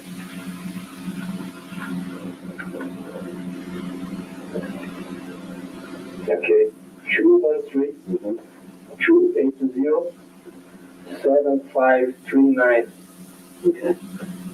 Okay. And now, when you got a call today, who called you? Michelle. Michelle called you. You always deal with Michelle. All the time, Michelle. Okay. All right. And you went and picked up a woman down in where? At the grill. No. We're going from the very beginning. The first one was in Universal City. Studio City. Yeah. And you have the directions, right? I can show it. Okay. And then you went To the grill. to the grill. We sent the grill to the same place. Drop her. Dropped her back home, Yes. returned to the grill, Yeah. I got picked up Waitress. the waitress. the waitress. I can show. If you show me the picture, I can show. Okay. Then you got the waitress. We went to. Her Carver's or Dantana's? No, before Trader Vic's. Trader Vic's. After Trader Vic's to her car. To her car. Follow her to her house. To her home. Yeah. Then The Dantana. Dantana's. Dantana's. House of House of Blues. And that's how you met.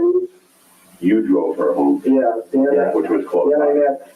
When you're at the House of Blues, Lana comes out with this woman. Yes. And Lana tells you, take her home and come back. Yes. Okay. So she was so polite. Please take her home and. Had you ever seen Lana before? No. Okay. Describe her. What does she look like? And I haven't got through this business. She's blonde like this, hair like this one, like, Okay. and she's tall. Tall. About how old is she? It's not new, maybe 39, 40 years old, maybe. All right. You know, you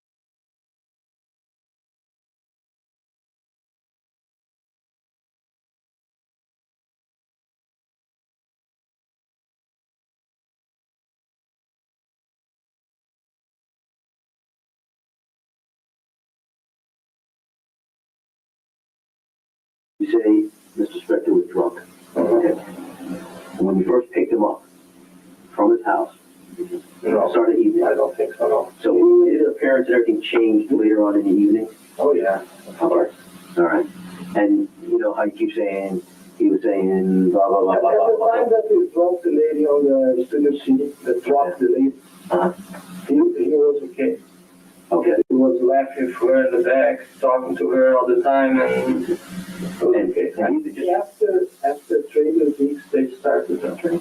But this is your saying when he said blah, blah, blah, blah. Basically, he was slurring and you couldn't understand. Yeah. Okay, and he was He actually. was not doing like a proposal. He can't finish the sentence. Okay. Okay. He was saying real words, but no. No.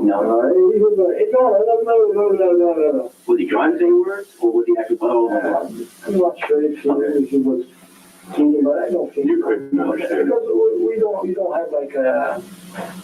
This client is like he's so. This car is different from others. Okay. I'm driving for an old lady that we talk all the time. She usually goes in front. And we have another old guy that we talk a lot. But this one sits in the back and doesn't talk at all.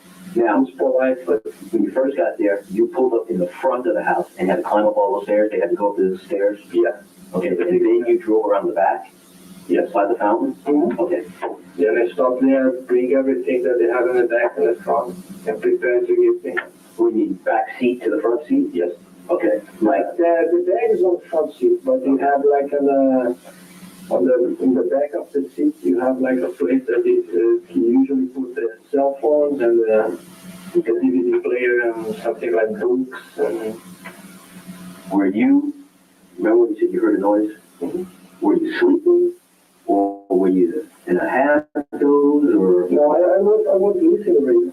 I was sleeping, but all the time you were sleeping when you get it. Right. But this song, like, I woke up with this song. So it's not like The sound. so I saw cats outside and But you hear a loud the noise. well, it's like it's not the fountain, it's not the music, it's something. And it obviously upset you enough, or made you curious enough to get out and say, hey, what's going on? Because it's really dark outside. I mean, Okay. All right. you have cameras out, like the neighborhood, I don't know if it's really good, but Okay. So you get around, you walk around for about 2 to 3 minutes? yeah, I think so, 2 minutes. 2 minutes, you get back in the car. Yeah, Then Mr. Spector comes. yeah, like 1 minute after Where did he go? Did he go to your driver's window? Did he open the back door? he was stopped in he only opened the door. What door? It's the back door, yeah. Oh, the house. That's one. Okay. And then, When you usually open the door, it's drop the car. If I'm sleeping, I can hear the noise of the door and I can jump the car. okay. So, that's what you did? You started up the car, or did you get out? When he comes to the door, what does he say? When you open the door, Uh-huh. I get out the car. You got out of the car. Yes, I get out the car. And what did he say? I think I killed somebody. Where were you standing when he said it? How far away were you? Because I opened the door, like I jumped the car, closed the door, and I'm ready to go to the back door. Oh, so, Then I was like perfectly in front okay. of him. And I was with the gun here. Uh-huh. I was paying attention to him with his face. I think I killed somebody. Then I saw the legs over there. Then I take this position and I saw the body. So you clearly heard what he said. Yes. I mean, there was no doubt. And then you see the gun in his hand. Okay. Did you walk up to the door, or what did you do exactly then? I can't show you there. It's like my distance from him is like this one. Okay. I didn't go for him. Okay. And then I did only this one. Then What'd you do? I started to run. Then I don't know what to do. I started to press the button, but you know when you don't know what to do. Why were you running? Oh, why? I don't know. Maybe I was nervous or something like that. It's the first time that I see it. Right. Like this. Things like that. And, Well, he had mentioned earlier that, Well, that's what I want to. You said you didn't know if he was going to shoot you too. yeah, maybe. I mean, Don't forget to Well, that's what you said. you mentioned that You earlier. said that, and that's Is that why. something you were Is that thinking what you were about? thinking, or what? That's why we want to know. What were you thinking? I don't. Because until that point, I thought that this kind of thing never That happened. wouldn't happen, huh? Okay. Did you ever see him again after you? No. I took the ramp, I stopped here, make a call, so we continue to drive, open the gate, and wait outside. Is that the Then address? get out the car and start to look How outside. much time passed between the time you pulled up, you said about 3 o'clock in the morning, and the time you heard that pop and you walked out? Like 2 hours, 2 hours. they happen like between 5 o'clock. Okay. And the other thing I need to ask you, do you know who else lives in that home with him? I think he lives alone, but I'm not sure. I never get in. The only place that I get in, it's on front, here in the front, just to drop bags and. Okay, and then 11 times that in the last month that you've given him rides, has anybody else from that house come out with him from the Tom's house? Yeah, the Michelle. Michelle? Anyone else? The first job that I made for him, I picked up a reporter in Sunset Street and dropped there. I waited more than 8 hours outside. Okay. Nobody talked to me, nobody opened the door, and How long were you outside after you returned home? You said you got there about what time, 3 o'clock? yeah, about 3 o'clock. How long after did you hear the noise? About 2 hours. Or about 5 o'clock. About 5 o'clock, so it was a couple hours. Do you carry a gun? No, of course not. Well, I gotta ask you. You know, I wanna ask you. Okay. Did you fire a gun last night? No, of course not. Okay. Oh my God. When was the last time you ever fired a gun? I was in Army in Brazil. I spent 8 years of my life in Army. Okay. I was a lieutenant there. Okay. And was in the year 89. Okay, and you haven't, Sorry, not 89. Sorry, 99. and you haven't fired a gun since? No. And when you saw Mr. Spector, you never touched the gun that he had? Not. Okay, well, we just need to ask you that. Did the officers do some kind of thing on your hand? They did. Okay, okay, all right. Did you see Mr. Spector with a gun tonight in the car, or is there? No, Have you ever driven only that car? that time. Only that time. Okay. And you've never driven a car with the gun in there or anything? No, I don't think so. Okay. To your knowledge? Huh? Yeah. Okay. He has a bag. I don't know what What he keeps in his bag? inside the bag. Okay. I don't open the bag, but I told you to put the cell phone inside. But But you don't open it. No. What do you think the bag? What? I could in the bag. It's like this size, but And what's it made out of? Is it, what is it?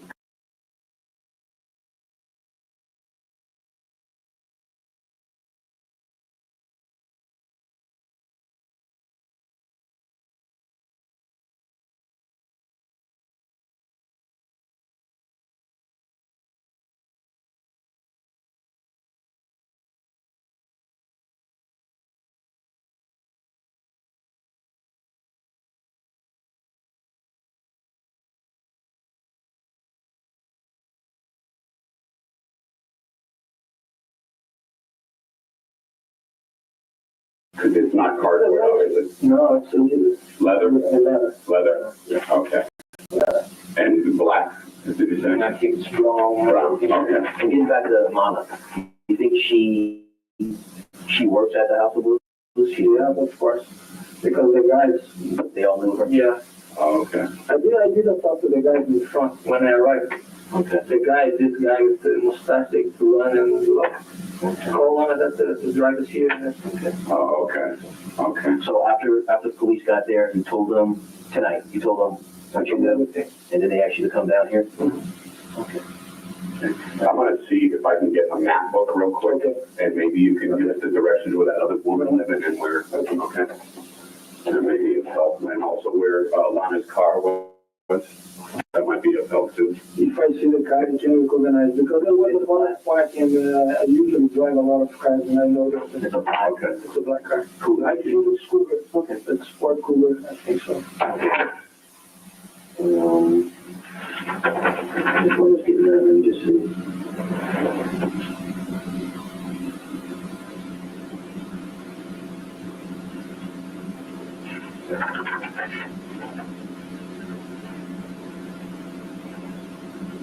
This is the first time you said you've ever driven him and someone back to the house? Yeah, woman, yeah. Woman? Okay. Were they argumentative? Were they arguing it with each other? I know you said you don't try to listen. No, they are watching the DVD all the time. Okay. You're watching the DVD? Yeah, they start the night watching the DVD. They usually make a lot of calls when I get them. Okay. But at this time, he was only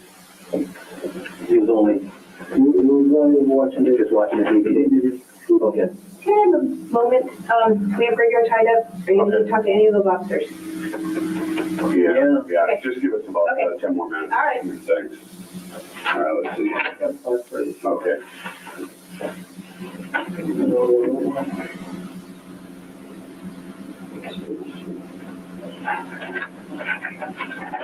I was this drive.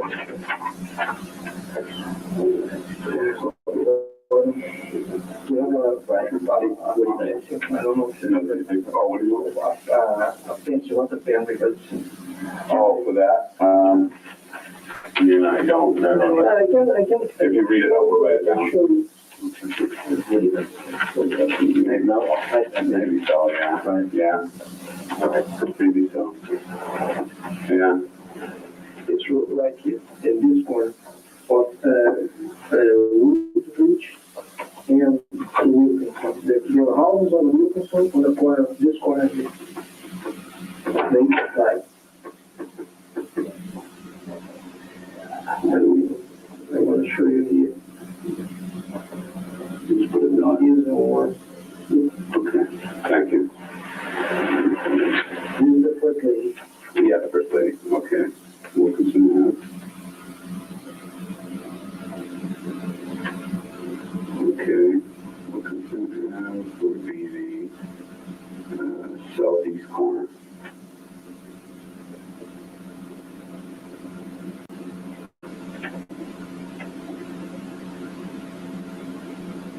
Okay. That's the first lady. And it's right on the corner? Mm-hmm. Okay.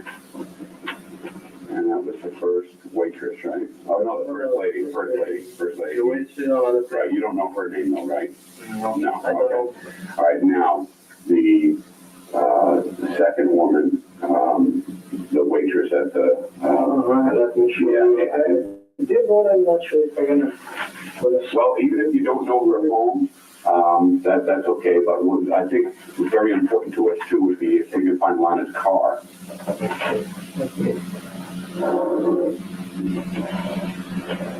let's see.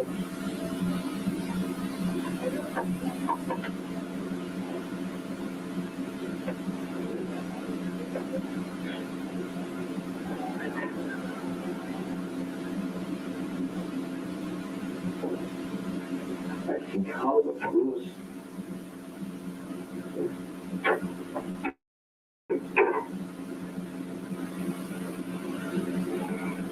That's where all the blue energy. I can show you for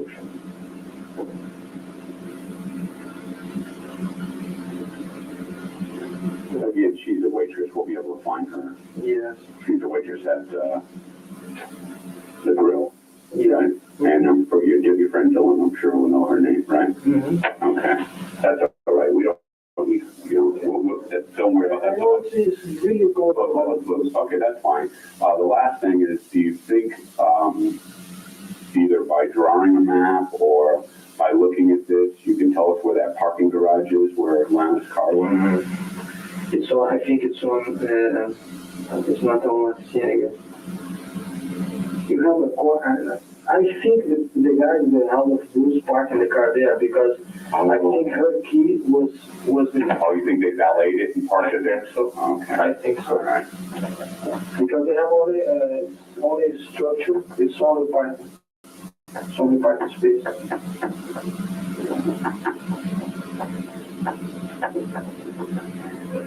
You know, there was one of the things you mentioned, and I wasn't sure. I remember you said he had to pee. Mm-hmm. And at this place, and he went in the structure. Was it in the structure? Yeah, inside. Inside this, where the car parked? Yeah, let me show you. The structure like this one, you have like, I'm not sure if it's stairs or not. Okay. The car was like this one, with the front here, and I parked the Mercedes here. He jumped here, and went here and made a pee here. Okay. Now, she didn't, right? She never had to go. No, Just she him. wasn't. She stayed in the car. Yeah, she was preparing. Oh, her car, to move her car. But she changed her mind and ended up going with you and the car was left here. No. Oh, no. No. She moved her car she parked near La Cienega. Oh. I know that's La Cienega. Oh, There's okay. some street here. He parked going down La Cienega, he make a left and stop the car like here. Okay. When you say he made a left, who drove that car? Her? Her. Okay. Mr. Spector was inside. Okay, so she drove out of this parking garage, drove out to La Cienega. Yeah. We made a turn that forbidden turn. Yeah, And the left here, if we can make a left loop. okay. Then we drop here, we make a left here, right and left on Laciani. Okay, so was it pretty close?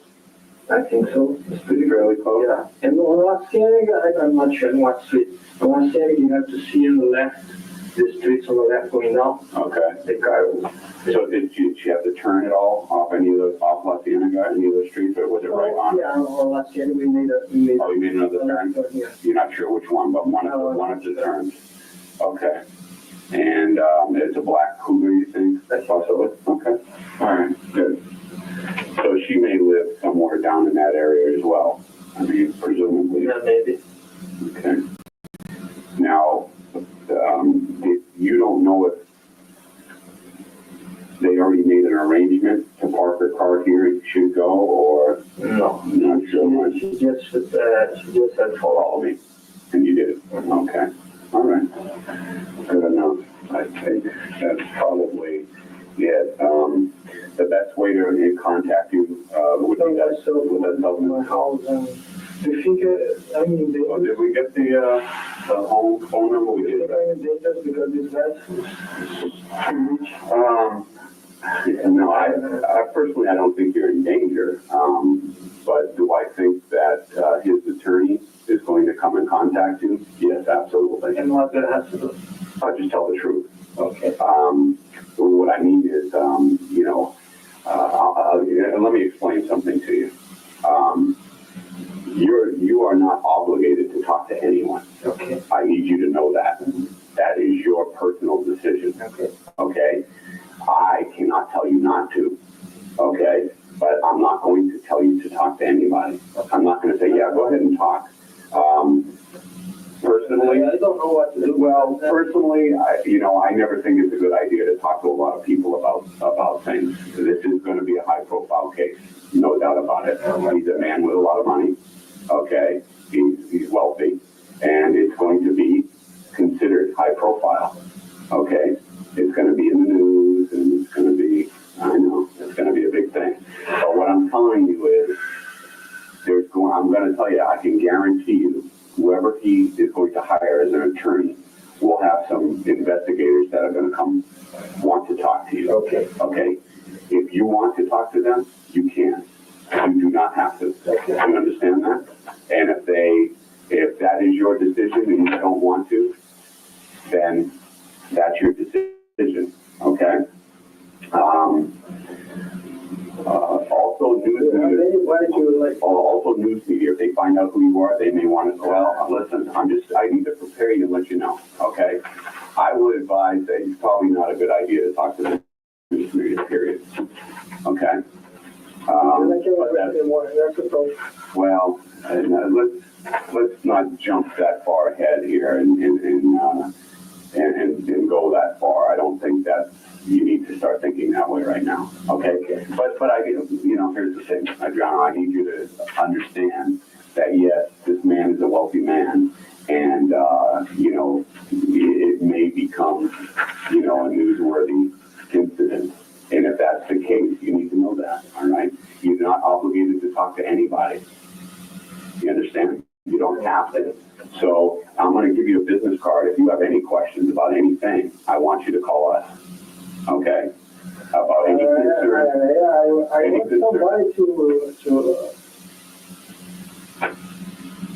direct me. Right. I want. Well, here's the thing. I'm going to tell you. You saw what you did see, and you heard what you heard. Now, what that was isn't going to change tomorrow, a week from now, a month from now, a year from now, correct? Mm-hmm. I mean, if you're telling us the truth, that's what you saw and heard. That's all you saw and heard. That's it. Okay. Okay? You don't need to get yourself, worked up into the truth is the truth. You didn't do anything wrong as far as you're telling us. And we'll go from there. And okay. So your car right now is over there? Is at his house. Okay. All right, everything that you have. Okay. Well,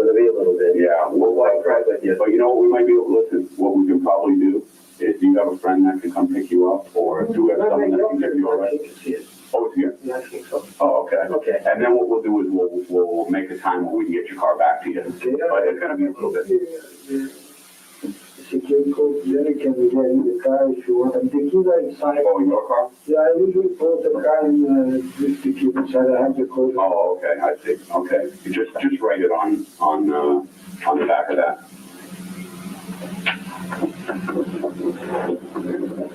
Okay. Okay. And the keys are inside the laptop bag. Okay. This one, that's the parking garage. Okay. All right, just do me a favor, and on this line right here, just put your name, as in case we have anybody else. Signature or not, you can do, yeah, signature's fine, I guess, whatever, however you write your name.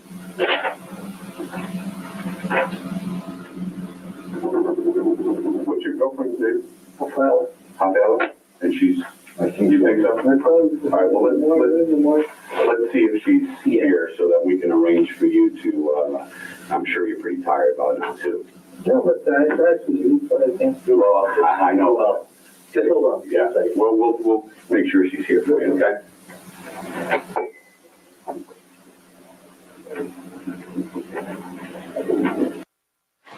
All right, that concludes the playing of the videotape. And ladies and gentlemen, as to the transcript, once again, you're admonished, it's a guide for you. I think you'll note that in the transcript, there are some areas where the transcriber could not hear what was said or could not translate it or transcribe it appropriately, so they put in little asterisks. So again, it's what you hear on the tape that is controlling. The transcript is just a guide. Counsel, before the witness retakes the stand, would you approach the bench, please? The transcripts have been collected from the jurors. Yes, and ladies and gentlemen, I want to give you a further admonition. At the close of the case, I will instruct you on how to consider prior consistent and inconsistent statements. You'll be given an instruction on how to consider that. And to the degree that any statements in this tape that you just saw were either consistent or inconsistent with the witness's testimony, you'll consider that in light of the instruction I give you. As to anything in the tape recording that has not been testified to, you to consider it for the following purpose: to show how well the witness understands and is able to respond to the English language. And that's the reason that it was shown for you, along with the use of consistent and inconsistent statements. With that in mind, you may proceed. Thank you, Your Honor. We would ask, with the court's permission, to recall Mr. D'Souza to the stand briefly. All right, sir, if you would. And you're still under oath.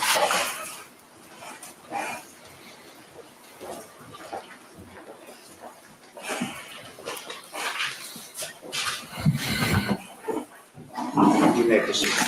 Thank you, Your Honor. Mr. D'Souza, you indicated on the videotape transcript, I'm sorry, the videotape, along with which there was a transcript, that your car was still at the location at Mr. Spector's house. Is that right? Yes. How did you get to the police station? I think that Detective Pineda gave me a ride. All right, in a police car? Yeah, it was a police car, but was not like a black and white. Okay, like a detective car? Yes. All right.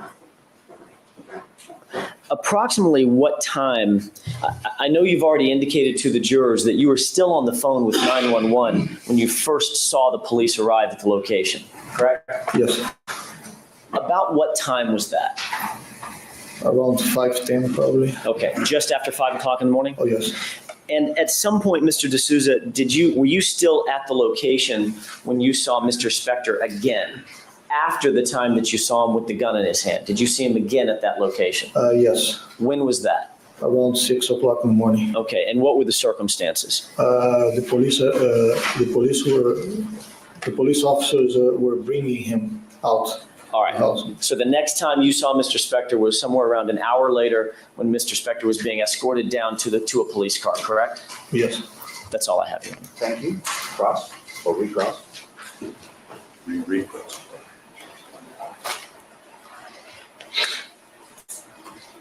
Mr. Saza, I just have a few areas that I want to try to clear up if we can. In the transcript, it played something, there was played something that we had discussed yesterday, and that was how sure you were about what you heard at the doorway. And the council, just once again, I'm going to go to page 55 of the transcript. And the transcript attempting to transcribe, that is, write down what the video said. Well, let me just ask you a preliminary question before I get into this. When you were sitting here watching the video, did you have a transcript to follow along with? No. Okay. All right. The officers at that page ask you about when Mr. Spector came out of the house at about 5 in the morning. And they ask you, and he says what to you again? He says, and that's Detective Fournier, and D'Souza says, I think I killed someone or somebody. Fournier, I killed somebody, a question. D'Souza, yeah, somebody. Fournier, okay. Then you say, I think so. I think, I'm not sure. And then you said, it's my English. When you told Detective Fournier that morning, it was about 10 o'clock in the morning when they were talking to you, maybe 20 minutes after 10. Is that right? Yeah, for the time in the tape, yes. Okay. Yeah, and to your recollection, is that about the correct time? I think so, I'm not sure. Okay, but we're talking maybe 5 hours after the incident, right? Yes. Okay. And at that point, you said, I think so, I think, I'm not sure, correct? Yes. And at that point, that was the truth, was it not, that you were not sure about what? Yes, I was talking about I think he didn't understand what I said. Well, whether we don't know what he understood because he's not here, but we do know what you said, and you said, I'm not sure about. I said that. Yeah, and that was in response to him asking you what Mr. Spector had just said, correct? Yes, I said this sentence many times. Okay, I know you did, but you also said when Mr. Fournier asked you exactly what was said, you said, I'm not sure, correct? I said that. All right, now, I know now you believe that those are the exact words. That's your belief. Objection. I'm going to object to council editorializing. Sustained to the form of the question. You told us the other day that that's what you heard. That's what you believe to be the exact words you heard, correct? Objection to the form of the question. He didn't say that's what he believes. He said that's what he heard. Sustained to the form of the question. Your state of mind is those were the words that were said, correct? Yes. All right. Now, have you made a mistake in the past about hearing something that you thought was a certain way and then later found out you heard it wrong or you misunderstood it or you remembered it wrong? Have you ever made that kind of mistake? Oh, yes. Now, before the mistake was corrected, before you found the correct fact, you were sure that you knew whatever the fact was that you were mistaken about, right? Objection. This is vague. I think he can answer. Do you understand the question? No, could you repeat that? All right. Yeah. We all make mistakes. It happens. Maybe not all of us, Judge. Most of us make mistakes. And before you realize it's a mistake, you're very sure that you know whatever the fact is, correct? Yes. And then when you find out that you were mistaken, you think, gee, how did I ever make that mistake? How did I misunderstand that? Have you had that experience in the past? Yes. And one of the ways you can make a mistake is if you're not sure about something. Isn't that right? Yes. Okay. So when you told the Detective Fournier, when he asked you, what did he say? And you said, I killed somebody. And you said, I think so. I think, I'm not sure. That was your state of mind 5 hours after the incident, wasn't it? Like I said, I told him that because I thought that he was not understand what I said. Okay. Now, I want to ask you again about the condition of Mr. Spector at that same point in time, at 5 in the morning. In the transcript that we just heard, you said he was drunk. Is that right? Do you recall hearing that on the tape? Yes. And what you said was that, and I'm on page 59, Counsel, he came out of the house and he made like a stupid face, and they asked you to explain, and you made an expression that you explained, you understood to mean that he was confused about what happened, right? Yes. Okay, so we're at that point in time, right? And Mr. Fournier, Detective Fournier said, well, show me that face. What did he do? Like, I don't know, like what, or like, and you said, yeah. So you agreed that it was like, I don't know what happened, correct? Yes. Okay. And then you said, yeah, and Fournier said, huh, and then you said he was drunk. Remember that? Yes. So this is right after the stupid face that you say he was drunk, correct? Yes. Okay. Now, just a few hours before that, you talked about that same point in time where Mr. Spector opened the back door and you told the officers, Kennedy and Pineda, that you thought he was drunk. Do you remember that? Yes. Okay. Do you remember the words that you used? No. Okay. May I approach? I'm going to show him Kennedy and Pineda transcript page 3.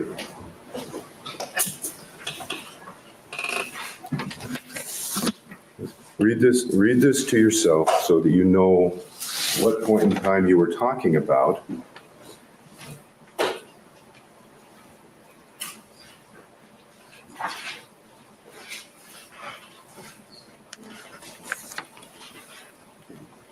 Did you read that? Yes. And when Mr. Spector opened the door and he came out and made an expression like he didn't know what happened, what did you say to the officers about his condition of sobriety? Completely drunk? Drunk, completely drunk, correct? Yes. Okay.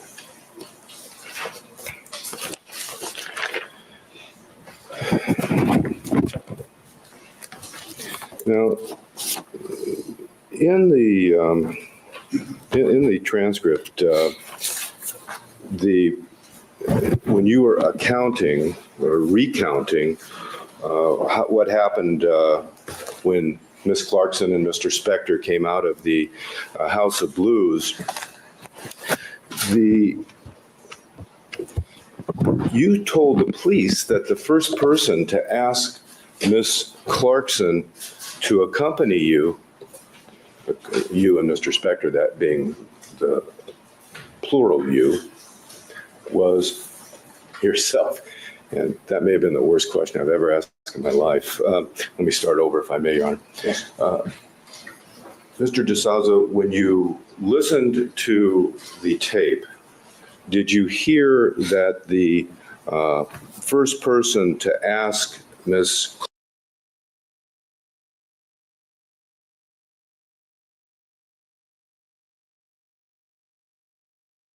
Clarkson to accompany you was yourself? When you asked, you said, they were coming out and I asked, you are going with us? And she told me, no, I'm not going. I have to pick up, the guy's going to pick up my car. You recall that? And counsel, I'm sorry, that's page 35 of the transcript. Do you recall that portion of the transcript and the video? Yeah, I saw that. Okay. And is that what happened, that you were the first person to ask her if she was going to go with you? Yeah, it should be, sir. I didn't remember. Okay, so that is what happened? Yes. Okay. Now, as that transcript goes on, you said, Ms. Clarkson then accepted the ride right away, correct? You said in the transcript that after you asked the question of, are you going to go with us? She accepted the ride with you right away, right? I don't know, like the correct time of that, but they had like some conversation before. Mr. Spector asked her before. I don't know if you are talking about in front of Olive Blues, if you are. Okay, well, why don't I show you the transcript so you can find the context? And I'm going to show them probably go 35 through 37 or 38 even. Mr. DeSaz, I'm going to place this here before you. Ignore the little lines and so forth. Okay. Starting at about line 19, I think you'll find that in context, that's when they came to your car. And then if you read through to page 38, about where the underlining ends, questions about that sequence of events, okay? Okay.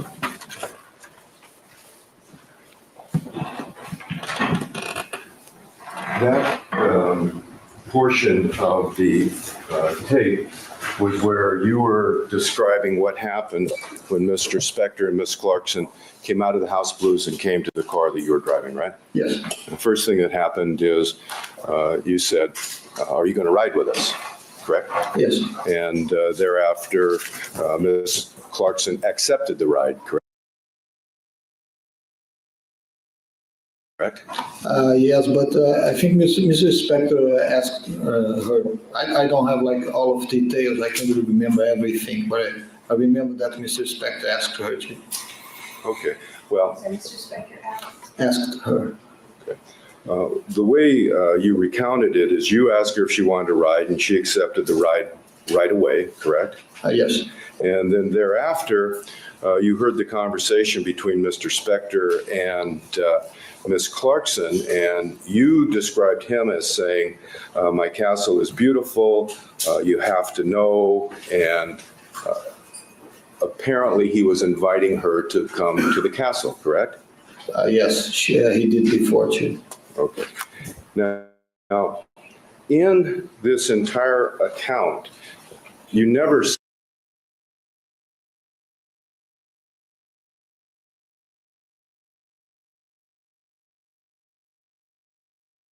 say that he was insisting that she come to the castle, do you? No, but he asked me more than once. Okay. Your recollection was that he asked her to visit the castle maybe 2 or perhaps 3 times. Is that right? Yes. And that was in the course of riding from the House of the Blues to the parking structure, right? Yes, but outside of the car, he asked her. Okay, so from outside the car into the car, and then however long, what are we talking about, 5 or 10 minutes? Less is not too far, I think. What's your best estimate? Around 5 minutes. So in 5 minutes, he asked her 2 or 3 times to visit the castle, is that right? Yes. And then while you were in the parking structure, that's where she said, yeah, I want to go to the castle. Well, I want to take a drink with him. I really need to take a drink because I worked all night, correct? Yes. Okay, so, and that's basically the sequence of what happened, right? Yes.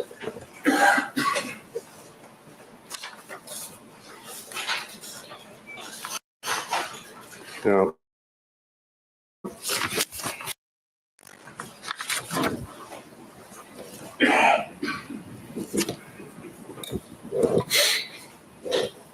and ask you just a couple moments ago about when you observed the police officers escort Mr. Spector out of the house at about 6 in the morning on the 3rd of February. Remember that? Yes. And in the transcript, you described that incident as he was not dressed the same at that point. He had a black shirt on at that point. Is that right? Yes. Okay. And I assume that you don't know what happened to the white jacket that you'd seen him with an hour earlier. I have no idea. Okay.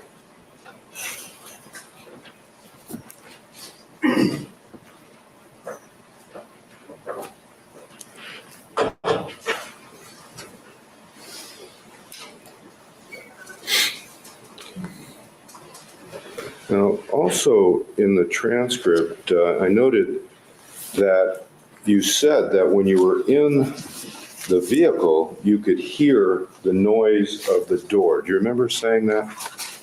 Yes. Okay, so even though the radio may have been on in the car and even though the fountain was in the background, when the door opens, you can hear that, correct? I think so. I'm not sure. You did tell the officers, and I'm on page 73, Counsel, if I was sleeping, I can hear the noise of the door. Yeah, if it's there, yeah, I said that. I'm sorry, say it again. If it's there, yeah, I said that. Well, I mean, is that the case? Can you hear the door? Yeah, I think sometimes, yeah, sometimes not, yeah. I'm not sure. That time I heard it. I know that when you open the door, I open the car door. And if you could hear the door open, I think I asked you the other day, you could hear screaming, yelling, arguing in the house, correct? If it was in that area behind the door? If I'm outside of the car, yeah, probably yes.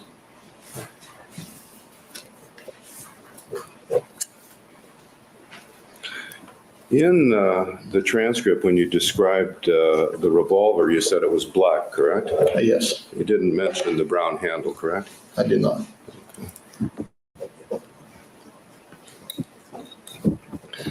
Now, toward the end of the conversation with the officers, they described Mr. Spector as a wealthy man. Do you recall that? Yes. Do you know how they knew that? Had you had any discussion before the tape about whether or not Mr. Spector was a wealthy man? No. The answer will stand. The objection is open. So you don't know where that information came from? No. And also in the tape, they told you that this was going to be a big case. It would gather publicity, news media might be interested in you and so forth, correct? Yes. And and at one point, you asked them to direct you. You said, this is page 95, Counsel. I want somebody to direct me. You remember making that statement? Yes. Direct you to do what? To help me to explain what I have to do. Okay. And shortly after, right after that, you said, I want somebody to direct me, and Detective Fournier said, right. De Souza, and then Fournier said, well, here's the thing. I'm going to tell you. You saw what you did see.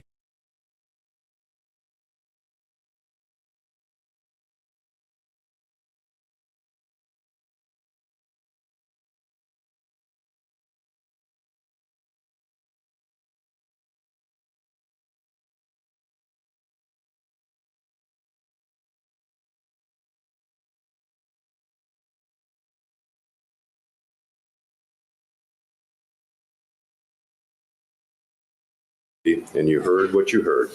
Now, what that was isn't going to change tomorrow, a week from now, a month from now, or a year from now, okay? Or excuse me, correct? And you said, mm-hmm.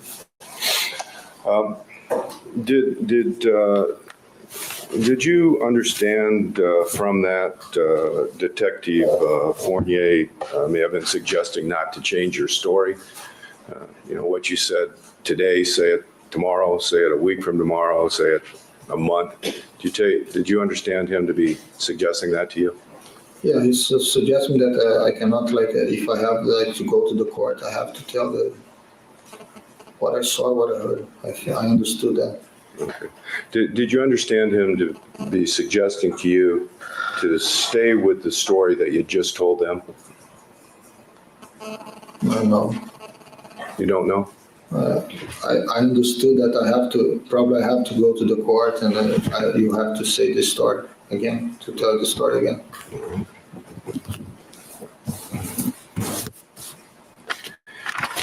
Now, just the final thing. The other day, Mr. Jackson asked you some questions about your future immigration status. And I believe you told him that when this case is over, that the proceedings for your removal or deportation would resume. Is that what you said? Yes. Have you received any kind of document that tells you that? No. Has anybody from the government told you that that's what's going to happen? No. What are you basing that answer upon? Because I already asked my lawyer about that. Okay. Your lawyer said once this is over, the proceedings will resume? Yeah, he's trying to do something else on my behalf. Well, he's trying to use your role in the case to keep you in the country. Isn't that what he's trying to do? That's right. Excuse me? What's the It objection? appears to call for speculation, and it doesn't. It may get into attorney-client privilege. That's right, it may be privileged material. Well, I'm not You're asking for a conversation. No, I didn't. I asked him what he was trying to do based on his understanding. Well, about but what- that may have to do with privilege, assuming any such conversation exists. But the bottom line is, you can, if you want to go into the area, I'll allow you, but make sure very definitively that it doesn't go into any possible privilege. All right, Mr. DeSouza, don't answer any of the questions I'm going to ask you with what your attorney said or what you said to your attorney, okay? Okay. Okay, all right. You said your attorney is trying to do something else for you, correct? Yes. That something else is to keep you in the country, correct? Yes. And is it your understanding that he's going to attempt to use your role in this case as a basis for keeping you in the country? No.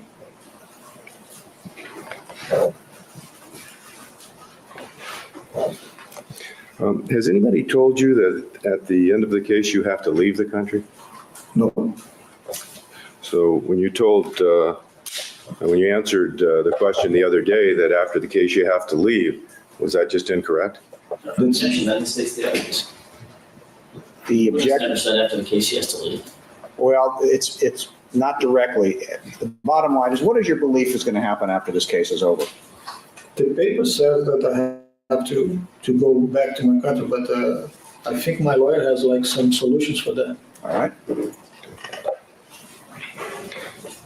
And finally, the other day, you said that you could not leave the United States because of the trial.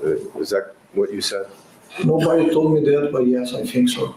Well, the real reason you can't leave is because once you leave, you can't get back in because you don't currently have a visa, correct? I still have like right now expired. Yeah, right now I don't have any visa. Yeah, All right, so if you leave, you can't get back in, correct? it's not too difficult to get a visa, sir. If you have money, you can get a visa. It's not too difficult to get a visa, sir, if you have the money. Or if you have somebody willing to assist you with the government, you can get back in as well, correct? Objection, this argument. Sustained. Well, isn't it your understanding that if some official agency assists you with the immigration service, that can help you get back into the country? Don't you believe that? Could be. I don't know if it's possible. All right, Your Honor, thank you. That is my last question. For right now. Thank you. Redirect that. Thank you. Very briefly, Your Honor.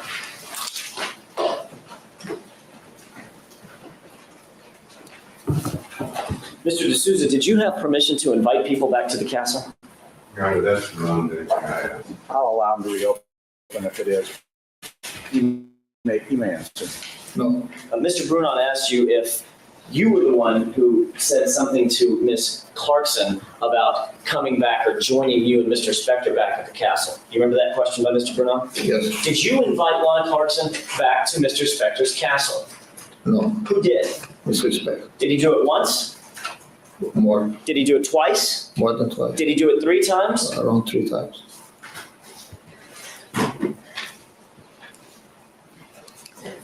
When you were spoken to, and this is on the issue that Mr. Brunon just brought up just a second ago, when at the end of your interview, you saw the videotaped interview and listened to the audio portion of it, correct, Mr. D'Souza? Yes. Mr. Brunon quoted a portion of the transcript, counsel, page 95. Actually, I'm sorry. let me withdraw that. I'll get to that in just a second. Mr. D'Souza, very briefly, do you remember saying when the detectives were asking for some of your personal information, and by the way, none of that personal information is still your personal information. Your cell phone's changed, your address has changed, correct? Yes. All right. You asked the detectives on page 95, you asked, do you think I'm in danger? Do you remember that? Yes. Were you nervous about being involved in this case? Yes. Were you scared? Yes. Did that have anything to do with your knowledge of Mr. Spector's position or his wealth? Kind of, yes. As a matter of fact, you said, Mr. D'Souza, do you think I'm in danger because this guy is too rich? Yes. Do you remember Detective Fournier talking about whether or not it's a good idea to talk to the public or talk to the media when you're involved in a high-profile case? Do you remember Detective Fournier saying something about that? Yes. And do you remember your response being, oh my God, something like that? Yes, I saw that in the tape. And Detective Fournier tried to calm you down and calm your nerves a little bit, did he not? Yes. Were you very nervous about this whole situation? Yes. Are you still somewhat nervous about this? Yes, I don't like that. You didn't ask to come to court last Wednesday, on Monday, today, did you? No. You were served a subpoena, correct? Yes. An order by this court, correct? Yes.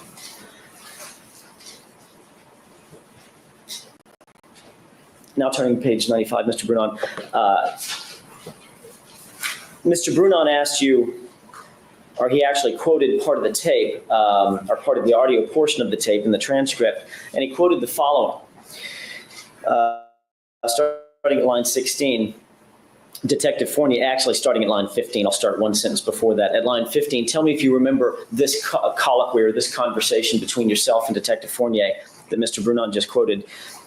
Detective Fournier, well, here's the thing. Here's the thing. I'm going to tell you. You saw what you did see, and you heard what you heard. Now, what that was isn't going to change tomorrow, a week from now, a month from now. D'Souza says, okay. Fournier, or a year from now, correct? Answer by you. Mm-hmm. Do you remember Mr. Brunon asking you about that? Yes. There was more to that conversation, though, wasn't there, Mr. D'Souza? Yes. Detective Fournier went on to say, I mean, if you're telling us the truth, that's what you saw and heard. That's all you saw and heard. That's it. Your answer, okay. Detective Fournier, okay. You don't need to get yourself, worked up. The truth is the truth. Do you remember that? Yeah, I saw the tape. All right. Did you understand Detective Fournier to be telling you all you have to do is simply tell the truth? Yes. Did you understand him to be saying if you're asked a week from now, just tell the truth? Yes. A month from now, just tell the truth? Yes. Or a year from now, Mr. D'Souza, just tell the truth? Yes.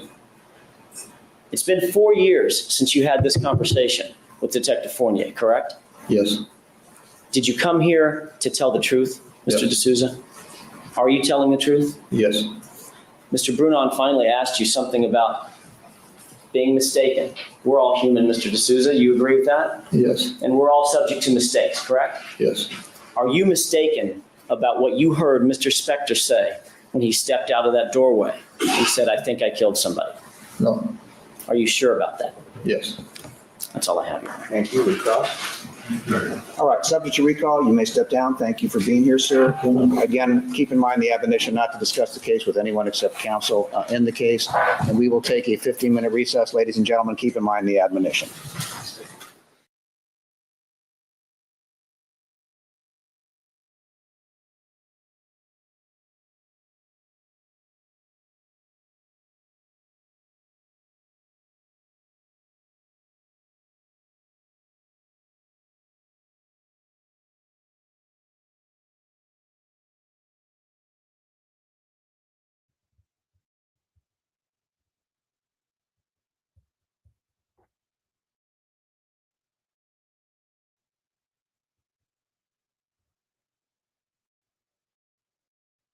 Stupid StreamYard muted me again.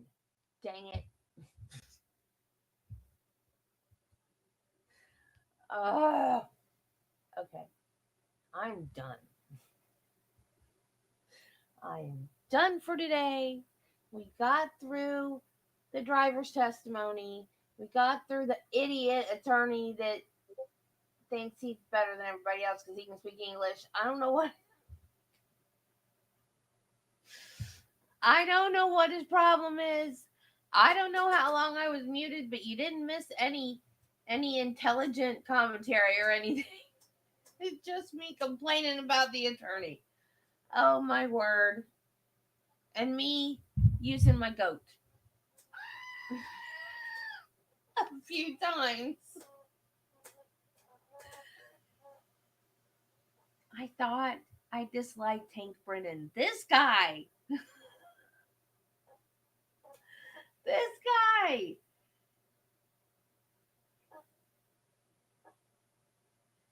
I know accents are hard. And I don't like politics on this channel.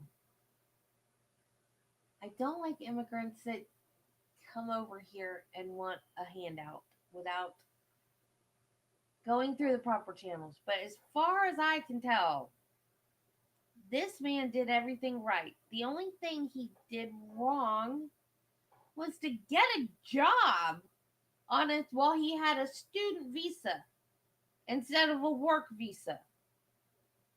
Which I think that's ridiculous. I didn't know that till yesterday.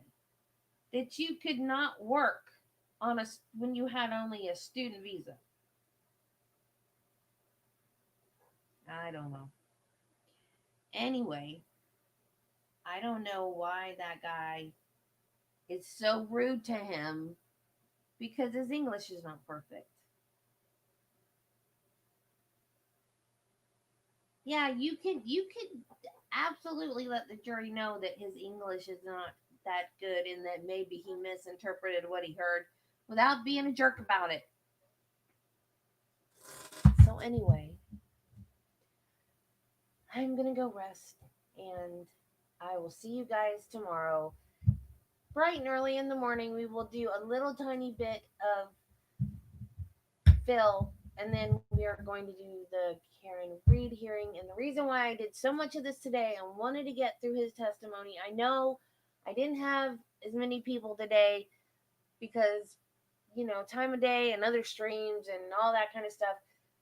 Replay crew, I love y'all, and I'm sorry if anybody misses part of it because of today being different and all, but I wanted to get through his testimony because yesterday we had to stop in the middle of his testimony to go to Karen Reed, and I didn't want to interrupt him again tomorrow because his testimony is so long, and I hope they don't recall him. I want him to just go live a happy life, not be bothered anymore, which I know he eventually does. I don't know if they call him back or not. I hope they don't. But all right, my loves, I will see you later. Replay crew, I love you. I hope you enjoy it, and I will see you tomorrow. Bye. Have a good day.